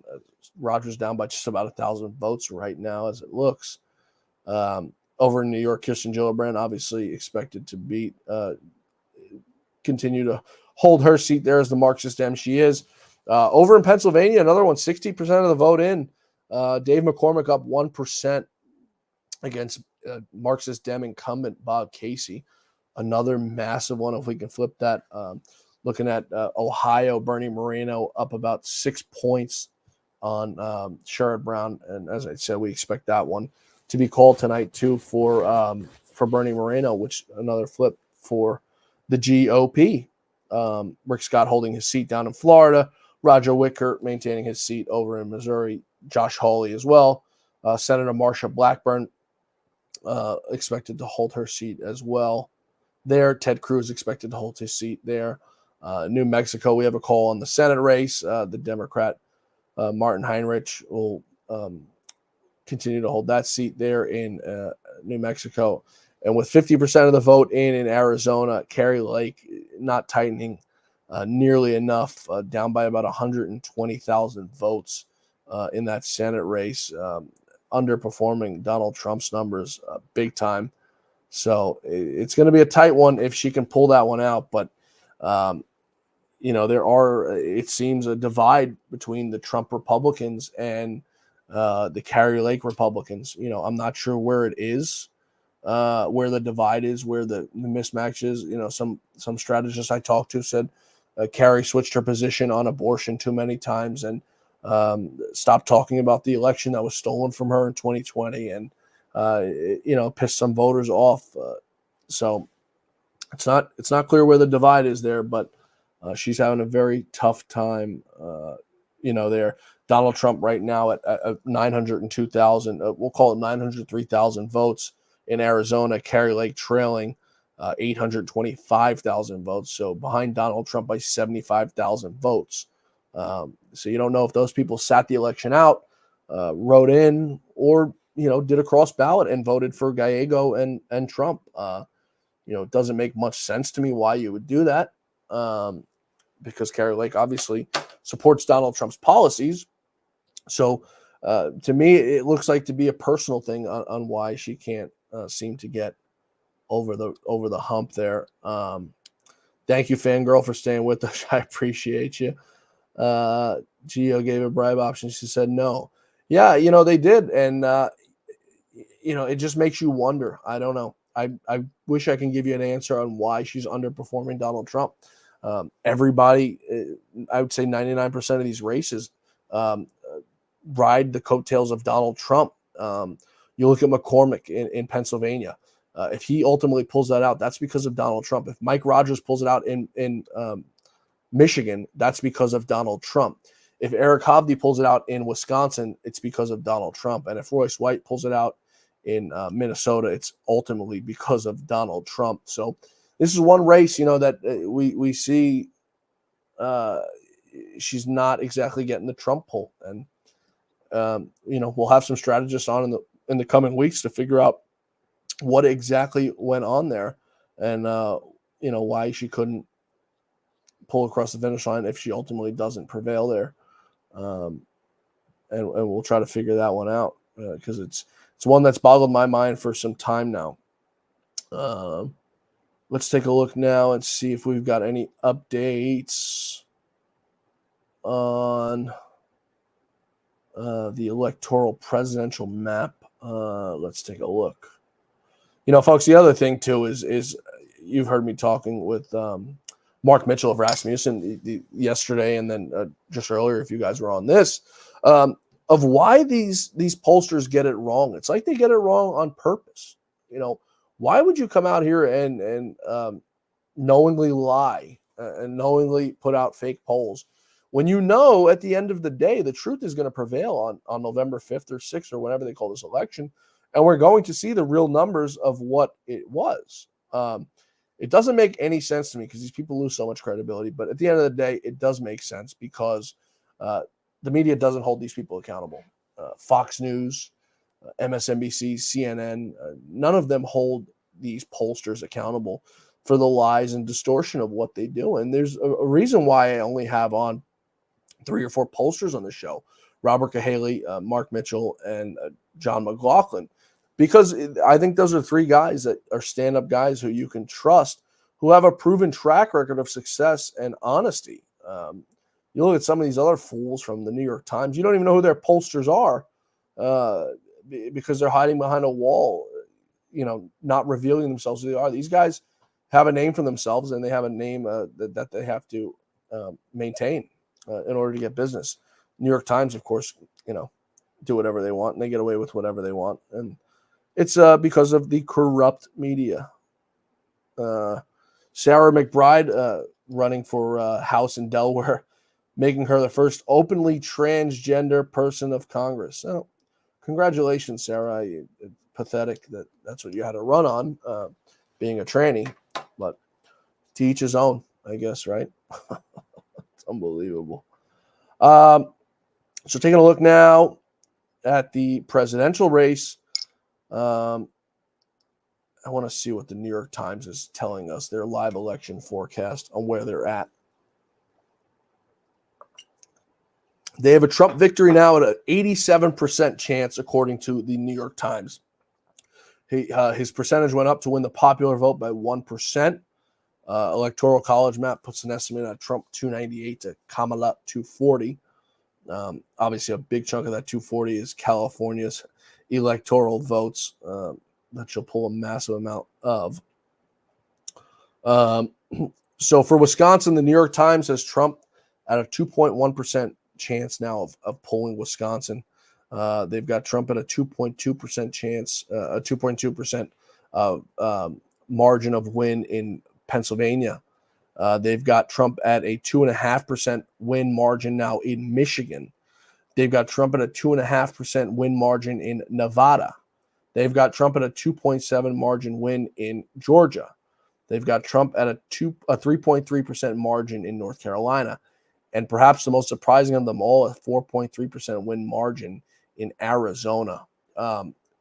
Truly unbelievable. For every one of you guys who was watching before the live stream we did earlier, one of the guys asked, do you think come one, come all, will Trump win or Kamala win all of the swing battleground states? And I said, it's kind of hard to do. I think, he'll pick off one or two and she'll pick off one or two. But the way it's looking right now, as it lies, it's looking to be a clean sweep, which is pretty remarkable if Trump can hold that up. With 10% of the vote in Minnesota, Trump is up by a margin of 61-36. Let's check the 2020 election map on where we're at in Minnesota. So Trump lost Minnesota by a margin of 7 percentage points. So we've still got some votes to come in there in Minnesota, but nonetheless, that's where we're at right now. Wisconsin, we have 57% of the vote in Wisconsin. Donald Trump up 50% to 48.5% for Kamala.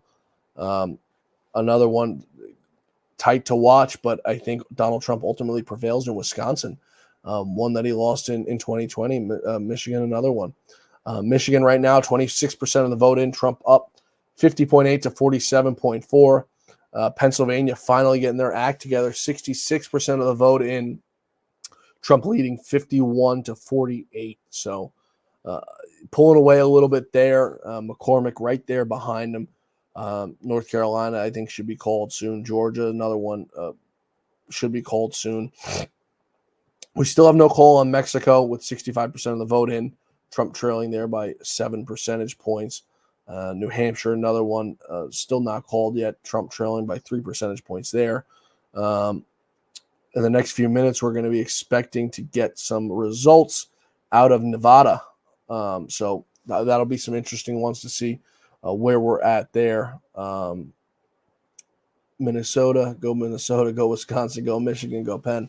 Yeah, we're all with you there, Fall Girl. We want to see the same thing you want to see, so we can all go to bed tonight, happy people, and wake up tomorrow. Election Wizard headquarters is now predicting that Bernie Moreno will win Ohio. I told you folks that about a half hour ago that from my sources inside the campaign there, that race was going to be called. So that's another massive win for the Republicans over on the Senate side, as they hope to pull 54 seats or 55 seats in the Senate going into the new year. Over on the House side, Republicans have a net gain of 3 so far, so that's very good news. Let's take a look now and see if we've got any updates over in Arizona. And so every major poll now has been closed so far. It's 10 o'clock hour. The only one we're waiting on is Washington at 11 p.m., which will go Democrat, and California as well, 11 p.m., Hawaii at midnight, Alaska at 1 p.m. So usually how it works is the Republicans take Alaska, Democrats take Hawaii, and Democrats will probably take California, I would say, with the 54 electoral votes that come with it, along with the radical left Washington state, as goes every election in our lifetime.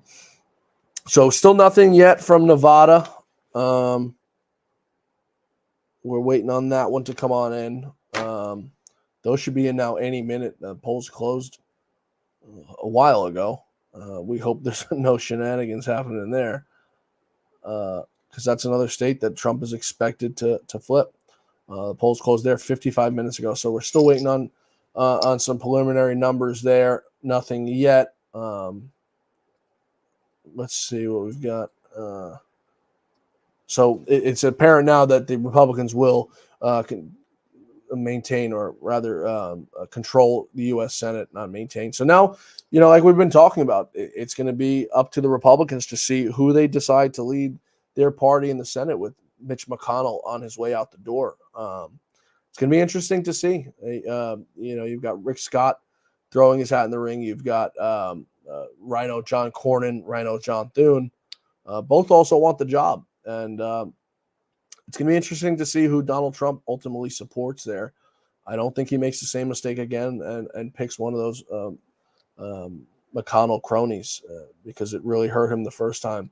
All throughout the impeachments, the hoaxes and all that stuff, none of those guys had his back.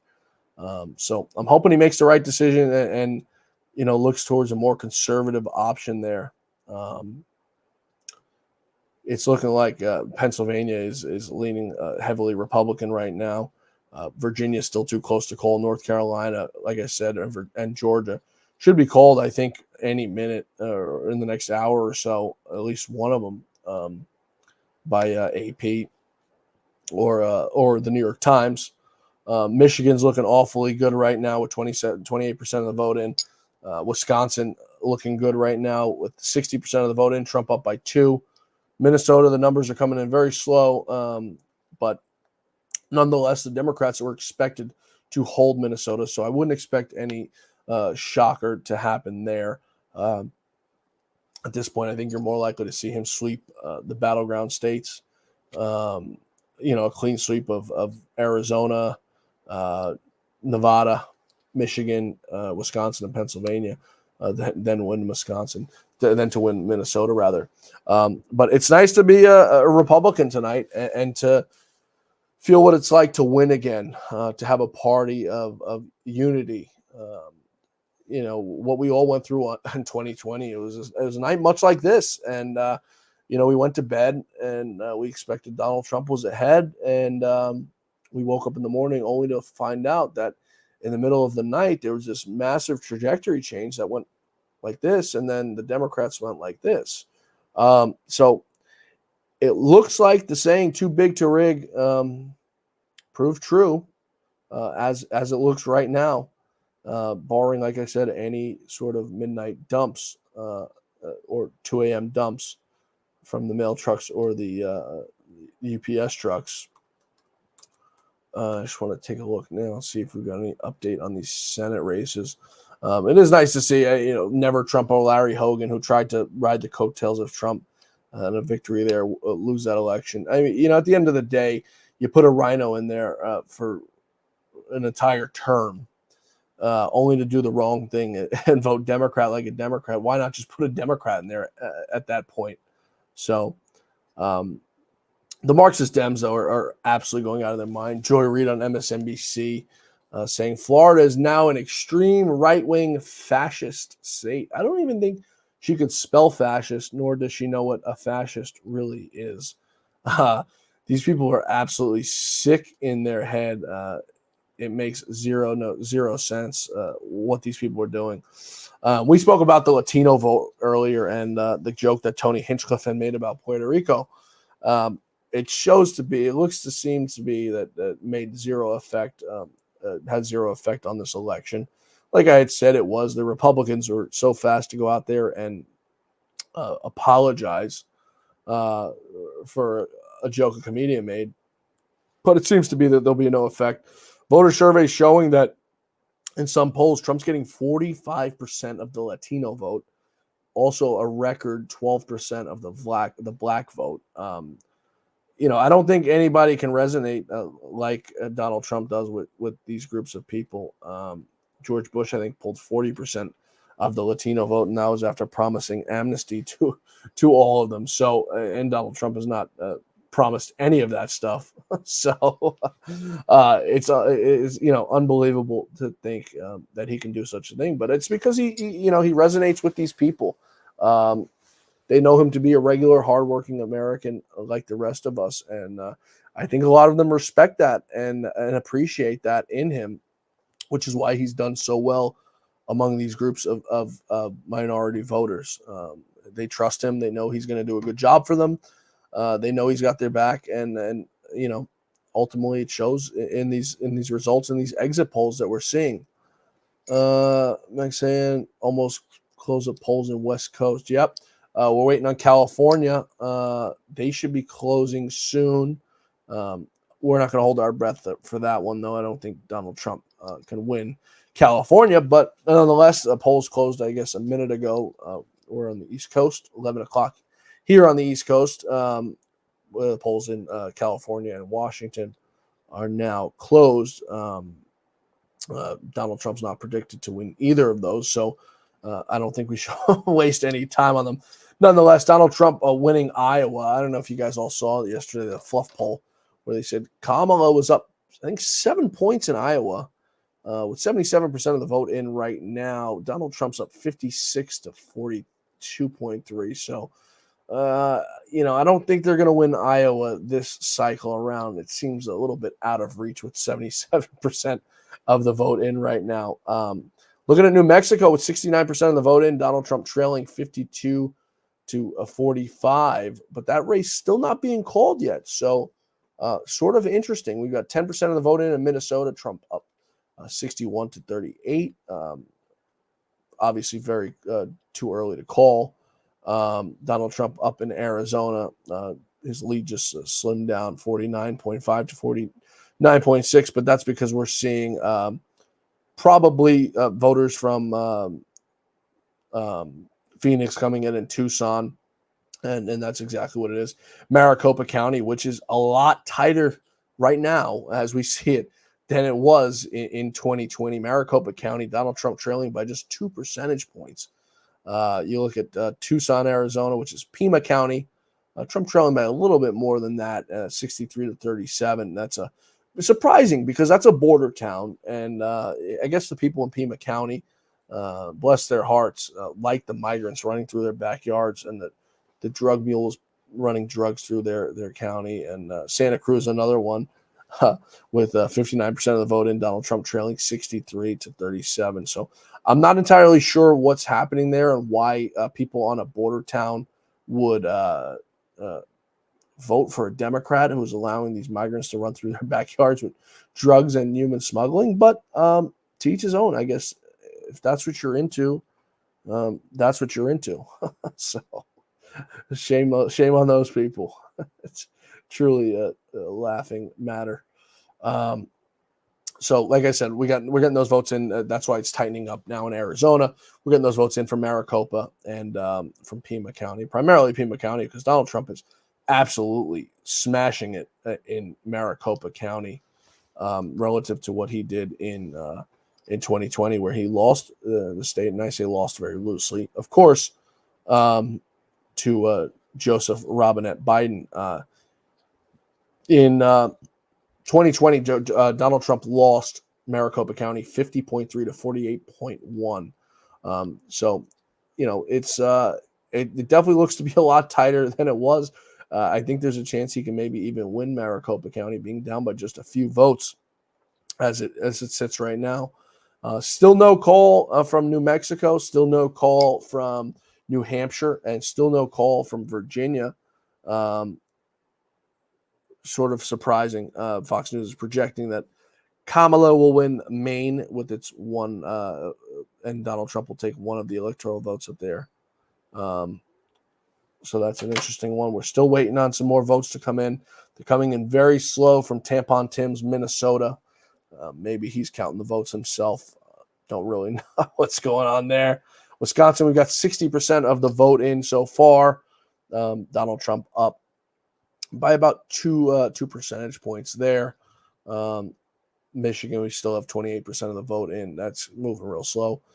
Pennsylvania's deciding, I guess, to pick it up a little bit. We got 70% of the vote in there, and Donald Trump is pulling away with it, 47 to 51. I want to take a look here and see where these votes are coming in, just to give us all a better idea of how nervous we should be for a potential steal out of Pittsburgh or a potential steal out of Philadelphia. So let's take a look at this to see where these votes are coming in over in the great state of Pennsylvania. So Pittsburgh, which is Allegheny County, we've got 93% of the votes in.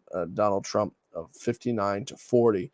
Now, just to take a look on where he was at in Allegheny County, that, like I said, we have 93% of the vote in, so pretty close. Where he was in Allegheny County. So this is 2020. In 2020, Biden beat Trump in Allegheny County 59.7 to 39.2.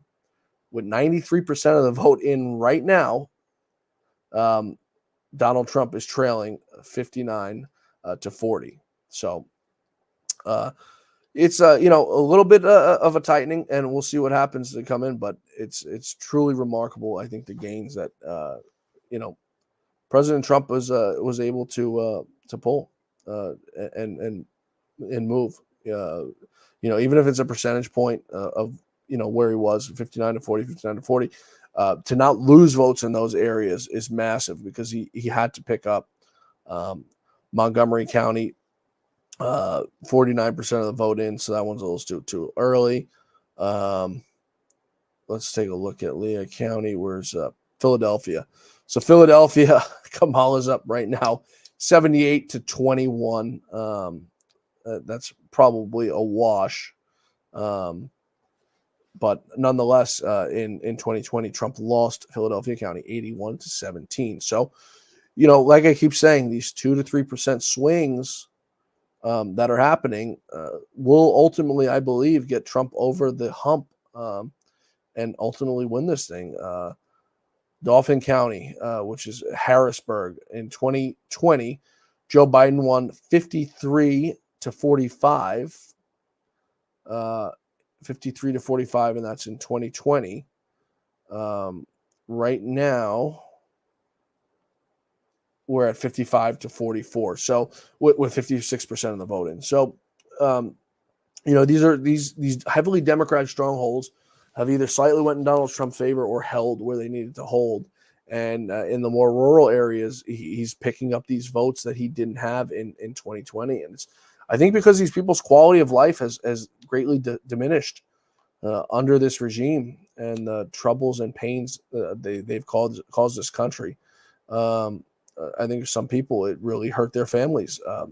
In the rural areas, these people who are farmers whose lives depend on agriculture, and the Biden administration has done absolutely nothing to help these people or save their farms in very troubling times of high inflation and a lot of spending. So truly remarkable Donald Trump's numbers and the performance he's having tonight across all states. And it's not just these battleground states, it's across all states. What he's done in Florida, the 13-point swing, the 13-point win, absolutely unbelievable.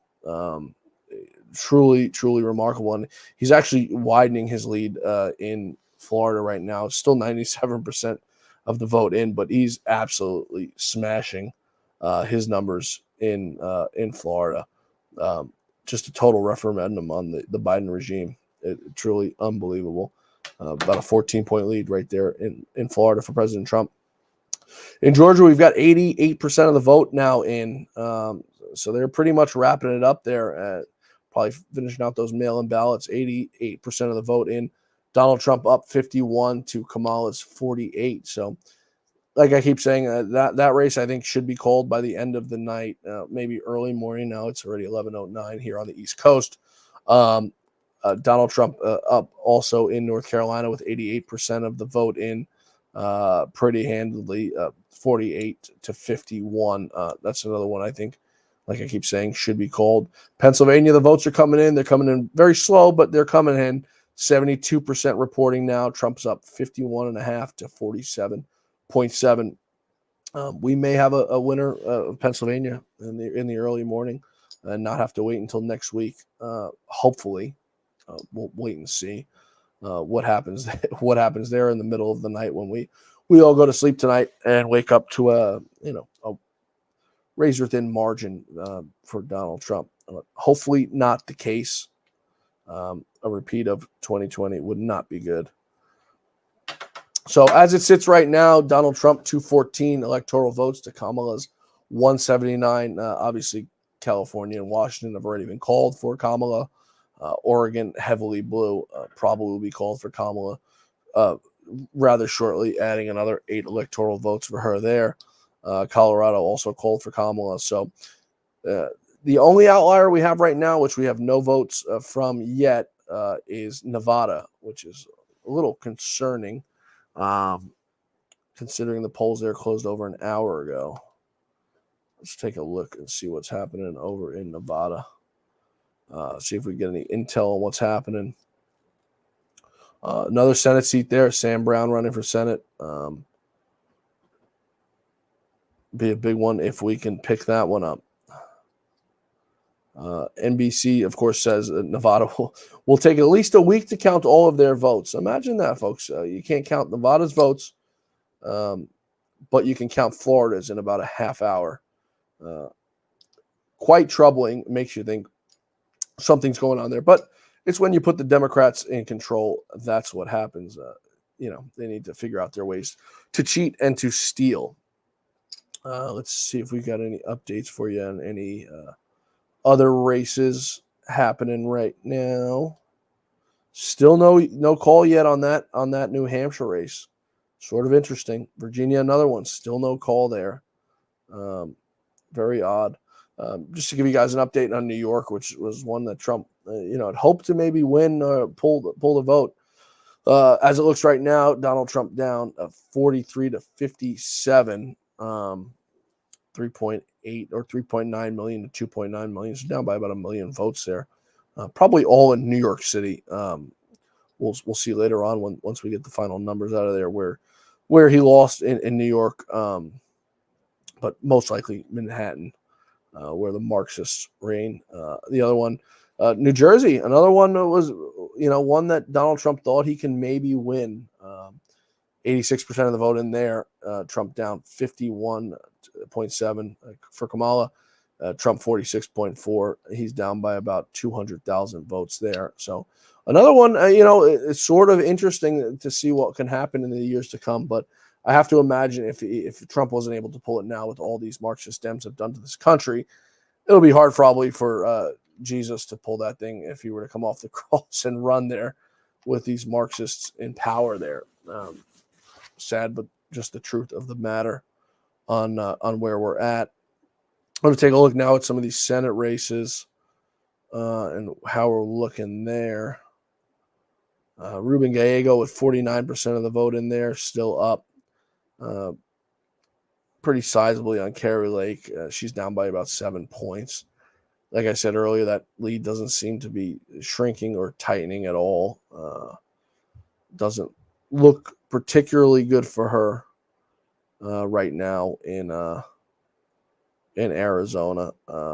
It was a race that we watched closely.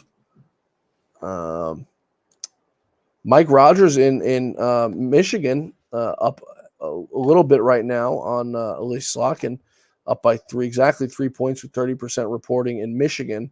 Another tightly contested race that if maybe Mitch McConnell dumped a few dollars into, the Republicans could have had a chance at winning. Now, we're not writing that one off, but it's a tight one, but it could have been a lot less tight than what it is right now. Let's take a look now. Let's see.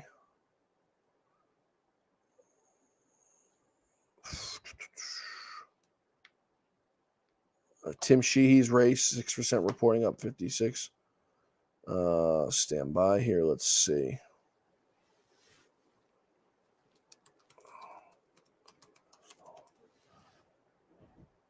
Let's take a look here. Bernie Moreno, as I said, 90% reporting in that race. That race is being called by multiple people already. Bernie Moreno up 6 points. Yeah, there in Ohio. Another massive pickup for the Republicans. Dave McCormick with 72% of the vote in Pennsylvania, looking very promising for him there, up 3 percentage points. And as I said, looking at some of the votes that have come in, the massive Democrat strongholds in Pennsylvania, either stayed flat where Donald Trump lost no votes, like Allegheny County, or slightly picked up by a percentage point or two. But that percentage point or two is what's going to put him over the top for Pennsylvania. It's what's going to put him over the top in Michigan. And I think it's what's going to put him over the top ultimately for the popular vote. Getting killed in Philadelphia, but that's expected. But the numbers are a little bit less than what we saw in 2020. The voters are revolting against this administration that hurt them. The black voters, the Hispanic voters across the board, Philadelphia County, another one, Montgomery County, another one. The voters revolting against this Biden regime, who has hurt the African-American community, have hurt the Hispanic community, sourcing jobs to illegal immigrants across this country. the voters finally have opened their mouth and said, enough is enough. We've had enough of this. We've had enough of you taking advantage of us. You see how Trump performed among the black community. It's because these folks have been disenfranchised for years from the Marxist Dems. The Marxist Dems act like they owe them something, like they have to vote for them. And these folks now have opened their eyes to see what Donald Trump did for them in his 4 years in office and what he will do for them again. And, telling to look at places like Philadelphia, Pennsylvania.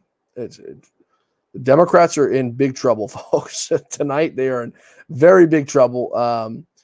So let's see. In 2020, it was about 730,000 votes cast in Philadelphia. So 700,000 votes cast in Philadelphia. Now with 80% of the vote in, there's only 500,000 votes in Philadelphia County. So, even with the finish and the rest of them, you get maybe another 60 or 70,000 votes. You're still 150,000 short of where they were in 2020. So you see things like that. The voters revolting against this regime. Looking at Allegheny County, which is Pittsburgh. Let's see where we were at in 2020. In 2020, Pittsburgh, Allegheny County. Let's see. 700,000, about 700,000 in Pittsburgh in the 2020 election, and you have it's about 650,000 now. So you had a little bit of drop off there, and it's across the board. This is what we've seen being reported across the board. Voter turnout in these urban areas is down across the board, which is bad for the Democrats, because the Democrats need the Chicagos of the United States. They need the Philadelphias of the United States. They need the Detroits of the United States to pull their votes. The deep inner blue cities, the Manhattans of the United States. That's where they get their votes. That's where they get their votes from the popular vote, and they need those. And it seems the voters absolutely revolted against them this time and said no dice. I want to take a look at Manhattan, because it's one that I'm curious about. In 2020, we saw about 690,000 votes cast in Manhattan. This election, we're looking at, let's take a look at the poll tab here. This election, we're looking at about 580,000. So you have a drop off now of about 100,000 in New York City alone, in Manhattan, I should say, rather. So across the board, Kamala is going to wonder why she's going to lose the popular vote. And it's for things like that. And it makes you wonder, if Joe Biden stayed in the race, could he have outperformed Kamala Harris? I don't think anyone could have done worse than Kamala Harris. She was absolutely terrible. But I guess Joe Biden wasn't much better for what what they had to offer. Sort of interesting. Voter turnout. Let's see, New York, even down in Staten Island, which is where I'm from, a Republican stronghold. In 2020, Joe Biden got 100. Donald Trump got 123,000 votes. 90,000 Democrat votes. This year, Kamala Harris got 65,000. So a drop off of 15,000.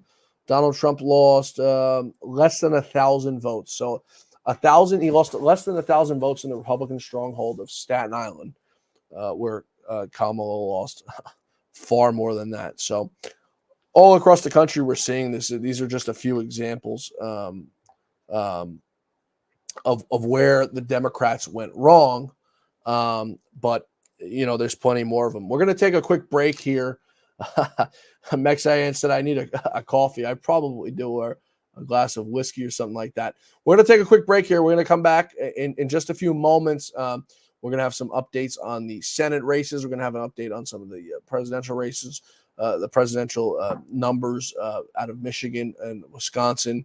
And we'll have an update out of Minnesota as well. So stay with us. We're coming right back. Don't move. A large retail store just canceled a huge order, leaving us with a ton of extra My Pillows. But you know what? That's their loss. I'm going to make it your gain. For the first time ever, you get standard classic My Pillows for wholesale prices, only $14.88. I can't believe I'm even saying that. Only $14.88. But it gets even better. For a limited time, I'm going to offer my entire classic collection at wholesale prices.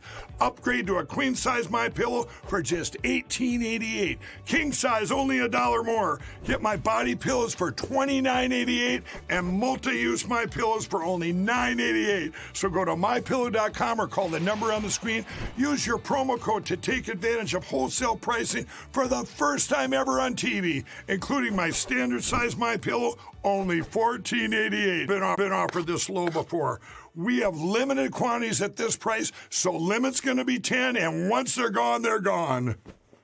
A large retail store just canceled a huge order, leaving us with a ton of extra My Pillows. But you know what? That's their loss. I'm going to make it your gain. For the first time ever, you get standard classic My Pillows for wholesale prices, only $14.88. I can't believe I'm even saying that. Only $14.88. But it gets even better. For a limited time, I'm going to offer my entire classic collection at wholesale prices. Upgrade to a queen size My Pillow for just $18.88. King size only $1 more. Get my body pillows for $29.88 and multi-use My Pillows for only $9.88. So go to mypillow.com or call the number on the screen. Use your promo code to take advantage of wholesale pricing for the first time ever on TV, including my standard size My Pillow, only $14.88. They've never been offered this low before. We have limited quantities at this price, so limit's going to be 10, and once they're gone, they're gone. A large retail store just canceled a huge order, leaving us with a ton of extra My Pillows. But you know what? That's their loss. I'm going to make it your gain. For the first time ever, you get standard classic My Pillows for wholesale prices, only $14.88. I can't believe I'm even saying that. Only $14.88. But it gets even better. For a limited time, I'm going to offer my entire classic collection at wholesale prices. Upgrade to a queen size My Pillow for just $18.88. King size only $1 more. Get my body pillows for $29.88 and multi-use My Pillows for only $9.88. So go to mypillow.com or call the number on the screen. Use your promo code to take advantage of wholesale pricing for the first time ever on TV, including my standard size My Pillow, only $14.88. They've never been offered this low before. We have limited quantities at this price, so limit's going to be 10, and once they're gone, they're gone. A large retail store just canceled a huge order, leaving us with a ton of extra My Pillows. But you know what? That's their loss. I'm going to make it your gain. For the first time ever, you get standard classic My Pillows for wholesale prices, only $14.88. I can't believe I'm even saying that. Only $14.88. But it gets even better. For a limited time, I'm going to offer my entire classic collection at wholesale prices. Upgrade to a queen size My Pillow for just $18.88. King size only $1 more. Get my body pillows for $29.88 and multi-use My Pillows for only $9.88. So go to mypillow.com or call the number on the screen. Use your promo code to take advantage of wholesale pricing for the first time ever on TV, including my standard size My Pillow, only $14.88. They've never been offered this low before. We have limited quantities at this price, so limit's going to be 10, and once they're gone, they're gone. Thanks, everybody, for staying with us. We're going on now 4.5 hours, so we've been on here for quite a bit, and I did have to go get some coffee. I don't drink Rudy coffee. I drink the My Pillow coffee, and you guys can go to mypillow.com/John for max savings. Christmas is coming. Mike's got a ton of products that you guys can use for stocking stuffers and stuff like that. The pillows I use the sheets, I use the shoes, I use the coffee, I use just about everything Mike Lindell offers to use. So I recommend you guys head over to mypillow.com/John and do your Christmas shopping early while Mike's running some real good deals. So before we went to break there, we were going through some of the numbers, and it's remarkable to see the drop-off that the Democrats have had since 2020, losing hundreds of thousands of votes in New York City. I used, for example, losing thousands of votes in Pennsylvania, in Pittsburgh, and over in Philadelphia. And it's following the trend that we've seen all along, the voters revolt and sort of a buyer's remorse for what we saw happen in 2020. I think people voted for Joe Biden in 2020 because they hated Trump. But then they realized what Joe Biden and Kamala Harris could do to this country and the damage they've done to this country. And you see it across lines. Donald Trump, record Hispanic turnout. Donald Trump, record African American turnout.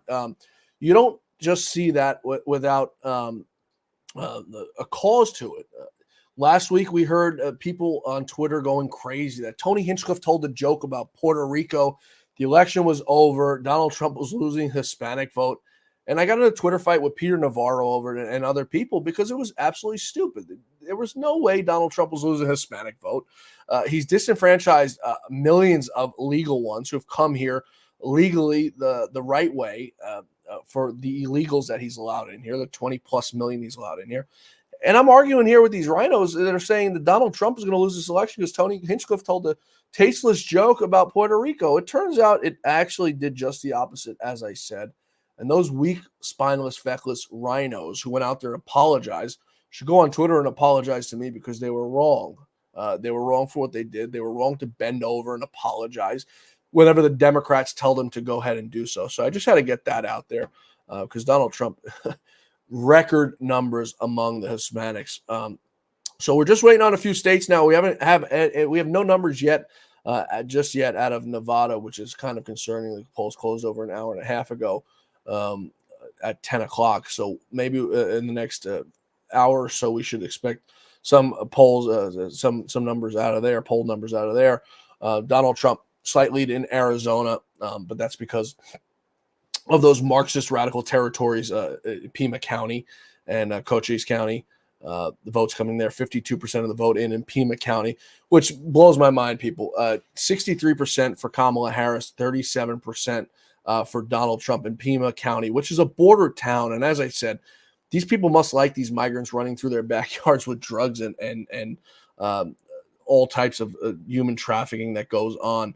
But Joe Biden won Pima County 58 to 39 in 2020, 304,000 votes for Joe Biden in 2020. As it looks right now, 170,000 votes for Kamala Harris with 63%, with 52% of the vote in. So similar numbers there, but once again, another drop off in these numbers. And it's what we're seeing continuously across the board with these voters, backlashing the Biden regime. Maricopa County, Donald Trump down by just about 2 points with 54% of the vote in there as well. I'm not sure what's taking so long for them to get the votes counted there. New Mexico, another one, still too close to call for AP, still too close to call for the New York Times. So I'm not sure what they're waiting for there. Maybe they see something we don't see. New Hampshire, another one. Virginia, another one that they are not calling. So I'm not entirely sure what's happening there. Hopefully they're seeing something we're not seeing, and they're showing that Donald Trump has a chance in any or all of those counties. Excuse me. We do have 71% of the vote in right now in New Hampshire, where Kamala is leading by 5 points, leading Donald Trump by 5 points. So we'll see what happens there.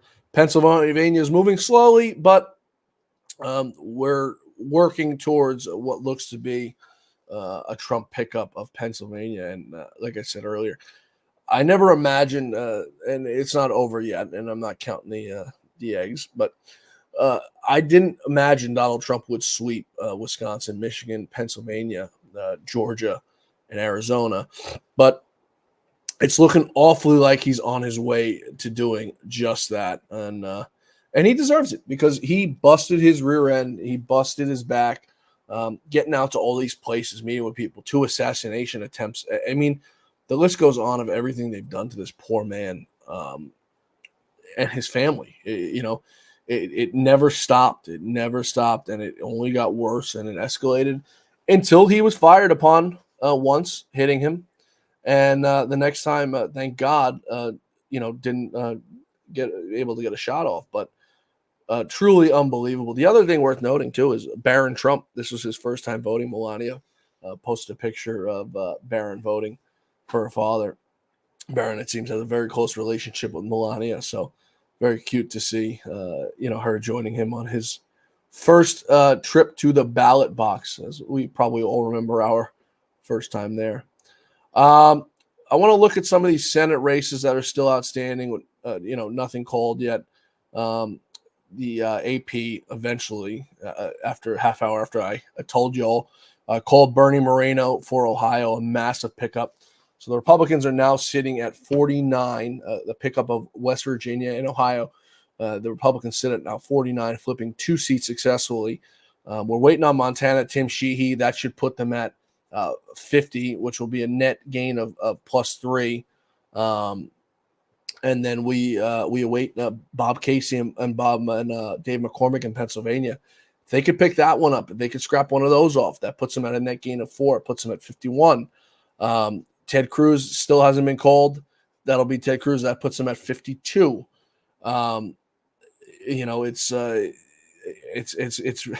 It's looking like it's going to be another really good night for the Senate for the Republicans. Nebraska, another one they still haven't called. That puts them at 53. They'll hold that one there.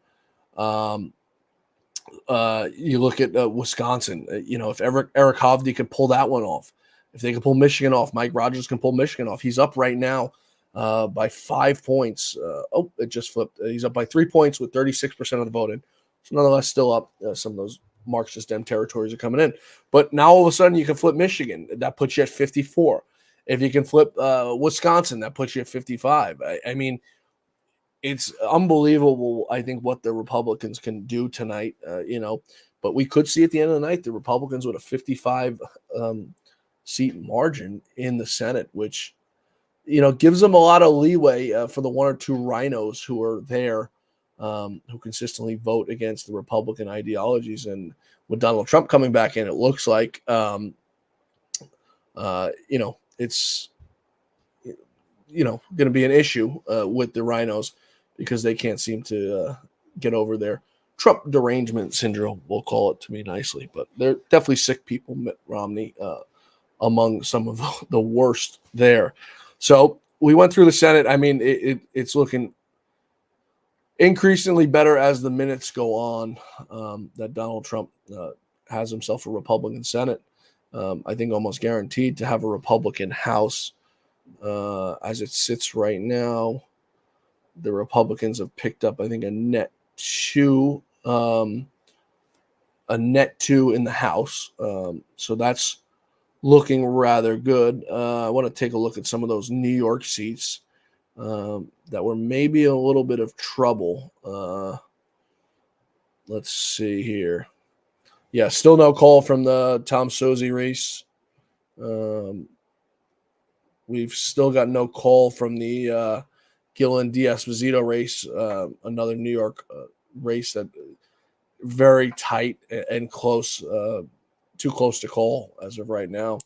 But 2 races that needed to be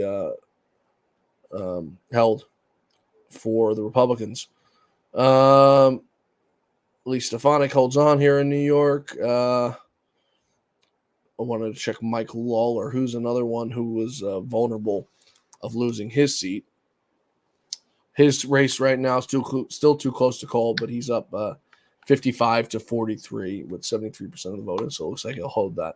So some of those New York races are the ones that if the Republicans don't get a big majority, it's because of those New York races that ultimately get flipped by the Democrats, which they've spent a lot of money to do. So if anyone's flip, it's going to be those.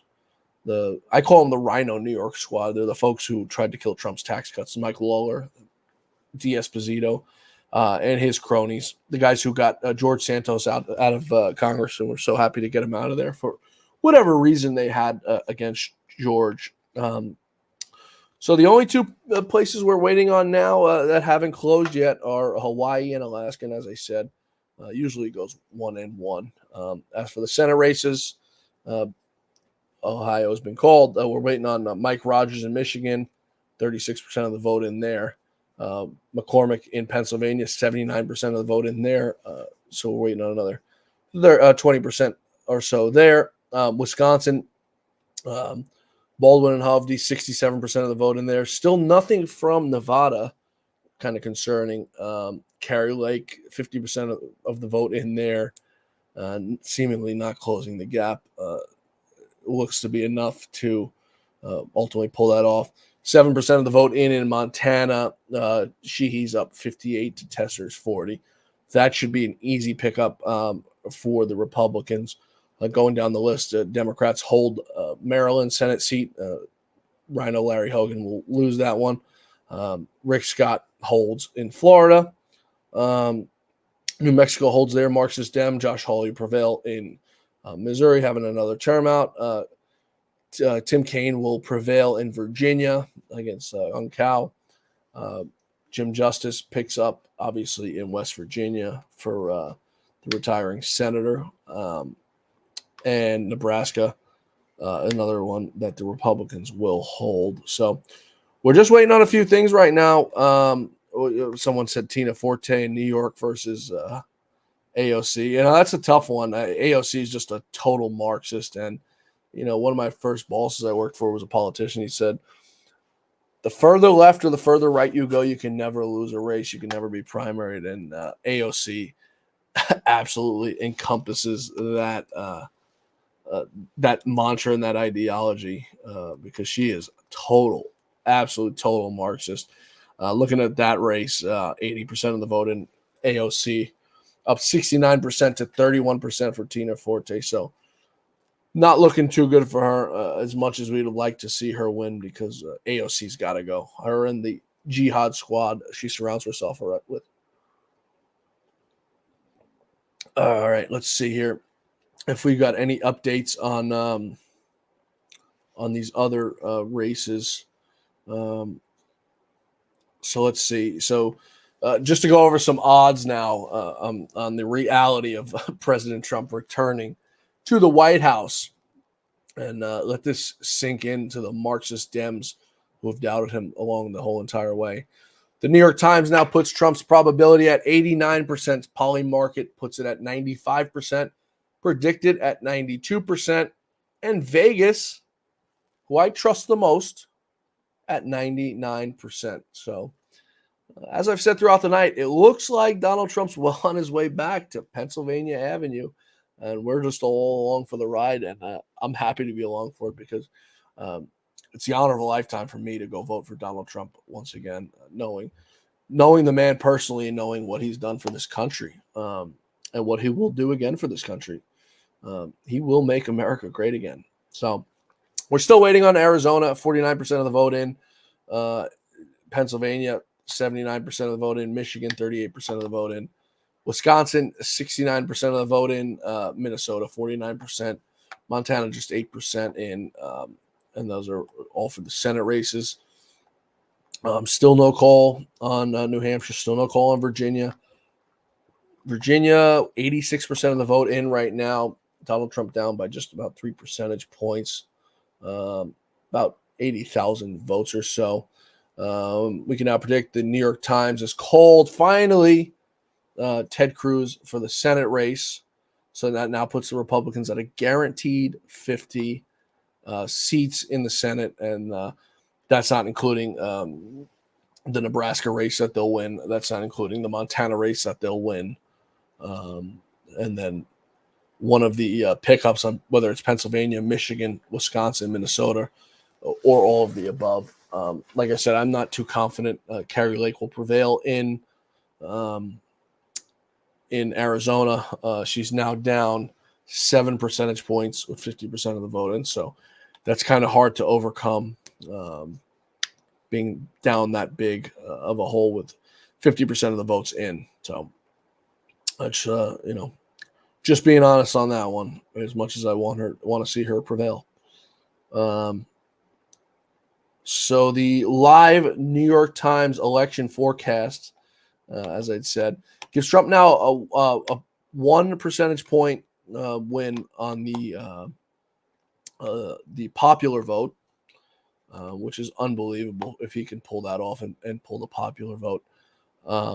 And it gives an electoral college estimate of about 298. It's predicting that he wins Nevada, Michigan, Pennsylvania, Wisconsin, Arizona, Georgia, and North Carolina. Although North Carolina has already been called by the New York Times for Donald Trump.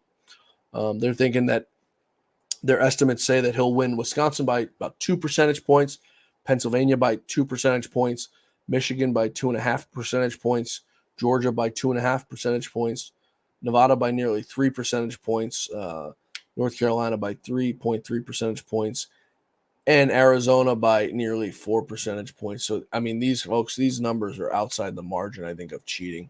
I don't think you can cheat those numbers on where he's at right now. And I think it's a little bit too late in the ball game for them to try to cheat.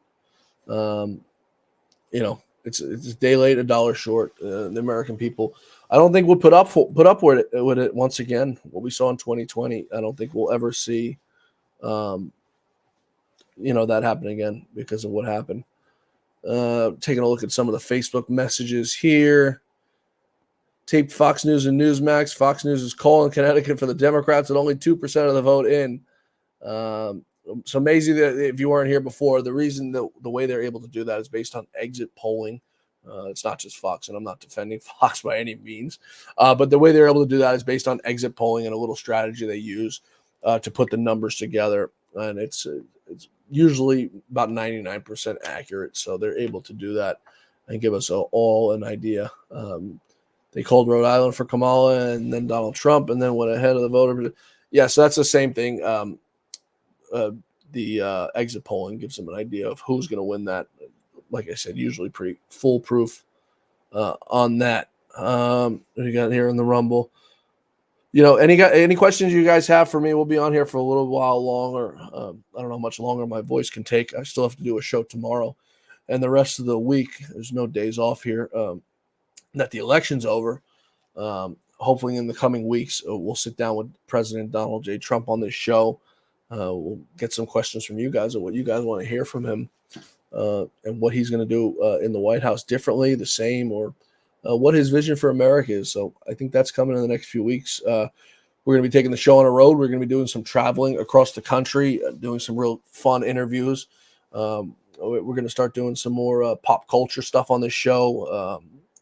And I think you guys are going to enjoy where we go. The whole politics thing can get boring after a while, I think, for all of us. And, after this election season that we just went through, it was time consuming and it was hard fought. So I think a nice break from politics on this show, or mixed in a little bit, will do us all some good. We're going to be talking to some professional sports players, just a bunch of different people across the board. And I think you guys are going to enjoy some of the stuff we have lined up and some of the trips that we're going to be taking, both in the country, both outside the country, and some of the new content we're going to be bringing you guys on this show. All things that Lou wanted to do and we discussed doing before Lou passed away. So I think it's incumbent upon me that we go ahead and capitalize on them and continue to have some fun on this show that we built. My coffee, it's the best. MyPillow.com/John. Delicious coffee. Thanks to Mike Lindell for keeping me hydrated and hopefully my throat working for at least a little while longer while we're here. NBC is reporting that Minnesota moves to too close to call. That's big news, folks. That's very big news. If Tampon Tim loses his home state, I can't think of anything more embarrassing than that.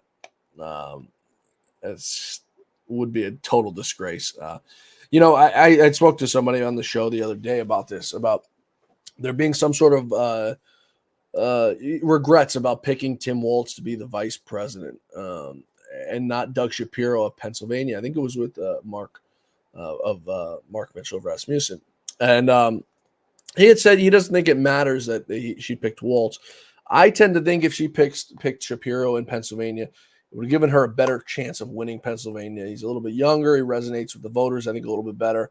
Tim Waltz, as we all saw him, the guy's a total freak. I mean, when he comes out and he does his little hand waving thing and all that weird crap he does, I don't think he ever resonated with the voters quite well. And I think that's the referendum we're seeing tonight, aside with the issues we saw with the Biden regime. But Tim Waltz, I think, gets to go back to his job as governor and gets his pension, his cushy salary. Where Kamala, I think, has to go get herself a job.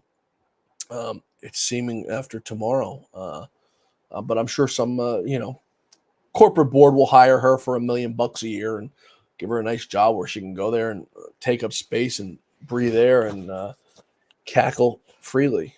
So as long as she's out of our hair, I'm fine with that. I've had enough of them over the last 4 years and hope to never see either one of them again for what they've done to this country. Let's see. Bill Ackman putting out a massive tweet here just a few minutes ago. Bill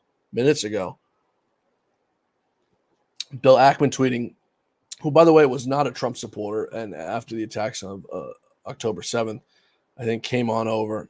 Bill Ackman tweeting this: if the election outcome is as I expected, it should cause the large minority of this country who supported Kamala Harris and predicted her victory to begin to question their sources of truth. That's something we often tell you on this show, and we just spoke about with the polls. Half the country has believed that X, formerly Twitter, is filled with mis and disinformation, and they could only therefore rely on the New York Times, MSNBC, CNN, and other mainstream media for their news, and they did. Very true, very accurate. If, however, you have been active on X for the last year, you have known the truth for days, weeks, and often months before the facts appear in the mainstream media, which is very true as well. The mainstream media clipped, cut, and defamed Donald Trump while claiming that Joe Biden was as fit as a fiddle. And then when Joe Biden's polls collapsed, Kamala Harris was anointed the candidate, and her hieroglyphics was written and glowing and acclaim from the press. But this could not hold as she ducked the media and held fast to the teleprompter when she knew how to read, that is. Citizen journalists with their cell phone and cameras in hand captured the real Kamala, forcing her to defend her record and her plans in more media appearances. Did not go as well as the public demanded to learn more, so Kamala Harris had to risk her more unscripted media. The doom loop was underway with perhaps 60 Minutes as one of the most dramatic examples, even after CBS tried to save her, most glaringly by isolating one answer to replace word salad to respond to another answer. But the citizen journalists on X quickly caught on and outed this fraud and demanded a transcript. As many people who supported Kamala began to realize they have been misled, they openly became Trump supporters as alternatives, but they did not want to rely on the mainstream media to understand him because they did not want to be misled again. They wanted to hear from the candidate in his own words, and that's where Lex Friedman and Joe Rogan, long-form podcast, came to the rescue. When Kamala was offered to do the same opportunities to explain herself, she, of course, rejected them, and the voting public could only draw a negative inference. When the story of this election was written, I expected it to be much about half of how Americans woke up to the reality that we have been manipulated by the media. This should have led to an abandonment by many of the mainstream media as their primary source of information. It will push more people to X, the podcast, and other sources, and will lead to a more informed public. I mean, this thing is written absolutely beautifully. The other outcome I hope happens is the implosion of the Democratic Party. The party lied to the American people about the cognitive health and fitness of a president. It prevented, threatened, litigated, and otherwise eliminated the ability of other candidates from the primary to compete, to get on the ballots, and even participate in the debates. The party and the administration used lawfare in an attempt to imprison, bankrupt, and otherwise kill Trump as a candidate. These acts are collectively grave threats to democracy. With the highest irony, in order to hide these acts, the party accused the opposition candidate of being a grave threat to democracy. The Democratic Party proved itself to be fundamentally and undemocratic. It needs a complete reboot. The leadership should have been thrown out, and those responsible should apologize to the American people. Honest Abe said it best. You can fool some of the people all the time, and all of the people some of the time, but you cannot fool all the people all of the time. And I mean, I think that's one of the best written things I've seen in a very long time from Bill Ackman, who became a Trump supporter recently. Like I said, after the attacks of October 7th, he had seen enough from this regime of dishonest people and all the distrust that they've garnered, and they deserve it because they're liars. They misled all of us, and they mean to destroy this country. So, great piece there on Twitter from that fella. Let's take a look and see if we've got any updates now on where we're at electoral college wise and where we're at in some of these Senate races. Thank you, Fall Girl, for still staying with us on this late election night, almost the day after. Let's see where we're at here. As I said, Minnesota, according to NBC, has moved to the too close to call column. We're all happy with that because if Trump could win Minnesota, that's a real poke in the eye to Tampon Tim. So still nothing out of Nevada, which is very interesting. We've still got no call on the race in New Hampshire, in Virginia, and New Mexico, it looks like. Let's take a look here. Wavy Crockett in the chat. It looks like he wants a boot. I don't know. Is he kicking me out of here? Or what do he wants? Let's see. So Donald Trump now has a 90% chance of winning, according to the New York Times. That's up a little bit. And they put him at a 1.1 on the popular vote estimate. So, and a 301 on the Electoral College. But if you watch the Great America Show over the last few weeks, years, months, you would have had all this information, some time ago, because this is what we've been talking about on this program for some time. Like I said, the pollsters we have on are top of the top, and they're, on point with everything they do.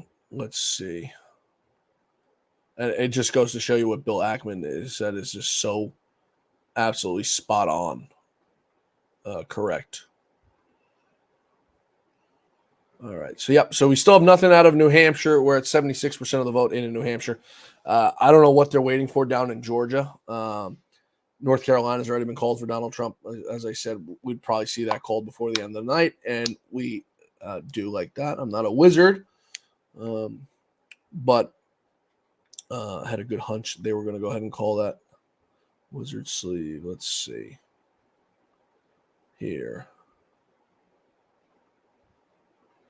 Where are we at here? So New Hampshire, we got 76% of the vote in. Pennsylvania, 83%. They're picking it up, but they're still taking their time and dragging their feet for whatever reason. Hopefully there's no late night ballot dumps there, but that seems to be in the Trump column as of right now, and probably at the end of the night into the early morning here. Let's take a look here. Michigan's ramping it up a little bit, 45% of the vote in there. New York Times has a lean Republican. Donald Trump up 5 points there. Absolutely stunning. 76%. Get ready for this one, folks. 76% of the vote in Wisconsin. Donald Trump is up by 4 points. I think that one is probably Wavy Crockett. What is it, a wizard sleeve? I think that one's probably in the bag for Donald Trump, Wisconsin. I think that one will probably be called in the early morning hours. Hopefully even flip over the Senate seat there. We can take a look at that as well. Right now, Eric Hovde's up by 2 percentage points. So the general trend for these folks is that they're trailing behind Donald Trump. He just took a bump there. He's up 2 percentage points. The general consensus is these guys trailing Donald Trump, in some cases slightly, in others a little bit more. Carrie Lake's case, obviously a little bit more than some of these others. But Eric Hovde trailing Donald Trump by just under 100,000 votes.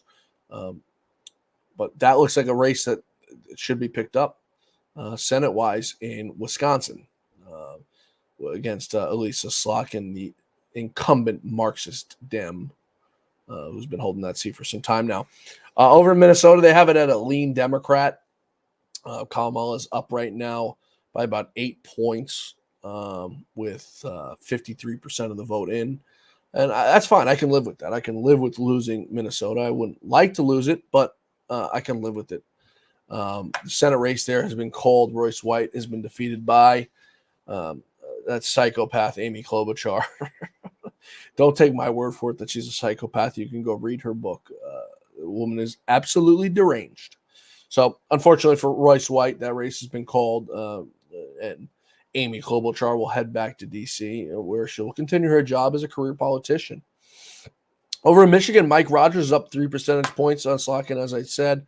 McCormick's got a 2-point lead on Bob Casey. That's another one I'm expecting to pick up by a decent amount of votes there. Up by about 120,000, 110,000. Doing math out loud there. So that's one I think that we should be comfortable picking up. Carrie Lake is having a tough time closing this gap. 50% of the vote in.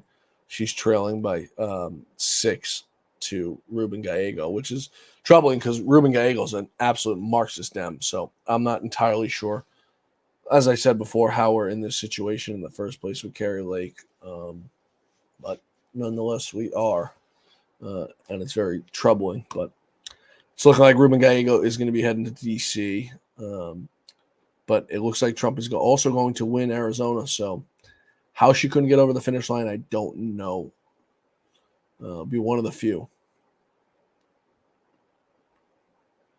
Let's see. Ransom Reed. It's looking like it's. I don't want to say the word over. I wouldn't say too close for comfort. I mean, I think we're outside the margin of cheating. To be completely honest with you, in states like Georgia, with 95% of the vote in, Trump up by just under 200,000 votes. 103. I think we're outside the margin of cheating there. 2020 was too close to comfort when we all went to bed that night. It was a sizable lead, but it was very close. I think we're outside the margin of error. North Carolina was the one that had me nervous. Taking North Carolina by 3 eases my nerves a little bit. But looking at Pennsylvania with 84% of the vote in, Trump up by 3. That eases my nerves as well.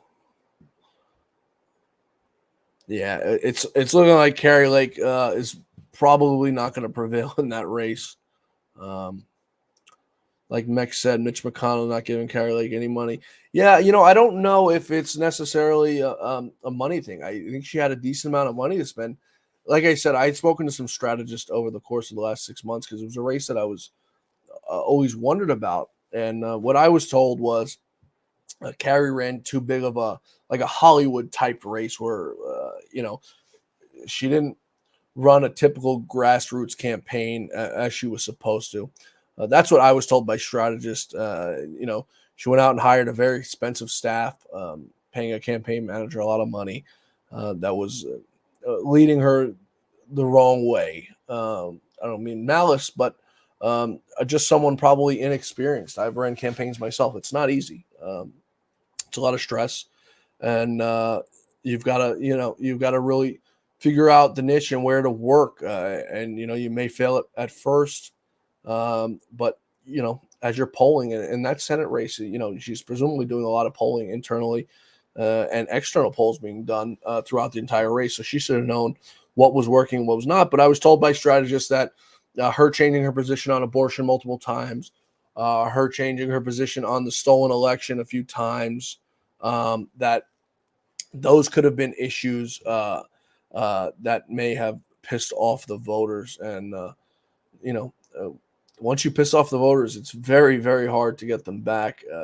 And it's much like this. Once I piss you guys off as an audience, you're not going to want to come back and watch my show anymore. There's just so many other options for you guys to go ahead and do. So, it's a tough gig for both of us.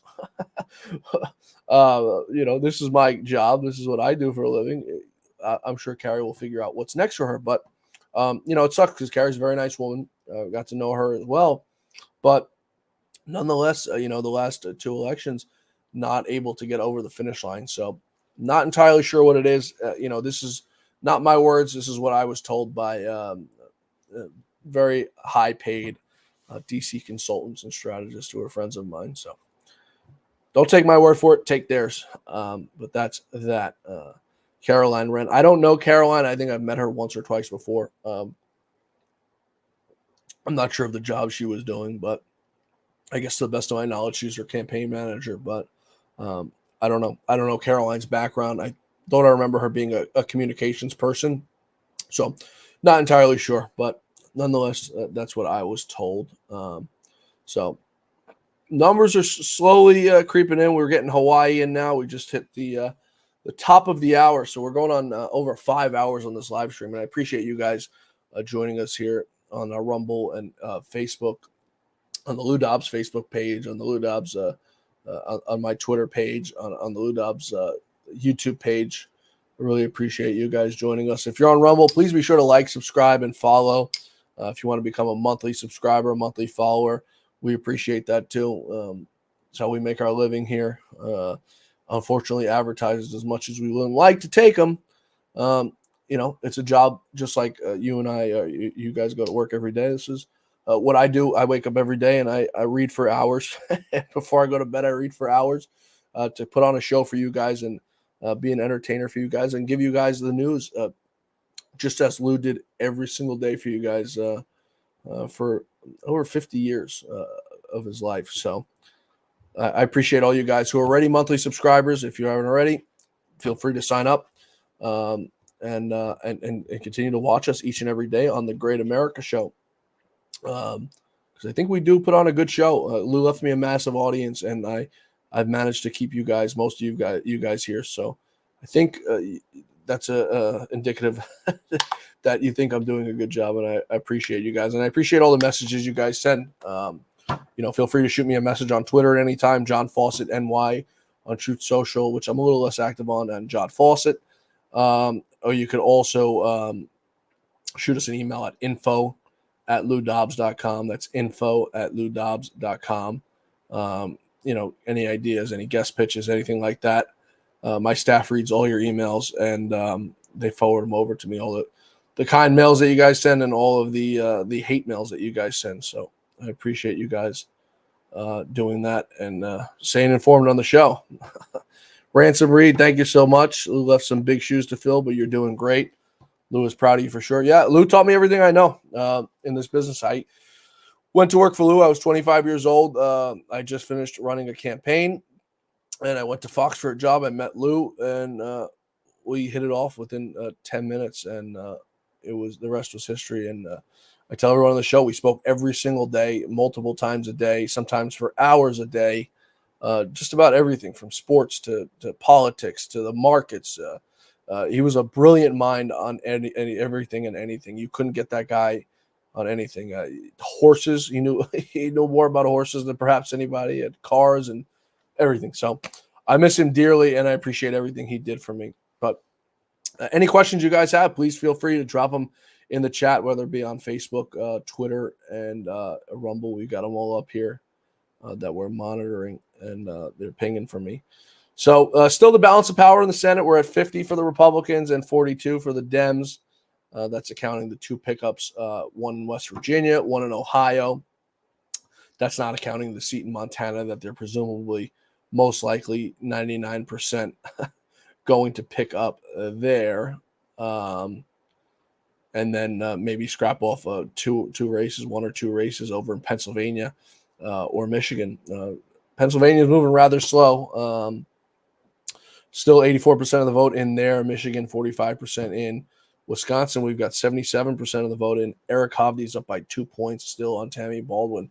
I think that's a race that's most likely going to stay to the Republicans. I'm hopeful about McCormick in Pennsylvania, but you never know with Pennsylvania and the fraud that they take part in throughout election nights, as we've seen in the past. Let's see. We've got a comment here. Ransom Reed, how's the house looking? Great mentor. Yeah, absolutely is a great mentor. Couldn't have picked a better person to be my mentor, and it was totally by accident. I actually applied for a different job at Fox, and I didn't get hired, and I'm so happy I didn't, because it's what put me where I am today. If I did get that job, I'd probably still be stuck at the hellhole of Fox. How's the house looking? The house is looking good. It looks like as of right now, they've picked up 2 seats, so they should have a decent majority. Whether it be somewhere in the 5 to 10 range. It's hard to tell with those New York seats that are hung up. D'Esposito, one of them. So we're gonna have to wait to see those seats come in. But the New York seats are the ones I think that are most vulnerable if the Republicans do drop off any seats there. They've already picked up one at New York 22. A Dem pickup. So we're just waiting on, the Lawler seat, which I think should probably be called soon. Mark Molinaro down right now, 94% of the vote in. He's down by 1%. D'Esposito is down right now at 93% of the vote in, 55 to 44. That's going to be a tough one. Lawler's up right now, 55 to 43. D'Esposito is one of the guy. I don't know if you guys read the story, but D'Esposito had the issue where he decided to hire his fiance for the campaign, and then he hired his girlfriend, his side girlfriend, for the campaign or for his office, and then he hired that lady's daughter to also work in his office. So, if we're looking at the ethics side of it, he was one of the guys who wanted Santos gone. So he was one of the fellows throwing rocks while he was living in a glass house. So I'm not entirely sure he's exactly ethical to be in Congress, although none of those guys have ethics to begin with. So there's that. But nonetheless, that's going to be one that we have to watch for to see. But the Republicans should maintain majority of the House. How big that majority is going to be, yet to be seen. But I think the more important one that we look at is the Senate. Holding a 4-5 seat, maybe 6 seat majority in the Senate is far more important, in my opinion, than the House. The House we flip every 2 years. So, the first term for President, the first term of Congress for President Trump is going to be very important for him to get through, especially if we hold the Senate. The tax cuts, the corporate tax cuts expire next year. And these are the tax cuts that, boosted some of our biggest corporations, allowing them to save hundreds of millions of dollars and put back into their company, whether it be stock buybacks, driving up the stock price, equity, shareholder equity, things like that, hiring, opening up new locations, things like that. Those expire this year. So that's going to be another big one that they're going to have to get through. I assume President Trump's going to have more tax cuts for the middle class, renew those.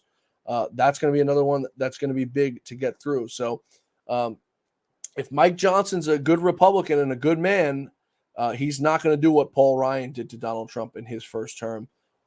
Paul Ryan totally sandbagged Trump. And for those of you who watched Lou every night, you know how much Lou disliked Paul Ryan. And Paul Ryan ultimately disliked Lou because Lou called him out for his nonsense and his lies.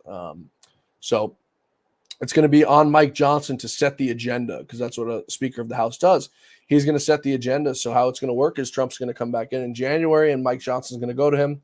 Well, Trump will go to Mike Johnson and say, all right, Mike, what are we doing? And Mike will lay out a plan, and it'll probably include some sort of border security, some sort of spending bill, because we have no spending bill. We've just been doing CRs. We have a budget that's absolutely out of control. So I plan that the Republicans will probably try to get some of this DEI garbage out of a budget, hopefully get some budget bills through. We've got to build this wall that President Trump wasn't able to finish his first term. So there's a few key items there. I think the wall is among some of the first. I'm sure we'll have some sort of health initiative from Robert F. Kennedy that will have to get through the House. So this will all be incumbent on Mike Johnson to go ahead and set the agenda, and we'll see how good of a job he does. If he does a good job, we'll leave him alone. But if he does what Kevin McCarthy did, I think we've got to get him out of there, and we've got to do it quick. We can't afford to let Mike Johnson sit there for 6 months even. I almost said a year, 6 months even, and do nothing. Time is way too valuable for us to be wasting it, and it's going to be on Mike Johnson and whoever President Trump taps as the next majority leader in the Senate to get that agenda through, set the agenda, and get it passed. And we'll have some speed bumps or road bumps in the Senate with rhinos like Mitt Romney trying to stop everything. But if we do get that 55, 56 seat majority in the Senate, it's going to be tough for guys like Mittens to block anything that Trump wants to do, which presumably he's going to be looking to do because he has a vendetta against President Trump. So that's that. Taking a look over here, Arizona, 50% of the reporting still in. President Trump, the slight lead there, and we'll expect the more red counties to start coming in and him expand that lead over there. Arizona, Georgia, I don't know why they still haven't called it. President Trump up by 2 points there with 93% of the votes reporting. I know Brad Raffensperger had said they're waiting for overseas ballots, I guess, from people in the military and stuff who send them over to get sent in, and they would be there by Friday. But, they could figure out how many ballots there are and assume that they're not all for Joe Biden and Kamala Harris and call that race because, it's over. They did finally call Virginia for Kamala Harris. 88% reporting right now. She's up 51-47. That was one that we watched that we thought maybe Donald Trump could pick off. So right now he's 0 for where are we at? Right now he is 0 for 3 on his races that he thought maybe he can flip. New Mexico, Virginia, and New York. Obviously taking a shot in the dark, and he had every right to. This is an election that is the most important one of our lifetimes. So he had every right to, and good on him for trying to do that. I think there's a lot of people out there who would have just sat back and said, it's a loss. So good on President Trump to at least try. The last one we're waiting for is New Hampshire. We'll see if he can flip those 4 electoral votes as it sits right now. 79% of the vote in. Trump is down 51.8 to his 47.2. He's down by about 29,000 votes there with about 21% still outstanding. So we'll see if he can flip one of those. But as for the other ones, I mean, it's looking really, really good. I don't want to call it yet, but it's looking very, very good when you take a look at Georgia with over 95% of the vote in. When you take a look at Pennsylvania with 87% of the vote in right now, take a look at Michigan with 51% of the vote in. Wisconsin, I think, is probably the first one we'll see called out of Wisconsin, Pennsylvania, and Michigan. 77% of the vote in. Donald Trump up by 4 right now. So that's one of the ones I think we'll probably see called first. No updates yet on the Senate races, but as of right now, the Republicans do take control of the Senate with a 51-seat minimum majority as it sits right now. Let's see. And that's not accounting, of course, that Mitt Romney is there as well. So that's that. As I said, Amy Klobuchar does prevail in that race in Minnesota, and that sucks for Royce White. I was hoping Royce can pull that one out in Minnesota. That race still not called in Minnesota. Let's see here. I'm going to go over some numbers real quickly on that Montana race that I think you guys we'll give you some sort of comfort and show you that it's probably going to be stand by here. pull that up here. So over in Montana, 15% reporting. Tim Sheehy's up 50,000 to 35,000. John Tester, 58 to 40. Some interesting stuff about Jersey. I'd mentioned President Trump hoping to flip some of those states that were deep blue that no Republican ever had a chance to flip, with the exception of George Bush in Virginia. But that ship sailed a long time ago when Virginia ultimately went totally blue. With 89% reporting in New Jersey, Harris is up 51 to 47, which is a Harris plus 4. In 2020, Biden won New Jersey by 17. That is a massive, massive referendum and a shift. And it's number shifts like that that is going to, I think, put Donald Trump over the top with the popular vote and finally put these idiot Democrats, quiet them up about getting rid of the Electoral College. Because of how well Donald Trump performed tonight into the early morning now. Give me a second here. We're going to pull up and see if we've got any updates going on here.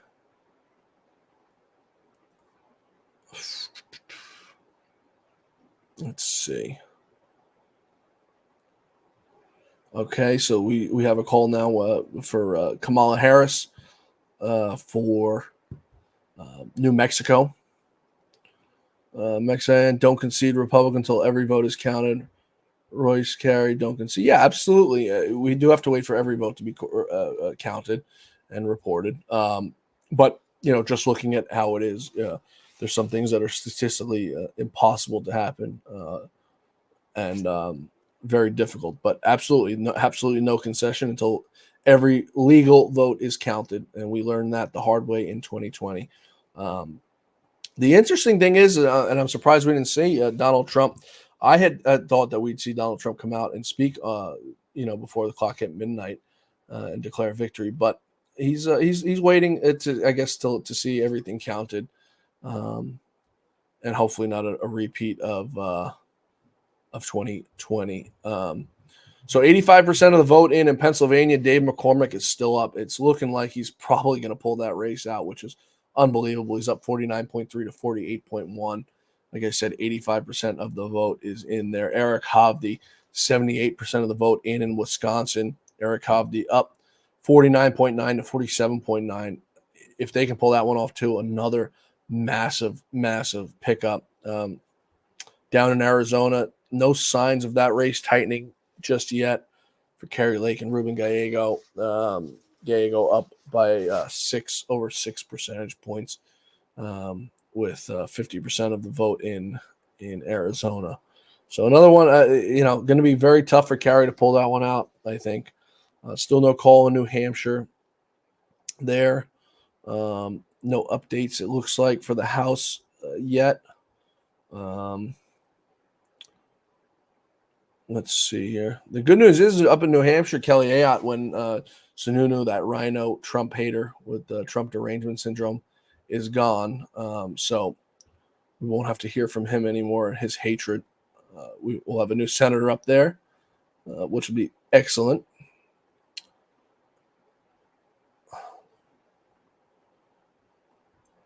Still nothing from Nevada, which is also, I think, a little concerning. Polls closed there 2.5 hours ago, and we have absolutely nothing from there. No early preliminary numbers, nothing. I'm not sure what they're waiting for. They did say that it would take to Friday to count the votes, but the fact that we're not seeing anything yet is a little interesting to see. We're also waiting for that Sam Brown race there too, who's running for the Senate. That military veteran. You guys may recall the Taliban tried to kill him. A very sad story. So we're hoping Sam Brown can prevail in Nevada. It'd be a very nice pickup for a man who really deserves it among almost everyone who's running for the Senate this cycle. Yeah, still nothing out of there. Montana, another one, very slow, counting very slow. I'm not sure what they're doing there, what they're taking their time about. We've got the Hawaii numbers in. Kamala Harris is the presumptive winner of Hawaii, as we expected. And we should have the Alaska numbers in just a little bit, which presumably Donald Trump will win Alaska. So we're waiting on those. 51% in now in Arizona. Donald Trump with a 0.8, so expanding his lead a little bit there. 50%, 57% in Minnesota. Another percent in Wisconsin, 78%. Oh, we just flipped 80% in Wisconsin now. Donald Trump widening his lead against Kamala, just under 3 percentage points there. That's another one I think we'll see called relatively soon, relative to the other ones. Pennsylvania, we still have 86% in. Nothing new out of there. Georgia was still stuck at 93% reporting, but I think Georgia, we've seen enough that they can make that call. Of course, Fox News was very quick to call Georgia, call Arizona for Joe Biden in 2020, but they're taking their time calling Georgia for Donald Trump. Makes you wonder who they want to win over there. Let's see what we've got here. Now, President Trump, of course, at Mar-a-Lago with Dana White, Elon Musk, and a few of his other folks, also hosting an election night party at the Palm Beach Convention Center, where he has hundreds, thousands probably of his supporters and some of his staffers who have helped him. The betting markets now, I think, all but have it in the bag for Trump. Poly Markets got it 87.5 for Trump. So for anyone who still wants to get a last-minute bet in, you can still go ahead and make 15 cents on the dollar if you feel so inclined to do so. Gateway Pundit is reporting that boxes of ballots are still arriving at Detroit's Bureau of Elections in cars with California license plates 11 p.m. So concerning, but hopefully not a repeat of what we saw in 2020, because that one was not fun to watch.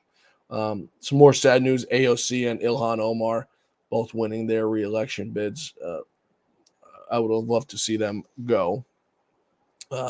Two very undeserving people.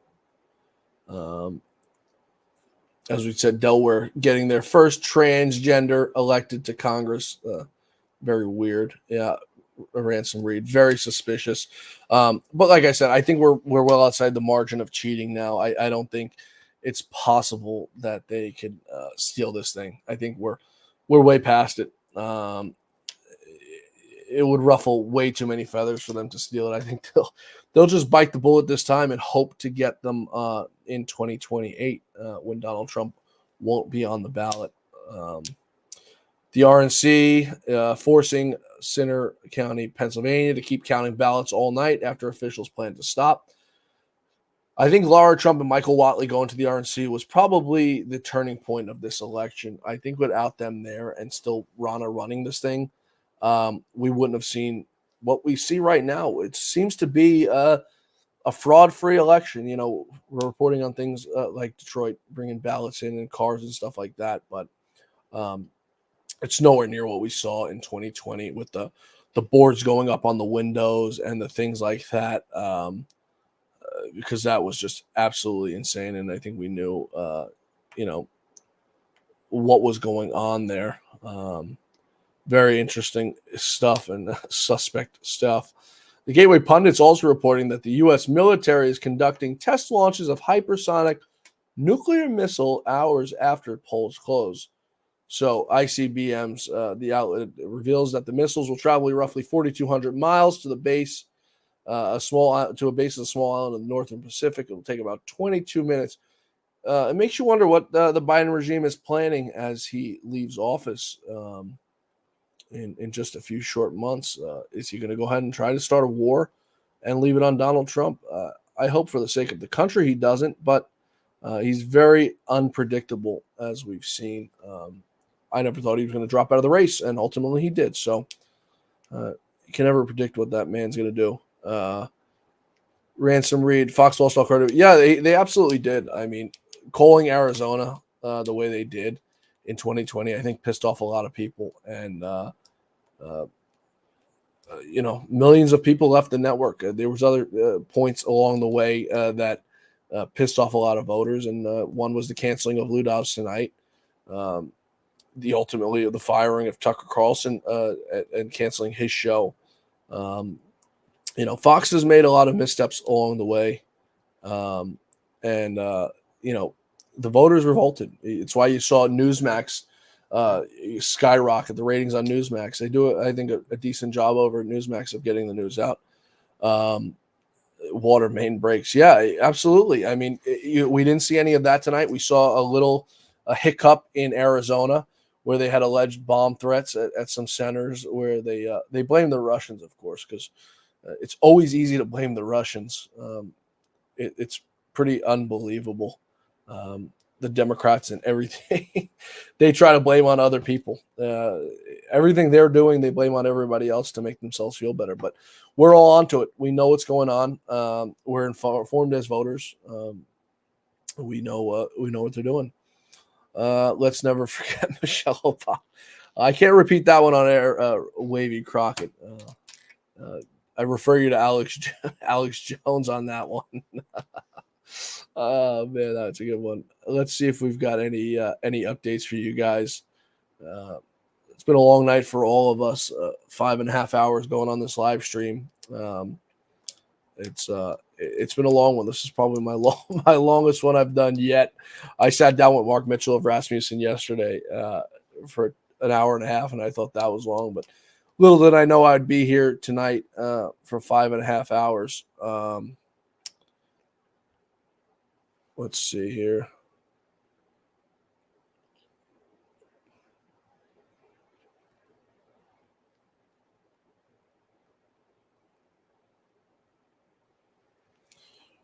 So let's see. Twitter's reporting the Harris campaign just shut off the sound on the TVs at her watch party and replaced it with music after a guest on CNN said tonight felt more like 2016 than 2020.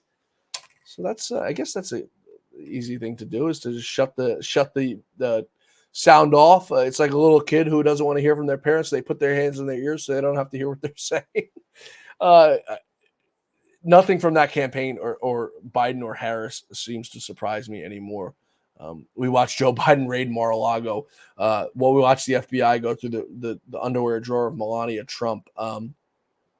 Things we've seen happen in this country in the last 2 years, I never imagined. Now, I haven't been on this earth probably as long as some of you folks listening, but nonetheless, I never expected that we'd see some of the things we've seen. I never imagined we'd see an assassination attempt in my lifetime on a president.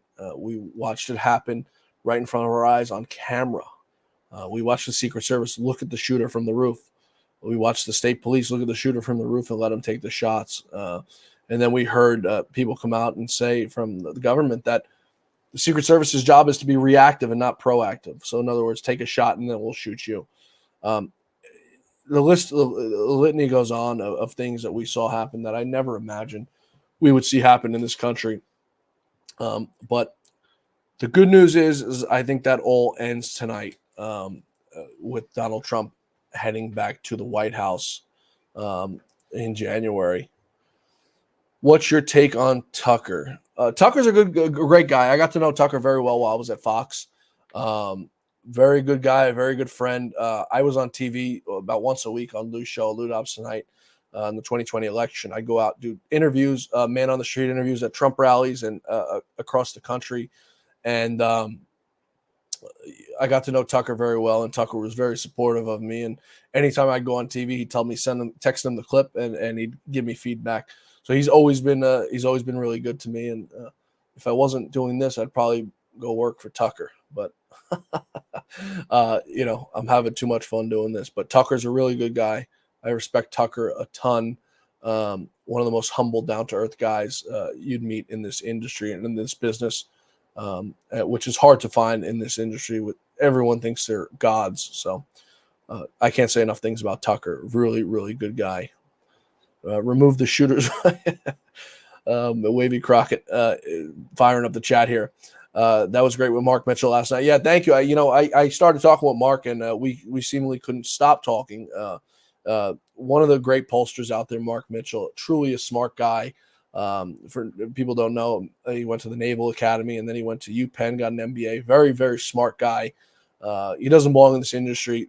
Far too much integrity to be in this industry in the first place, but nonetheless, a truly a stand-up guy, Mark Mitchell, and I appreciate all the stuff he's done on this show for us. The New York Times now has the popular estimate vote at Trump plus 1.1 for the popular vote, something I never thought we'd see.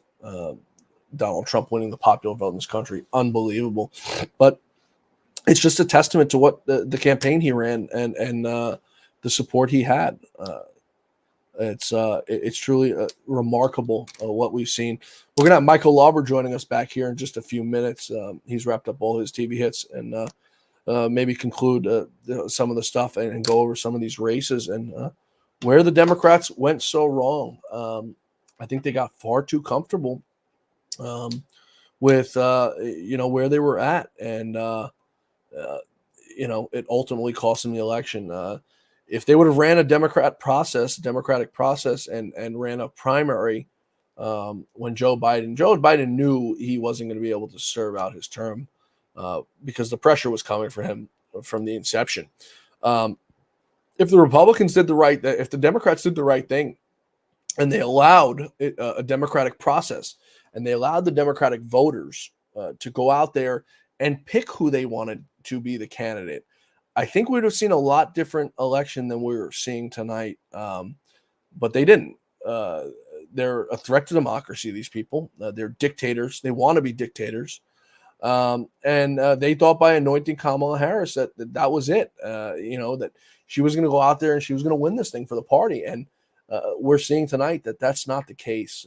And the voters, the Democratic voters, turning out to be not so Marxist after all.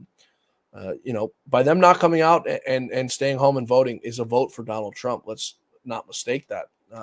So those folks are good people who decided they were going to stick home and they weren't going to go ahead and vote. And it's one of the few times you'll hear me say nice things about Democrats on this show because, like I keep saying, the pain and trouble they've caused this country by putting Joe Biden in the Oval Office in 2020. So it's a referendum on them, and by the voters not showing up tonight, like I said, it's a vote for Donald Trump.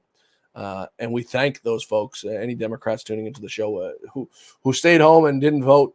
I appreciate you guys, and I have a lot of DMs I've got to get through after this election. I haven't checked them from haters who send me hate mail about Trump being a fascist and he was going to lose tonight and all this and all that. And I said, you know what? I know that's not true. I know Donald Trump's going to win. And you've heard me say it on this show for the last 3 months that I've taken it over. I believed from the beginning. I believed when Trump announced he was going to win. And, I wish that Ron DeSantis didn't get in the race or any of those other folks and hurt the party. They did. And they hurt themselves, I think, more than anybody else. But at the end of the day, it is what it is. And Donald Trump, I think, prevails at the end of the night. I think we all owe a great deal of gratitude to Bobby Kennedy, who decided to drop out of the race. It wasn't easy for Bobby. A lot of people don't realize Bobby's wife's an actress in Hollywood, best friends with Larry David, who's a sick man with Trump derangement syndrome. So for Bobby to come out on the limb and do what he did was very, very, very big. Truly remarkable guy. I've never met the fellow, but it took a lot of guts to do what he did. Being the position he's in, he's a California guy, lives in California. His wife's an actress, and great deal of respect for him. Ransom Reed, Trump worked his ass off. He absolutely did. Nobody worked harder than him, and I've been around the guy many times. Got to speak with him many times, and he really is hard to keep up with. The last time I saw him was at Mar-a-Lago with Lou and his wife, and Trump took us on a tour. It was just me, and you can see the picture on Lou's Instagram. It was Lou, myself, Lou's wife, and Donald Trump. No Secret Service. They all stayed in their positions around the perimeter. And he took us on a tour around Mar-a-Lago. He showed us around the place, and it was just unbelievable experience for me to think that I was getting a tour of Mar-a-Lago by none other than the president of the United States, taking us around the place. It was unbelievable, and he had people waiting for meetings with him, and he didn't care. He gave us all the time that we wanted. It took us up to his office, and it was unbelievable. And we go up in his office, and there's these big glass doors to go into to where his office is, and Donald Trump opens up the door, and I walk behind him to like grab the door to say, no, please, you go ahead. And he would not walk through the door until Lou, myself, and his wife walked through the door. And that's just the kind of guy he is. I'm delighted to say we have back with us Michael Lauber, who was with us much of the stream to break down what was going on in this country. Michael, welcome back, sir. Oh, thanks for having me back again. I'm feeling good. We're pretty good where things sit right now. Well, you went out. I hope you got yourself a drink, because I've been on this stream now for 5 hours and 45 minutes. So the people are still with us for the most part, coming in and out. But truly, Michael, a remarkable evening. How's your night going? Pretty good. And I haven't popped the cork on the champagne yet. I kind of feel like it should be finalized. I want the lamestream media, these dinosaurs, to call it. I feel like they should have to suffer through that, announcing that Donald Trump is once again president of the United States. Oh, it's going to take some time. MSNBC, Joy Reid's over there saying the people down in Florida are a bunch of fascists. First of all, I don't think she knows how to spell the word fascist, number one. No. Number two, I'd give her $1,000 if she could tell me what a fascist is, the definition. These people are idiots. They hear these words and they hear these terms, xenophobe. I guarantee you none of them know what a xenophobe even is. They come out here and they call us all these words, Nazis. That's probably, they say Nazi, I think, because it's very easy for them to spell, and they know a Nazi is associated with Hitler. Very easy one for them to say. That's why they came up with the whole term Nazis. Sick people. Yeah, exactly. Yeah, if there was even a drop of honesty in there. Nazism, again, is National Socialism. It's not really on the right. It sort of has that reputation. It goes back to World War II. We don't really need to get in the history now. Fascism, same thing. It was socialism adjacent. It literally means, comes from fascista, meaning a bundle of sticks. They're all stronger together. But I wouldn't expect a leftist to know that. They know that it's a word that means it's something mean, something bad. It's the enemy from World War II. And they've stuck with that trope for 80 years now. One that you often hear me say on the show, and you heard Lou say, is the philosophy of Marxism. And these people are Marxists. They mean to destroy this country. They want to transform it into a socialist society, a Marxist society. And that's the truth. You don't hear us going out there calling these Democrats anything but that. You don't hear us going out there calling them racists. They're the ones who are racist. They're the ones who are xenophobes. They're the ones you heard us say on this podcast tonight about how they thought the Muslim community and the Black community and the Hispanic community owe them something, like they do something. Yep. You know what I mean? And it's truly remarkable that these people are that sick. But they truly are Marxist, Mike, and they mean to harm this country. But I think after today, that reign's going to be over. Yes. Yeah, I really don't think the Democrat Party has changed much since the Civil War. What's shifted is the target of their aggression. In post-Civil War, it was the blacks, then it was the Irish, then it was the Jews, rolling into the 1930s. Eventually, then it went back to the blacks again. Then eventually, because of Kennedy, we had the Civil Rights Movement, which, again, remember, that wouldn't have gone through. He upon his death, LBJ took up his mantle, but Kennedy was working with the Republicans to get the civil rights amendments pushed through. But all this history is erased and ignored. But yeah, I do think the last 4 years has been a wake-up call to a lot of people in the middle and a lot of Democrats that were, Reagan-era Democrats back when you could kind of, they didn't want to destroy the country like they do today. That you could argue as a difference in philosophy, at least with some of them. Now, I do think there were some legit Marxists. The early infiltration started much earlier than that. The downfall of the Democrat Party really started in the late 60s, early 70s, where they started to embrace the socialism. But it's gone so far to the left today that, like I mentioned earlier, I've got 2 neighbors across the street that are lifelong Democrats that voted for Trump. Right. And it isn't just because of the state of the country right now. They see the state of the Democrat Party and they just can't get behind these things anymore. While you were gone, not much has changed as for what they've called. Obviously they're still holding out in Georgia with 93% of the vote in. Seemingly impossible for them to find the votes to steal this thing. Excuse me. But what I did was I went through some of these cities in across the country, and I'd use New York, for example, where we saw over 100,000 people not vote in New York City for the Democrats. Right here in Staten Island, losing thousands of votes for the Democrats. Out in Pennsylvania, in Philadelphia, in Allegheny County, losing thousands and hundreds of thousands of votes across the board because of what they've done and disenfranchised voters, all across the board. It's truly remarkable. Kamala Harris shutting off the speakers in her campaign party because someone was on CNN and they said, tonight feels more like 2016 than it does like 2020. Well, no shit, because you guys haven't started cheating yet, and hopefully you won't get the opportunity to start cheating. She reportedly, Mike, won't speak tonight, but she's a lady who doesn't really speak much. She speaks often, but doesn't say much. I guess that's the nice way of putting it. Yeah, talks in circles. I think it's a blessing in disguise that we won't hear from her tonight. What do you think? Agreed.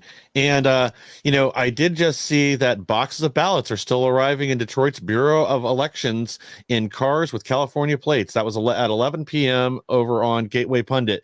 But I don't think the ballot ferry is going to make any appearances anywhere else. And I don't know that those votes are going to get counted. Because, again, I've got to give the RNC credit where credit is due. They have been on top of this with their attorneys across the board everywhere. I heard earlier they wanted to shut down ballot counting in Pennsylvania. And luckily, again, the RNC's attorneys were there and said, no, that is not the law in Pennsylvania. We just updated this. You are not allowed to stop counting votes in the middle of the night. We don't stop until we're done. And that right there made us save the election for Trump in PA.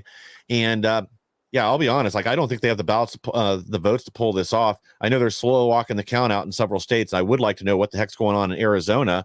But otherwise, I feel like this is in the bag for Trump. If we can get him to 270 tonight, even better. And if Arizona wants to take 3 weeks to count their ballots, well, I guess that's their prerogative. Not just Arizona, Nevada. I mean, the polls there closed at 10 o'clock. We're coming up now at 1 o'clock here on the East Coast. I'm not sure what the hell they're doing, taking their time over there in Nevada.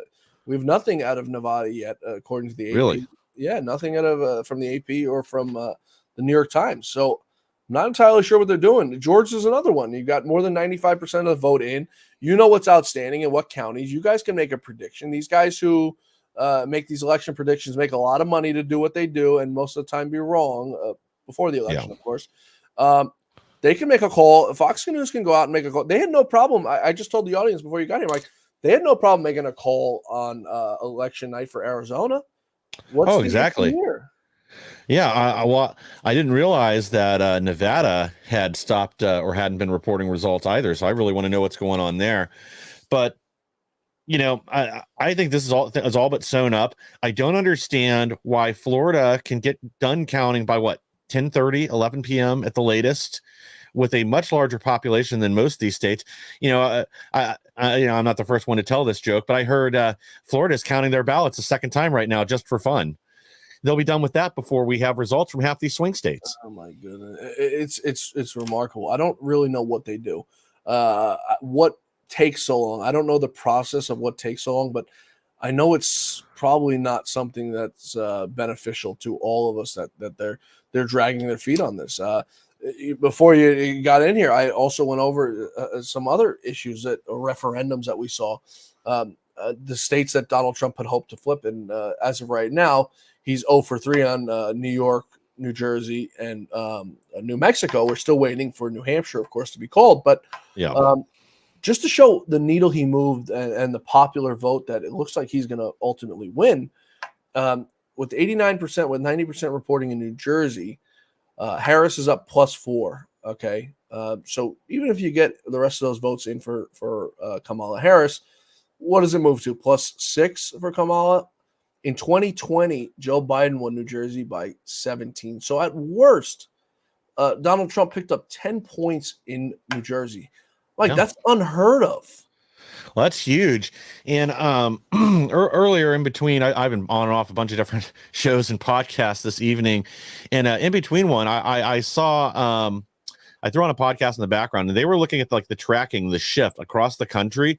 And yeah, this was a county by county map. I wish I'd caught what website this was on, but literally almost every county in the country, you had a little red line that was trending up and to the right, meaning they had an increase in Republican turnout and a decrease in Democrat turnout.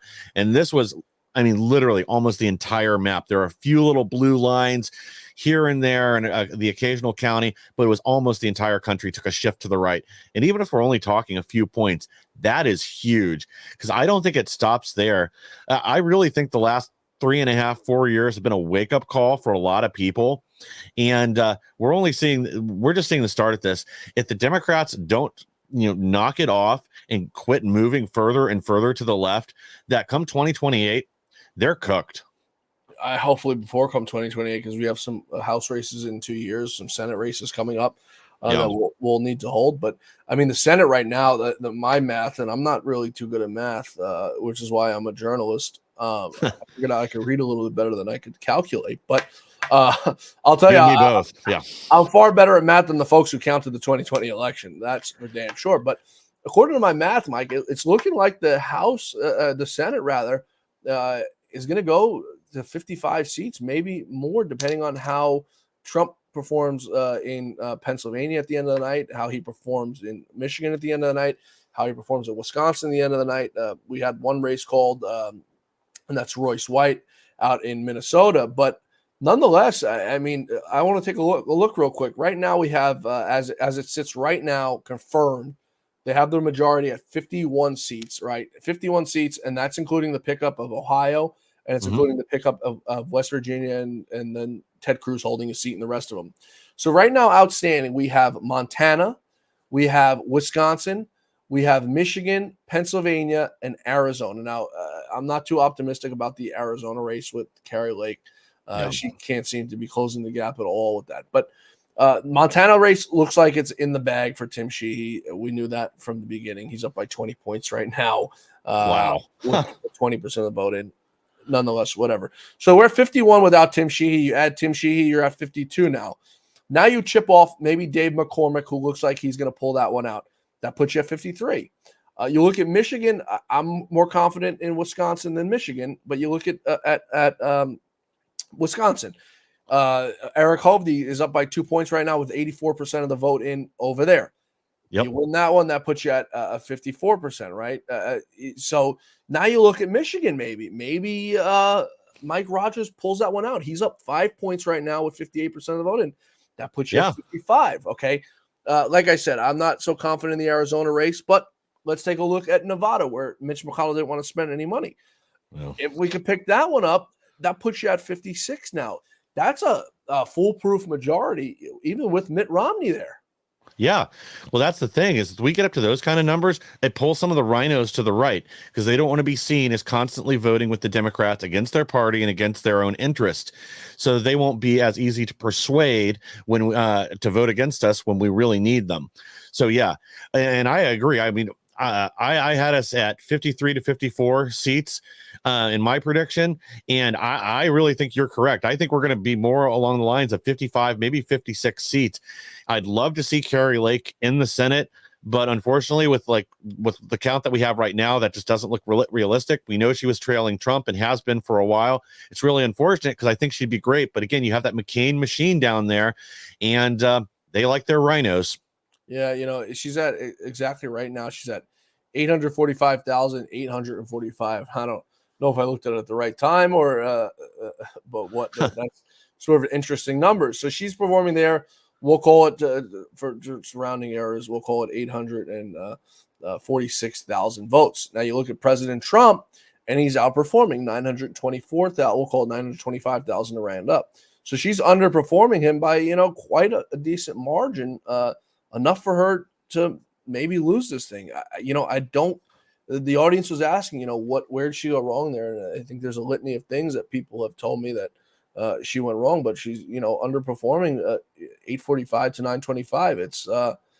you know, it's a decent number, Michael, 70-something, Yeah. 80,000. It's a lot of votes for you to have lost for whatever reason. And I can't imagine those people who voted for Trump are voting for Gallego. I think they're just writing in or they're sitting it out. Yeah, and I think unfortunately that's probably what's happening. And I mean, the only thing I can think of that kind of explains it is, again, you have this McCain faction of rhinos there, and there's this certain group of Republicans that believe in, decorum. They don't want somebody that's vocal, that fights back, that talks trash, that sticks it back to the left when we have a victory. They, for whatever reason, they just don't like that. They think it's improper for somebody that's in government to have that kind of attitude, and I think that's backwards. But yeah, it absolutely is. Go ahead. Yeah. But unfortunately, they're there. They're the ones voting. And I would absolutely love to see Carrie Lake in the Senate. You have no idea. We all would, but at the end of the day, we got to be faced with the facts. We don't want to be like the Democrats, we don't want to be living in alternate realities. And, the fact of the way it looks at right now, it doesn't look good. What does look good is Tim Sheehy. What does look good is Dave McCormick in Pennsylvania. What does look good is Eric Hovde in Wisconsin. Sam Brown, I don't know what the hell they're doing out in Nevada. It really doesn't make sense. They're saying results are coming soon, but I mean, we don't have anything out of Nevada. I'm not sure why. Yeah, I don't understand that, why they wouldn't have at least something posted. And I don't understand why Arizona is like slow walking whatever the rest of their results are, that they just appear to have stopped counting a few hours ago and just that's been that. And then I haven't seen like any update on it either or anything that's significant. I do have a question for you. I've seen the hopium for some of these commentators on MSNBC, CNN, and everywhere else is they're saying the Democrats may take the House. Is that what you're seeing now? Or no? I'm seeing a slight. It's all going to. Someone asked that question. It's going to all depend, I think, on some of these races. Mark Molinaro not doing too well in New York. New York's the tough ones because they have those vulnerable seats. DeVito's another one that's looks like he's going to lose. So you drop off 2 seats there with the net gain. I think they hold the House by a few seats. I don't think they entirely flip it. But it's gonna be a slim majority, like we saw when Kevin McCarthy was ousted, and a slim majority doesn't necessarily mean a bad thing. I think a slim majority puts the pressure on Mike Johnson. Before you got here, I was telling them about the agenda and how Mike Johnson will set the agenda when Trump comes back into office. Yes, we'll go to Mike Johnson and say, Mike, what are we doing? And Mike will have the agenda set. I don't think. I think Brett Baer was the one. I saw a quick clip of him saying that he thinks they're going to flip the House.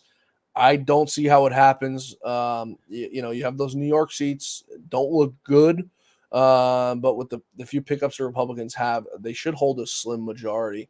Hakeem Jeffries obviously thinks they're going to flip it. He's back in D.C. right now, which is not usual for a Speaker of the House or a minority leader to be doing, unless they think they're going to take over.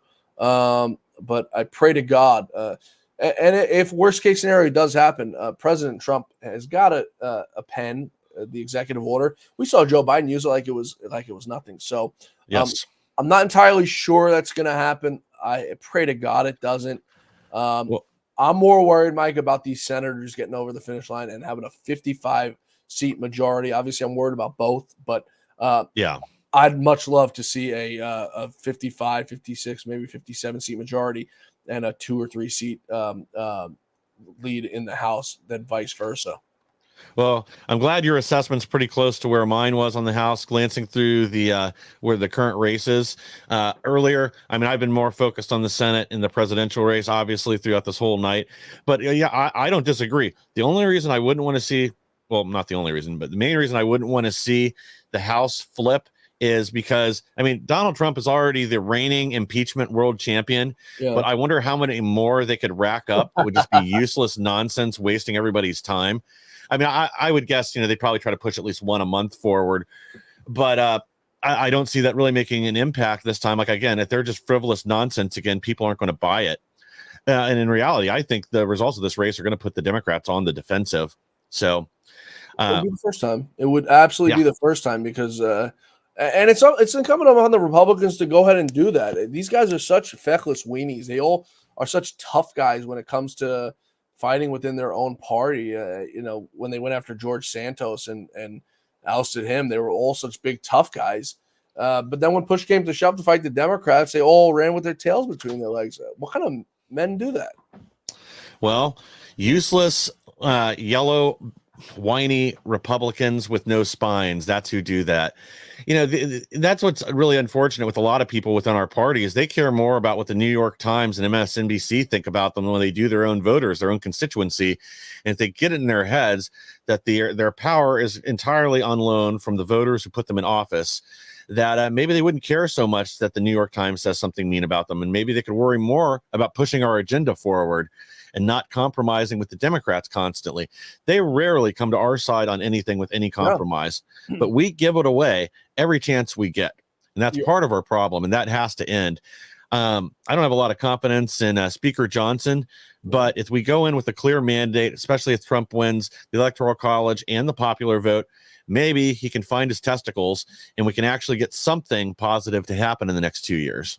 Yeah, I'll never forget when we started going after Mike Johnson. I got a call from his office begging to stop. And I'm like, who the hell would do that? I'd never call someone to beg them to stop. I'd go back out there and I'd hit them 10 times harder than they're hitting me. Exactly. And that's when I knew Mike Johnson wore a size 7 shoe and was just a little boy. And then I met him in person and I said, wow, this guy is just a little boy. It's pathetic. It really, truly is. McCarthy was more of a man than he is, and that's not saying much. As it sits right now, the Democrats need 43 seats to take the majority. They're at 34. The Republicans they're at 7 right now. They need 20 more seat pickup. I'm fairly confident that they do. While we were going through that, we finally have some numbers in from the great state of Nevada. I have a guy who sends me messages all the time telling me I don't pronounce Nevada right. We'll say Nevada. So we've got some numbers in Nevada, 4% reporting Donald Trump up 71 to 26. Here we go. Fox News calls Georgia for Donald Trump. Praise the Lord. I really thought they'd hold out till Thursday. Oh boy, they must have not had Brett Baer calling it because has Stacey Abrams weighed in on this decision yet? Do we have anything from her? Has she conceded the governor's race there yet? She hasn't weighed herself, Mike. Yeah, good point. Yeah. Well, don't say that, Mike. That's mean. Listen, I'll say I heard, I'm not going to say who said it, but I've heard someone high up in the Republican Party call her Stacey the Tank Abrams. Now, I didn't say it, but I heard someone who's a politician say it. I'm not going to say who. It's accurate. I'll leave it to the audience to figure out if they can guess who I heard say that. But, Well, Antifa knows what's up. I see they've already started rioting in Portland, New York, and a few other places. Thank God. You know what? I at this point, Mike, I don't even care anymore. Let them burn these damn places. It's unless these guys want to do something about it. I think in New York, Eric Adams, he's got nothing to lose at this point and everything to gain. And he might eventually need a presidential pardon from Donald Trump. Maybe he'll stand up to these thugs because nobody wants to do it. Tampon Tim, I mean, what he watched happen to Minneapolis, it's a total disgrace, Mike. It really is. These guys are such feckless weenies, lack testicular fortitude across the board. And if they want to burn down the cities and nobody's going to stop them, why not, Mike? Why not? Yeah, Tim AWOLs, he hid when his military unit needed him. When things kicked off over in Iraq and Afghanistan, he hid. He went home. When they burned down his city, during the George Floyd riots, same thing. He hid in the governor's mansion, and his wife opened the window so she could smell the carnage. They're sick. Actually, I wouldn't be surprised right now if Tim Walz's wife and Kamala Harris are both just berating him right now and blaming him for this election loss. Tim Walz actually called Donald Trump. Reportedly, Donald Trump tells the story when they were burning down the city and begged and said, "Please tell these people you're my friend." And Trump was like, I don't even know this damn guy, but okay, yeah, Tim's my friend. Leave him alone. I mean, what? Oh, yeah, I have no doubt that's true either, because he seems like the kind of spineless weenie that would do that. This guy can't tell the truth to save his life. He's been caught in so many lies. I don't know how anyone on the left takes this guy even remotely seriously. Yeah, it really is. I was telling the audience, Mike, I got so many DMs that I've got to go through now that the election's over, and I'll have a little bit of time. Maybe I can take a vacation or something before I get back to work. But I got so many trolls that I got to respond to that were in my DMs going crazy. Trump's a fascist. He's a psychopath. I was going through some of them today with you and Derek on our earlier stream. Yes. Mike, these people lost their damn minds. Yeah, well, you're not hearing anything from them now, are you? No, it's really not. Oh, we have a friend of mine who I've been waiting for a few hours, and he's finally back. I think he was getting his hair cut. We're going to bring back in Mark Mitchell. Mark. Oh, you and the hair. Welcome to the party, Mark. Yeah, it is a party. I mean, it's done. I think it's done. I just don't know where the phone call is. Well, I don't know if you saw Mark, but apparently Kamala says she's not going to address anybody tonight. It could be because she's drunk as hell somewhere. She's drunk off her butt, yeah. Oh, yeah. She's probably already passed out under a table somewhere.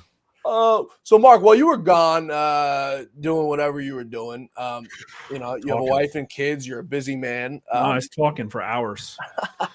Listen, I've been talking for 6 hours now, Mark. Nice. I don't ever get tired of hearing myself speak. I am so sick of myself. I don't even want to look at myself anymore. While I was gone, I was going through some numbers, and this is why I wanted you back in here, because I was going through some of the numbers in New York City. I was going through some of the Philadelphia numbers, Allegheny County, on the voter turnout and the revolt the Democrats had, the referendum the Democrats had on their party. Have you looked at that yet? So I got to do a little analysis early in the night. I haven't really been able to catch up with. Listen, all of the states moved to the right massively. Every single one of them, except for a few select parts of the battleground states. Those battleground states, the urban centers, didn't change at all. They looked like about where they were in 2020. The problem they're having is the rural vote turned out big and is breaking Republican. And listen, I'll tell you, like, we can get into it, but I think we dodged a really big bullet. But I was looking at the blue centers in Florida and Georgia and just finding that every single one of them had roughly the same turnout, but they were just breaking Trump about 3 or 4 points more than they did last time. And it looks like that was enough to really screw him over. But yeah, like New York, it was Biden plus 23. Yep. I did some analysis. I had Harris plus 11 in there, and it's getting pretty close in New York. It's Trump down. Trump down 12. Right. I came up with 11, and New Jersey, dear Lord, 90% of the vote in. This is crazy. Trump's down 4 points in New Jersey. So, yep. Wow. And what was it in 2020? Biden plus 16. There you go. I mean, and this is what I've been telling the audience all night. I'm no pollster. I'm no brainiac, and I can barely do math. But this is what's pulling Trump, I believe, over the top in the popular vote. And your number, Mark, you said it's going to be Trump plus 2 in the popular vote. New York Times has it as Trump plus 1.1 right there. Now. It's up to 1.2 now. There you go. At the beginning of the night, or not the beginning of the night, Yeah. but once it started becoming real, it was going like 0.6, 0.8. It always comes from one direction, Yes. Wow, they have a very likely chance of winning though. So here's the thing: we dodged a bullet, and I'm really surprised how straight that these media outlets are playing it. There were a few that held on to North Carolina and Georgia longer than I think they should have, but did you see Shapiro came out and he gave a speech, and it made the hair in the back of my neck stand up. He was talking about how, well, it's getting late and there's all these votes and we need to make sure every vote counts. I'm like, oh, this is it. This is the signal. Yeah, here and comes yet the the ballot, votes Barry. kept coming in, though. The votes kept coming in. So the thing is that you got Project Veritas caught on camera, apparently unmarked vehicles, California plates actually, dropping off stuff at Detroit counting centers. I think there was too much heat, and I don't know how this happened, but if you looked about a half hour ago with Wisconsin coming in, it was only like 60% of the Wisconsin vote, but they dumped all of Dane County. It was all in. And so that's the problem is she needed to sweep them, and all the urban vote in Wisconsin was gone. They couldn't dig her out of that hole. Yeah, She was down 4 points, too many rural votes, not enough to get them over the hump. So I think we really dodged the bullet there. I think it's literally, if it was down to 1 or 2 states, they would have called it. They would have been counting overnight, and they just didn't get there. So, I mean, it came close, I think, but I don't know. The Democrats always have a plan B, C, D, E, F, G, and now it might be the waiting game to just see how long until Trump Hitler declares that he overthrew democracy. Or I'm sick. They could do anything like that. You just missed our whole conversation about Hitler and Marxism. And, Yes. me and Mike boiled down to the fact that these idiots, Joy Reid doesn't know how to spell fascist. She doesn't know what a fascist is. So they just started saying Nazis because it's easy to relate to Hitler and it's easy to spell. And these idiots, some of the numbers, Mark, that I was looking at, and I just put out a tweet on Twitter for everyone to come join us while we have you for a few minutes. Lackawanna County in Pennsylvania, a 5.1 swing for Donald Trump from 2020. Lycoming County, no change. Clarion County, 2-point swing for Donald Trump. Elk County, 2-point swing for Donald Trump. Wyoming and Fulton, 2-point swing for Donald Trump. These are all massive shifts that we haven't seen. And before you got on here, I was telling the audience, every Democrat that didn't come out, you guys are great Americans because by you not coming out as a Democrat to vote, that's a vote for Donald Trump. Well, so it's not just Democrats that didn't show up. I think that happened in the urban centers. But what's happening here is that a lot of the independents broke right, just like our polling said they would. And that's the Democrat cope was like, oh, no, the Democrats are still going to give Harris her victory because that's what you would say if Republicans and independents are turning out big in the early vote like they never have before. Oh, the independents will save us. Sorry, they didn't. like my polling said. I wonder if independents go Trump by 7 points nationally, that's going to be my biggest victory. We better get you. You and I spoke yesterday about selling some polls for you. I need you to get me a one-sheeter by tomorrow, Mark, of everything you were right about, so I can start selling this damn thing. Michael too. You're gonna have to wait. You're gonna have to wait a week. What was your vig again? What 60-40 in my favor. 60-40. And the way I look at it, Mark, is you would have never got the sales if I didn't bring them to you anyway. Yeah, that's true. Here's the thing, though. I actually do all the polling, so I only have so many hours in the day. So. And very precious Here's time. the thing, though. Our business is probably not going to get better. That's the thing. They're just it's one of the businesses being right us. is not good for your business, Mark. Yeah, that's right. That's 100% right. The more right I am, the more they ignore us. Go ahead, Mike. What were you saying? Well, yeah, exactly. They want push-pull results, something they can use to shift the map. Mark, I just want to know, out of all these states right now that they still haven't called, is there any chance left with any of these that it suddenly springs back to Kamala's favor? Because I just don't see it. Real quick, Mark, before you answer, we've got 75% reporting now in Nevada. Trump up 517 to 483. That went from 0 to 100. Wow. So go ahead. I'm sorry, Mark. Plus 3. I'm 1 point off. Plus 3. I think I'll get there. I think I'm going to be accurate in there. Well, so Arizona, I don't know. They stopped all of a sudden. They must have gotten a text message from Brett Baer about an hour ago. There hasn't been anything in. Well, I heard they called that for Kamala at 6 this morning. So. Oh yeah. It's funny, Mark. I told you the other day, Robert Cahaley. What was the one state he says he never gets right? Well, I don't know. We all have our own weakness. Was his Nevada? Nevada. Nevada. Oh, I have a guy who comments all the time. It tells me I'm saying it wrong. It's Nevada. Okay. I'm never saying that. I looked while I was on with Mike before, and he's got Trump losing Nevada by like 0.5%. So I said to Mike, I was like, Nevada is his kryptonite, and he's going to be wrong once again. Yep. Thank the Lord. Yeah. So what? I'll tell you, Atlas is North Carolina. Mine's Michigan. I screwed up Michigan. I had Harris +1. We all have one. I had Harris +1. When Detroit finishes dumping their vote, it'll probably be Trump +1 or 2, my guess. So I would have been a couple points off there. And I was New Hampshire Titans. I had New Hampshire at Harris +1. It's down to 3. Well, I'll give you a pass on Michigan because Virginia. I'll give you a pass on Michigan because I that's the one state I do think there were some serious shenanigans that still went on. I mean, we'll know more over the next few days.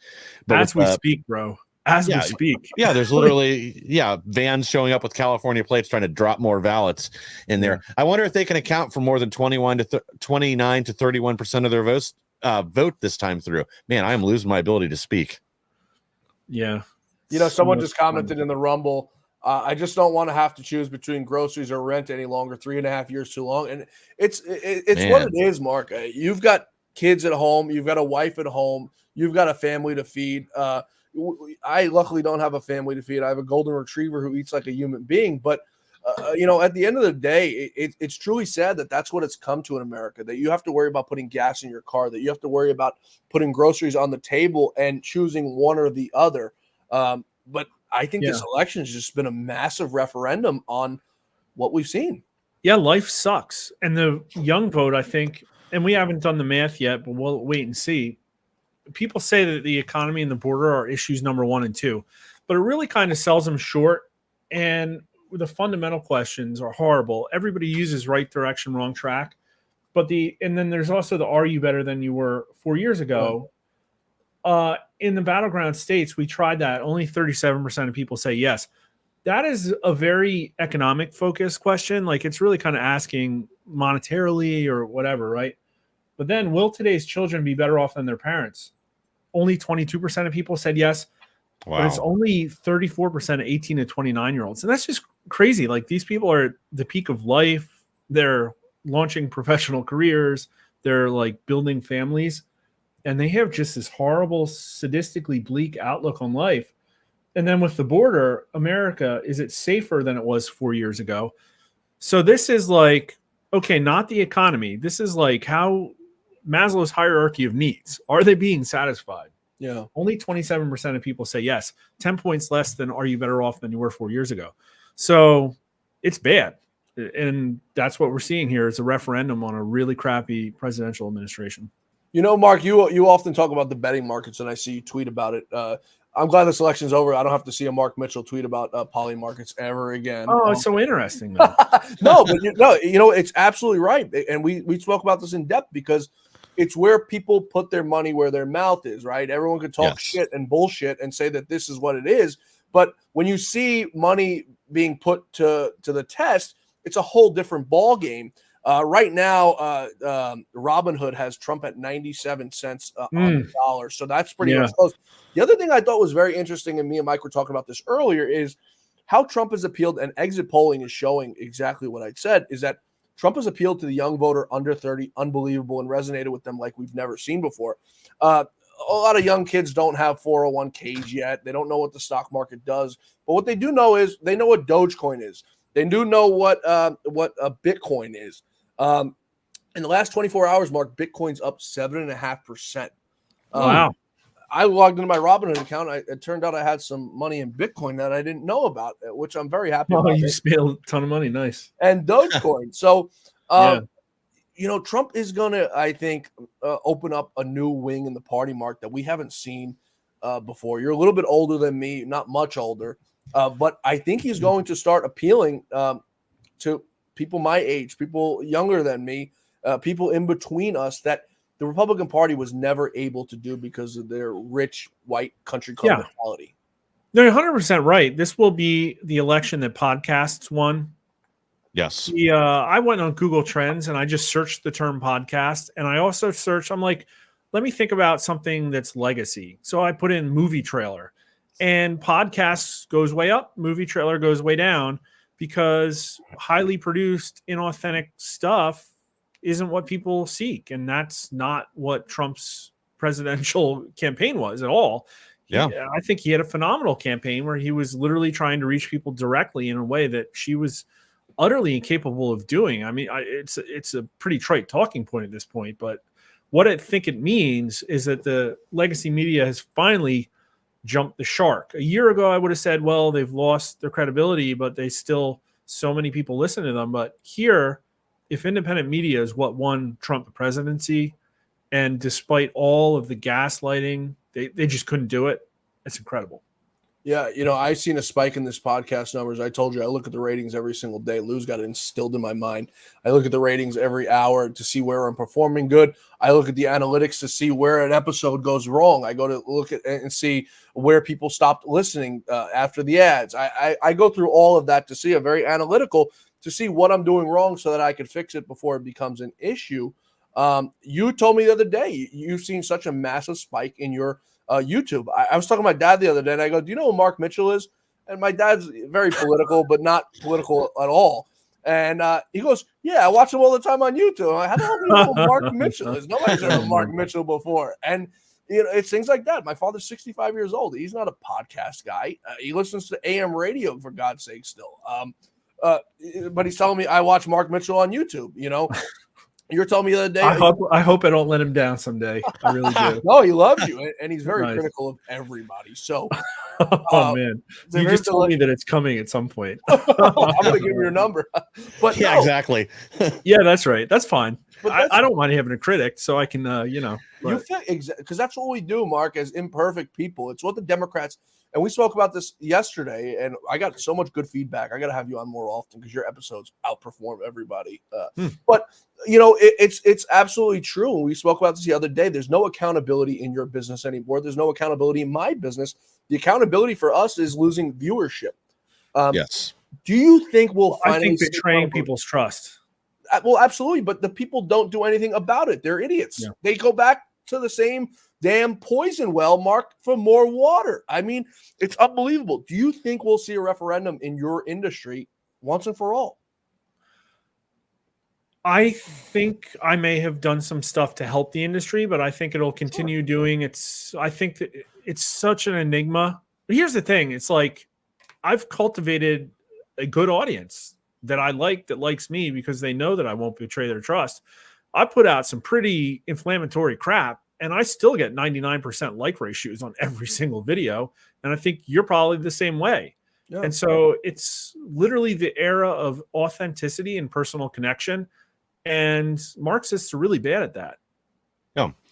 Well, I mean, I think you do a service. You put out good information. I also, was watching your podcast on a pretty regular basis in this election because I knew I could get accurate information from you rather than what I'm seeing from most of the mainstream media, push polls in favor of Kamala Harris.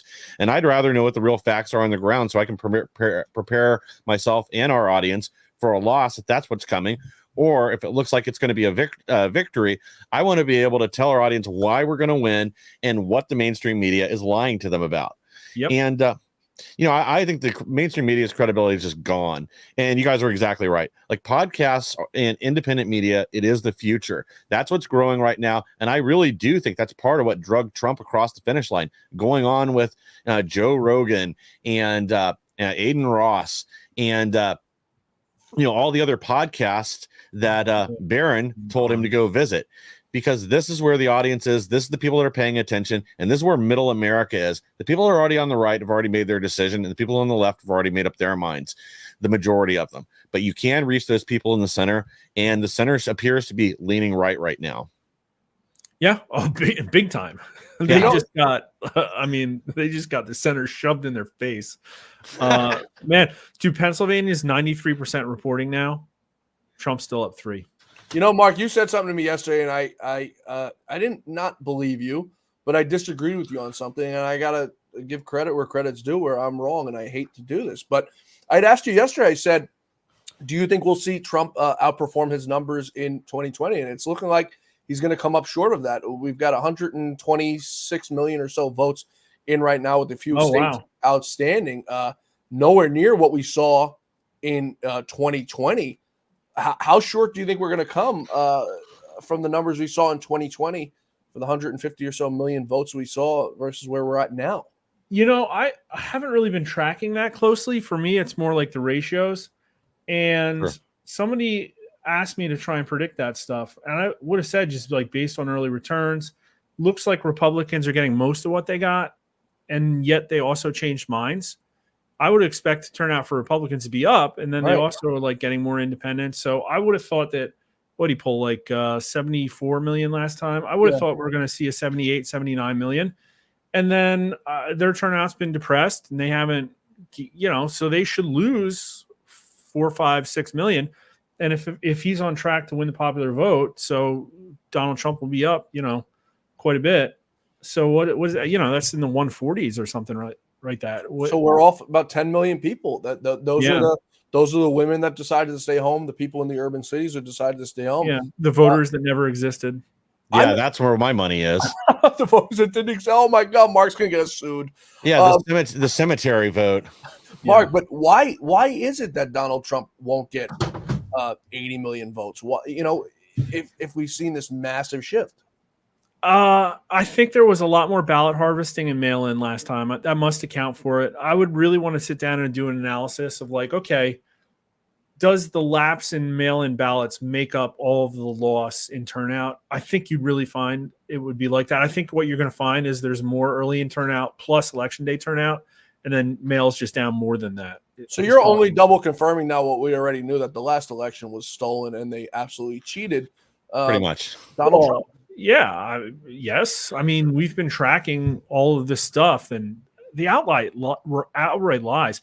Harris campaign put a video out like 2 nights ago, I think, where they were trying to prepare their viewers for like, okay, Georgia and North Carolina are probably going to drop first. And they knew it was looking bad for her. And what they wanted to do is not suppress the Rust Belt turnout, right? And then they also have this lawyer come on, and she says, we are the Democrats and we only deal with facts. Right. And every single case that has been tried for election integrity has been turned down and proven false on the evidence. It's like, wow, for somebody that peddles in facts, that's an outright blatant lie, because not a single bit of evidence ever made it to a court.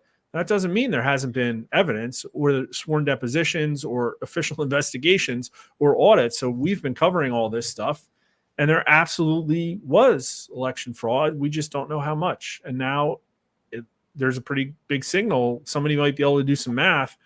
Maybe Mr. Seth Keshel can come up with, fill in the holes for us. Tell us which of these congressional districts miraculously had voters disappear. I think it would be an interesting exercise. Clark County, is that Las Vegas? That is. So Las Vegas, I'm looking at some numbers right now just released. Kamala only won the early vote in Clark County by 2 percentage points.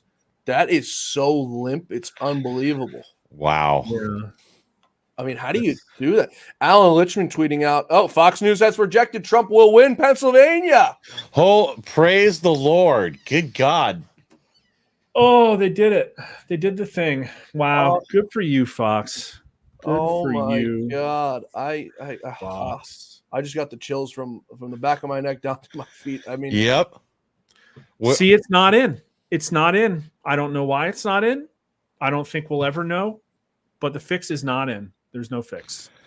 Well, I really do wonder if they just knew the margins would be great enough, or there are enough eyes on this time that they didn't want to get caught. And they're kind of hoping that people will forget about 2020 and there won't be any investigation. Nothing will be done to change anything. And the next time they need to pull shenanigans to steal a race, they still have those cards to play. Yeah, you're absolutely right. Oh, guys, I got to do another show. Who's calling you now, Mark? Benny. Benny Johnson? Yeah. Good man. He keeps pushing me to say stuff, though. Like, you know what I mean? It's like, I don't like to be pushed. I like to caveat everything. Yeah, I understand. Yeah, you don't want to commit too hard. Right. And it's, I committed the perfect amount this time. Right. Although I was on PBD and he made me say in front of a hangar full of like 100,000, however many people he's got there, are you calling this race right now? And I'm like, I'm not sure. Fine. She's done. I don't see how she can win it. And everybody cheered. I'm like, they're like, oh, did you hear what he said? So that's probably going to get clipped up. And it was horrible too, because there was so much reverberation. I couldn't even hear myself, but you've got your studio all fixed up now. You've got you loud and clear. And I can't wait to do future episodes. And it's an honor to have you on here as we see Donald Trump become the 47th president of the United States. I mean, it's truly remarkable, Mark. It really is absolutely. And Pennsylvania puts him at 56, puts him just over the top with Alaska, obviously coming in for Trump. Should be coming in shortly. Yeah, I didn't do that math yet. I probably should get it done. Oh, yeah. So it's a done deal. Yeah, done deal.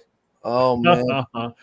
When's the call coming? Well, you know what? I bet we see a lot of these other states suddenly get called now. Yeah. We can go home now. Well, Wisconsin, 87% into Wisconsin. I don't know why they haven't called that yet. Real quick, before you leave us, what's going to happen with the Senate? I think 55 or 56. I can't remember. I mean, he's a pickup. They got West Virginia. Moreno, we had him up in the polls. He's a pickup. So there's 3. And the last time I checked on New York Times, Rogers was up. I think Hovde was up. And I don't know where McCormick is now, but he's probably going to be up too. McCormick's up by 2 right now with 90% in. Rogers, but McCormick's going to ride the coattails of Trump and to victory. Rogers is up by 4 right now. Hovde's up by 2 right now. Sam Brown is down by 1. It's just a few thousand votes, 4,000 votes. So, yeah, I had a really bad poll for Sam Brown, and then one where he was really close. And then I had to flip-flop with Carrie Lake. Looks like she's not getting there. I don't know what's going on, but they just hate her out there. I have no idea why. It's the rhinos. It's the McCain rhinos. They just don't like somebody that's strong and aggressive. If you have a second, what the copium I've seen on CNN and MSNBC has been, well, the Democrats are going to take the House. Do you think that's going to happen? Because I don't. I think what's going to happen is we're going to see the most horrifying 3 or 4 weeks of legal battles and counting fights and recounts and just horrible crap as they throw everything they can to try and cling to one of the houses to derail Donald Trump's mandate. And it's going to really be terrible. I'm looking at the House now. There hasn't been a single flip. Not a single one. You mean net? Yeah. Well, the New York Times shows if any of these seats are flipped, and they're not the ones they've called already. So maybe the plan is to call as few as possible. Maybe just the really safe ones and delay. Yeah, I'm sure the Democrats a dump of 2 and the Republicans a pick of 2, so a net 0 as it sits. Oh, are you using? Okay, maybe that's it. I'm using Real Clear Politics on that. All right. Well, so I guess New York Times hasn't sharpened the pencil, so to speak. Well, they're probably all in their cry closets by now anyway. Oh, you love to see it. Mark, I've waited for this day. I want to say my entire life, but for the last few years, Lou and I started this podcast for one mission, and it was to get Trump over the finish line. And Lou's wife just texted me and said, "Wow, he did it." And I told her I'm on a stream with you right now. And she says, "When you get a break, tell Mark I said hello." I'll see you at church one of these weekends. She's there. She's there every weekend. You guys are neighbors now. We just got a tweet from Elon Musk, a referendum. You are the media now. That's right. The left has got to be marked on skin off their necks. Oh, so I was going to go to bed, but I think I'm going to stay up and mine some salt. That's right. And well, the tears are fresh. Hey, go buy some damn Bitcoin because, like I said, I'm not an economist, but I know Trump loves Bitcoin, and he's surrounded himself now around a lot of these folks who are Bitcoin people. So it's unbelievable. Mark, you've done a terrific job. And, I was telling the audience, there's 3 or 4 pollsters I have on the show. That's actually only 3, and you're one of them that I've consistently relied to and go on. And you've made yourself so available to come on the show. And the audience, the feedback from your hits has been remarkable, and they really do love you. And I think they appreciate everything you've done. You've sort of come out of left field. You weren't around for us in 2020. No, I wish I was. Actually, I wish I wasn't, to be honest. But that probably wasn't very fun. But it was. Yeah. It was a terrible year for this country. 2020. I don't know. I remember the day I canceled cable. I definitely remember the day I canceled cable. But actually, it might have been more cathartic to say, well, it's all going to hell in a handbasket, but at least my numbers were right.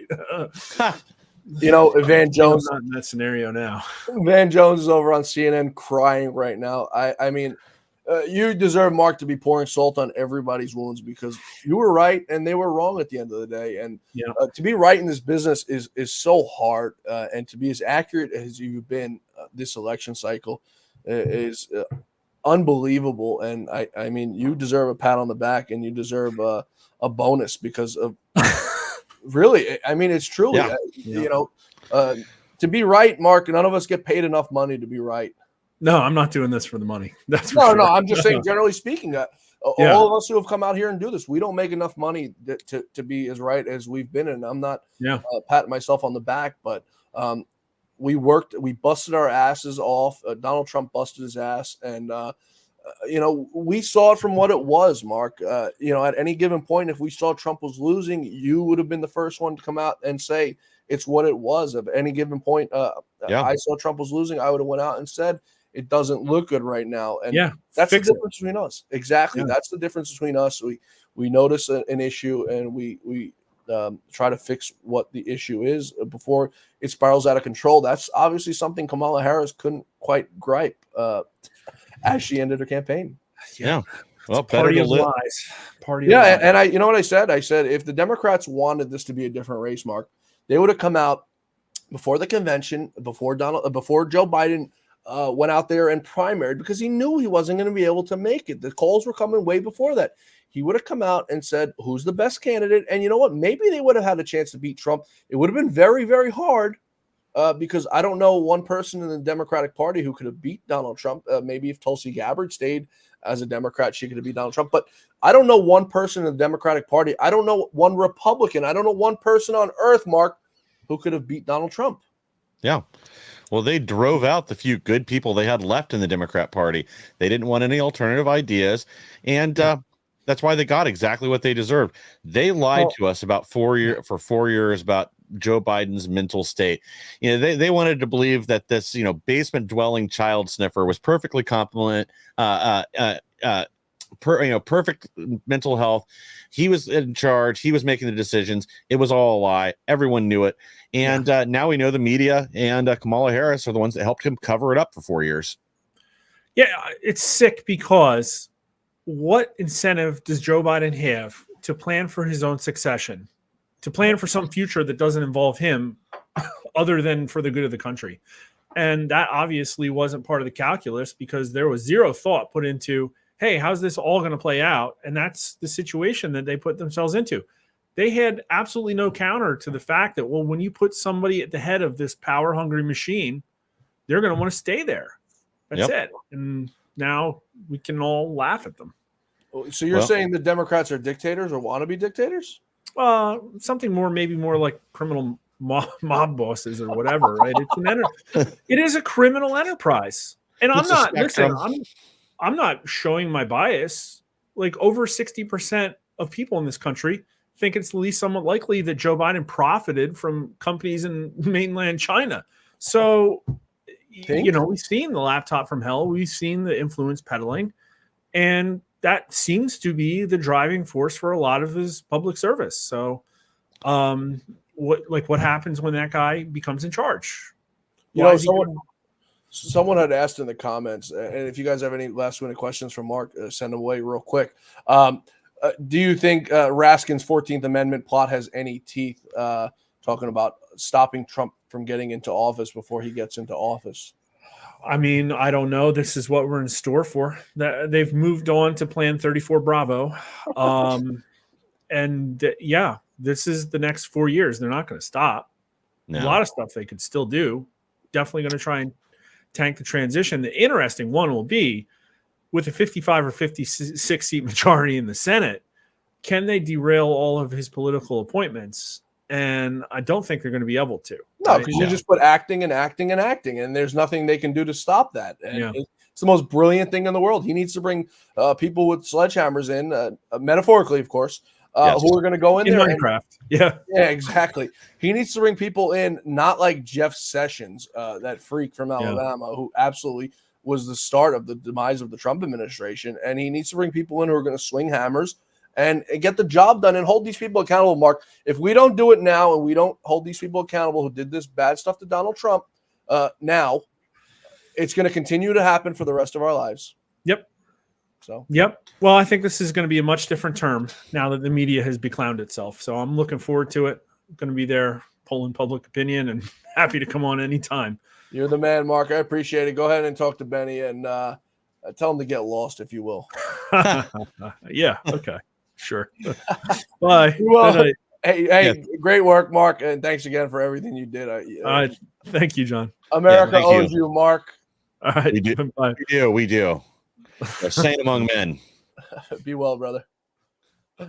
He's a good guy. He really is. I don't think the guy's got a mean bone in his body, and he honestly did an honest job, which, Mike, we don't see out of pollsters very often.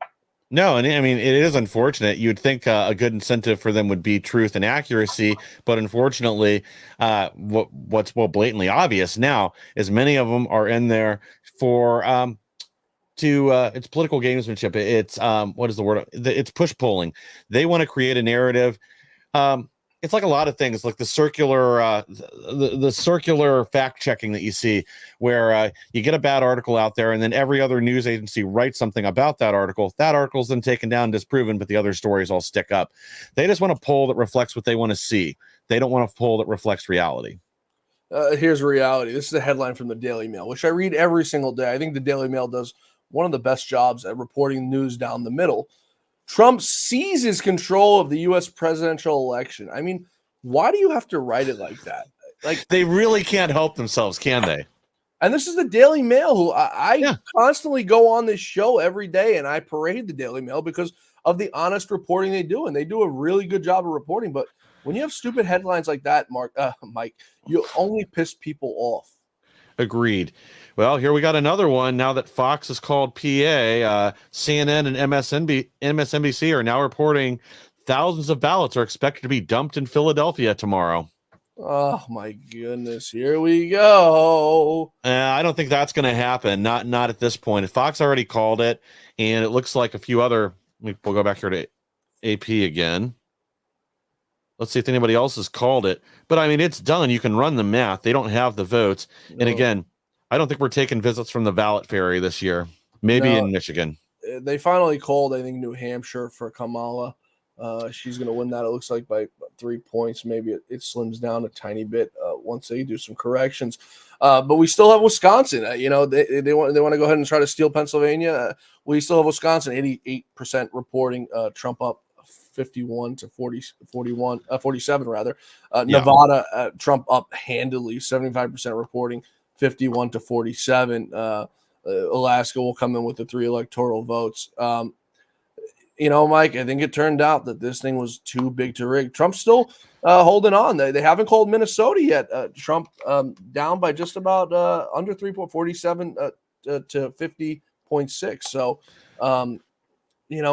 there's still some ways, even if they want to try to steal Pennsylvania, which I don't think they can, and I'm not advocating they do, but it's looking overwhelmingly like Trump wins Wisconsin, he wins Michigan. And I got to admit, I think I was wrong when you asked before, or Derek asked about it being a clean sweep of the battleground states.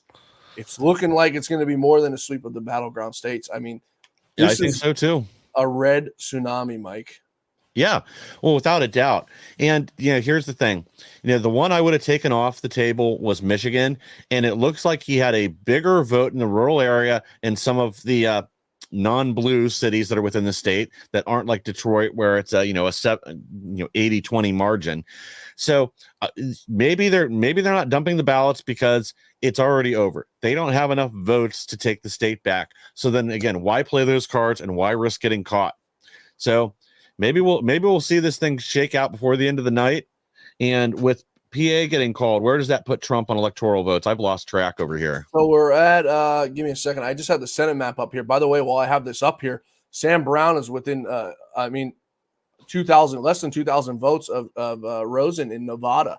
Nice. 483,900 to 481,596. So he's 2.2 percentage points down.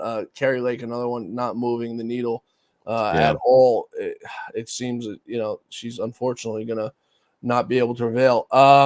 So we've got as it sits right now, according to the New York Times, it's the one I've been referencing all night. With Pennsylvania puts him at 266, and Alaska puts him at 269. So he'll need Nevada or Arizona or Minnesota or Wisconsin or Michigan.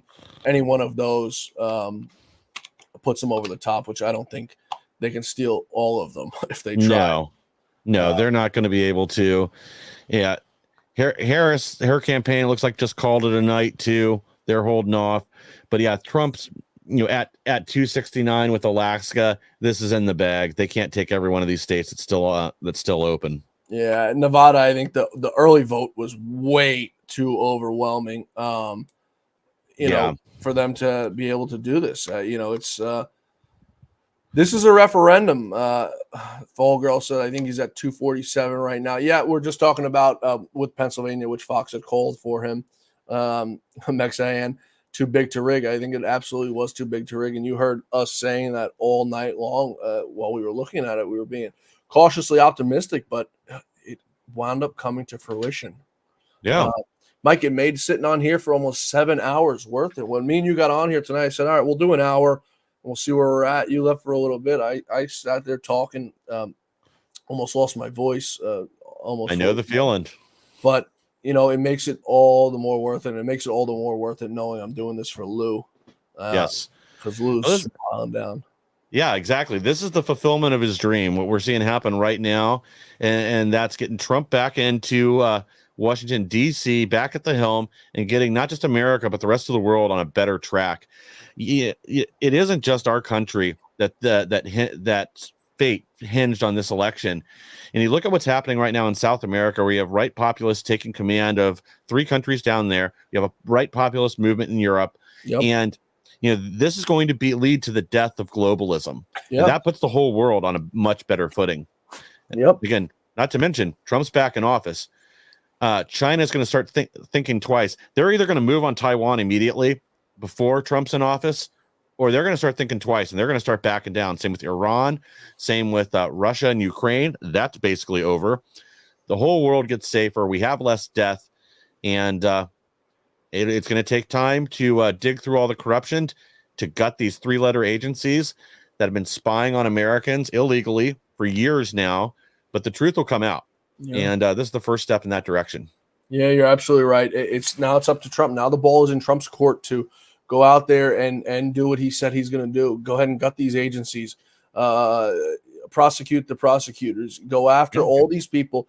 And it's not retribution. People say it's retribution. Following the rule of law is not retribution. What they've done to President Trump is criminal. Yes. Selective prosecution is against the law. It's criminal. So by him going after and investigating what these people have done to him is not retribution. It's simply the rule of law, and that's what the Republican Party believes in. We're law-abiding citizens, and it's time now that justice is served, because what these people have done should never be done to another person in this country, Republican or Democrat. Agreed. There's no other way to put it. Yeah, I'm perfectly happy to see Republicans get prosecuted as long as they actually broke the law or there's some evidence of wrongdoing. This selective enforcement of laws, political persecution, and it's the persecution of J6 defendants, of abortion protesters. There's people right now that we need to review that have been locked up under the FACE Act that are facing 10 years in jail for standing on a sidewalk and maybe blocking somebody's way. So it's time for real justice and rebalancing our courts. Things are just totally out of control right now. Yep, and I expect Jamie Raskin and his fellows, his hoodlums, try to go after President Trump in this next administration. I don't think they'll succeed, though, because the court of public opinion has become way too strong where we're at right now. I think Americans are so tired of everything we've seen go on in this country. If you go look at the New York Times election map of the shift, they do a shift map of areas that went red and more blue. I mean, the arrows are just, the whole thing is red. It's unbelievable what Donald Trump was able to do tonight. It gives me goosebumps just thinking about it. Yeah, this is really powerful. And I think this is a pivotal point on our nation. And, I'm glad it went the way it did, because I really do think the fate of the free world hung in the balance tonight, and we prevailed. Absolutely. And it's podcasts like mine and yours and Mark that I think opened up the American people's eyes, to see what, really went on in this country and the corruption that's run free. The people in the chat are sending some nice emoji. Fall girl says, Daddy's home. I think she's talking about Donald Trump. Folks, remember, be sure, please, to subscribe to the channel. If you want to become a monthly supporter, we appreciate that too. And, be sure to join Michael and Derek every day for their podcast, because they do just as good a job as I do, just at nighttime. I'm in the day, they're at night. And, it's folks like us that go out here and put our ass on the line for what the retribution that happens to us. There's no doubt in my mind. I'm getting an IRS audit one day, and my phones have been tapped before, I think, by the FBI and things like that. And it's the price we pay, Michael. People don't realize it. They get to come on here and watch us every day, and I'm not blaming the audience because it's not your guys' fault. It's our fault for doing what Yeah. we do. But we come out here every day and we put a target on our head and our back for the retribution of things that is going to be done to us one day by these Marxist Democrats and what's already been done to us. Yeah, absolutely. And that's the other thing too, that Trump really needs to dig into the DOJ and abuses of power, find out if people like you and I really have had our phones tapped or we've been watched or other things. Because most of the evidence I've got is anecdotal, but there's certainly been some weird things that have gone on with my phone and some unusual coincidences. And I certainly seem to get pulled at the airport for invasive inspections a lot more often than I used to. Yeah, you look like a criminal to me, Mike. I got to be honest. Yeah. Especially with that hat on and that shirt. It looks like you're ready to do some sort of crime. If it's not an insurrection, you look like you're ready to loot a store or do something criminal. I mean, I got a call one time from Lou, and he said, I just got a call from somebody very credible. I think our phones might be tapped. And I said, it's sort of interesting you say that. My phone's been, I wake up at 8 o'clock in the morning. My phone's dead by 10 a.m. and it gets really hot for some weird reasons. So I called my lawyer up the next day and I said, Ty, can you do me a favor? Can you submit a FOIA for me and see if my phone's being tapped and Lou's phone's being tapped? Mike, the next day, my phone all of a sudden stopped dying very easily and it stopped overheating. And it was very strange. And I said, you know what? Lou may have been right. I think our phones were being tapped. And it was when we started talking with Russ Tice, who was on the show earlier, the former NSA whistleblower. And I think to myself, like, what do they think they're going to get? I mean, me talking to girls on my phone. Yeah, exactly. Me having, 6 girlfriends. Like, what do they think they're honestly going to get out of this whole thing? And I'm like, we don't do anything wrong. We're the ones who abide by the law and try to expose the people who are breaking the law. Bingo. And yeah, I've had the same experience where I've had a period of time where, the phone, I buy this particular phone because it has a great battery. Usually it'll last me a couple days. When suddenly it's going down every 6 hours, that's a problem. Then a few days later, it's back to normal. And yeah, it is. It's the circles we keep, the people we're around. And I think that's the main thing. Obviously, I spent a lot of time talking with J6 defendants. I produced a show for one of the FBI whistleblowers for Steve Friend. Yeah. And I'm sure that's what's put a target on me. But there's nothing to find. I'm not breaking the law. I'm not doing anything else. It's such a waste of time and money for these people. It's intimidation. What? Yeah, but I'm not intimidated by it because I don't care. What are they going to get from me? I live the most boring life, Mike, in the world. I got a damn golden retriever who's sitting over here in my studio looking at me, asking me what the hell I'm talking about.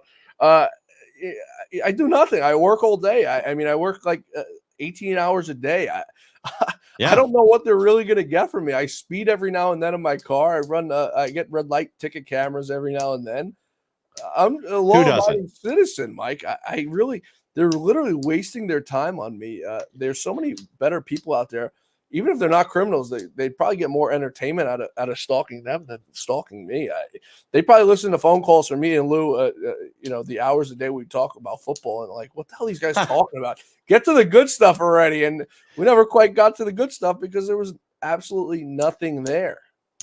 Well, next time I get the sense that something's going on, I'm going to start having fake coded conversations with different people just to screw with them.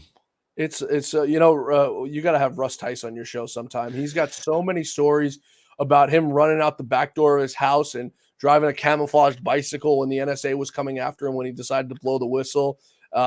Him doing decoys and stuff like that, leaving lights on in the house, going out the back window, and it's truly remarkable. You know what? We'll get him on like next week. That'd be perfect because the rest of this week I've got people booked already that to analyze where the media was wrong. I want to go find out and track down these lies. I want to make sure people don't forget about it. I've got no guests for tomorrow. I assume I got to wake up early in the morning and get on that because I was planning. Yeah. Actually, I was planning on this thing lasting till at least Friday, and I would come on here and do a live stream or take some time off. But it doesn't seem like that's going to happen.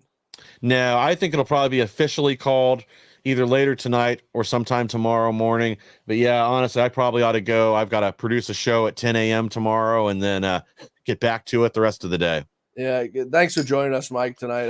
I'm getting ready here to sign off here. See if we'll real quick before you go. Let's just check and see if we have any updates before we go. Let's see. I got a Fox News alert here. Uh-oh. Well, thanks Fox again News projects Donald Trump as the winner of the 2024 presidential election. Praise the Lord. Bingo. I can actually I can go pop the champagne and actually go to sleep with a smile on my face. Unbelievable. It gives me the chills, man. Yeah. This is what it's come to. It took Fox News. I mean, I almost want to call my dad right now and go wake him up because we've all waited so long for this. It's just, man, I'm so Yeah. relieved. I'm so relieved. No, this is the best news we could have got. I can go to sleep peacefully, not wonder if I'm gonna wake up in the morning of airdropped votes anywhere else. Yep, here we go. Everybody else is calling it now too. Victory. President Donald J. Trump wins 2024 presidential election in a historic three-peat. Unbelievable. There we go. They're done. We've got 90% in Wisconsin right now. Eric Hovde's up by 2 right now. Pennsylvania, we've got 94% in. McCormick's up by 1.4%. Tim Sheehy's up by about 4 points with 31% of the vote in there. Sam Brown, it looks like, has taken the lead. Nice. In the Nevada Senate race by about 0.1 percentage point. Nonetheless, it's still something. Carrie Lake still unable to close that gap between Gallego and her. Yeah. But, I mean, this is truly, absolutely unbelievable that we're getting to witness this in our lifetime. Donald Trump heading back to the White House, Mike. Yeah. Well, Lou's smiling down from a cloud up in heaven right now. And, I'm glad I was fortunate enough to be here with you to witness it. Yeah. And Lou, if you're listening, I know you're listening, and you're smiling, you're cackling, laughing right now. I've been on this damn live stream for 7 hours. You could rest peacefully now, brother. We got the job done. The mission has been completed. I wouldn't have wanted to done it with any other person. I'm sad that you didn't get to come finish it with me, but I hope you know I tried to make you proud, and I finished the job with you, brother. He'd be proud of all the hard work that you've done.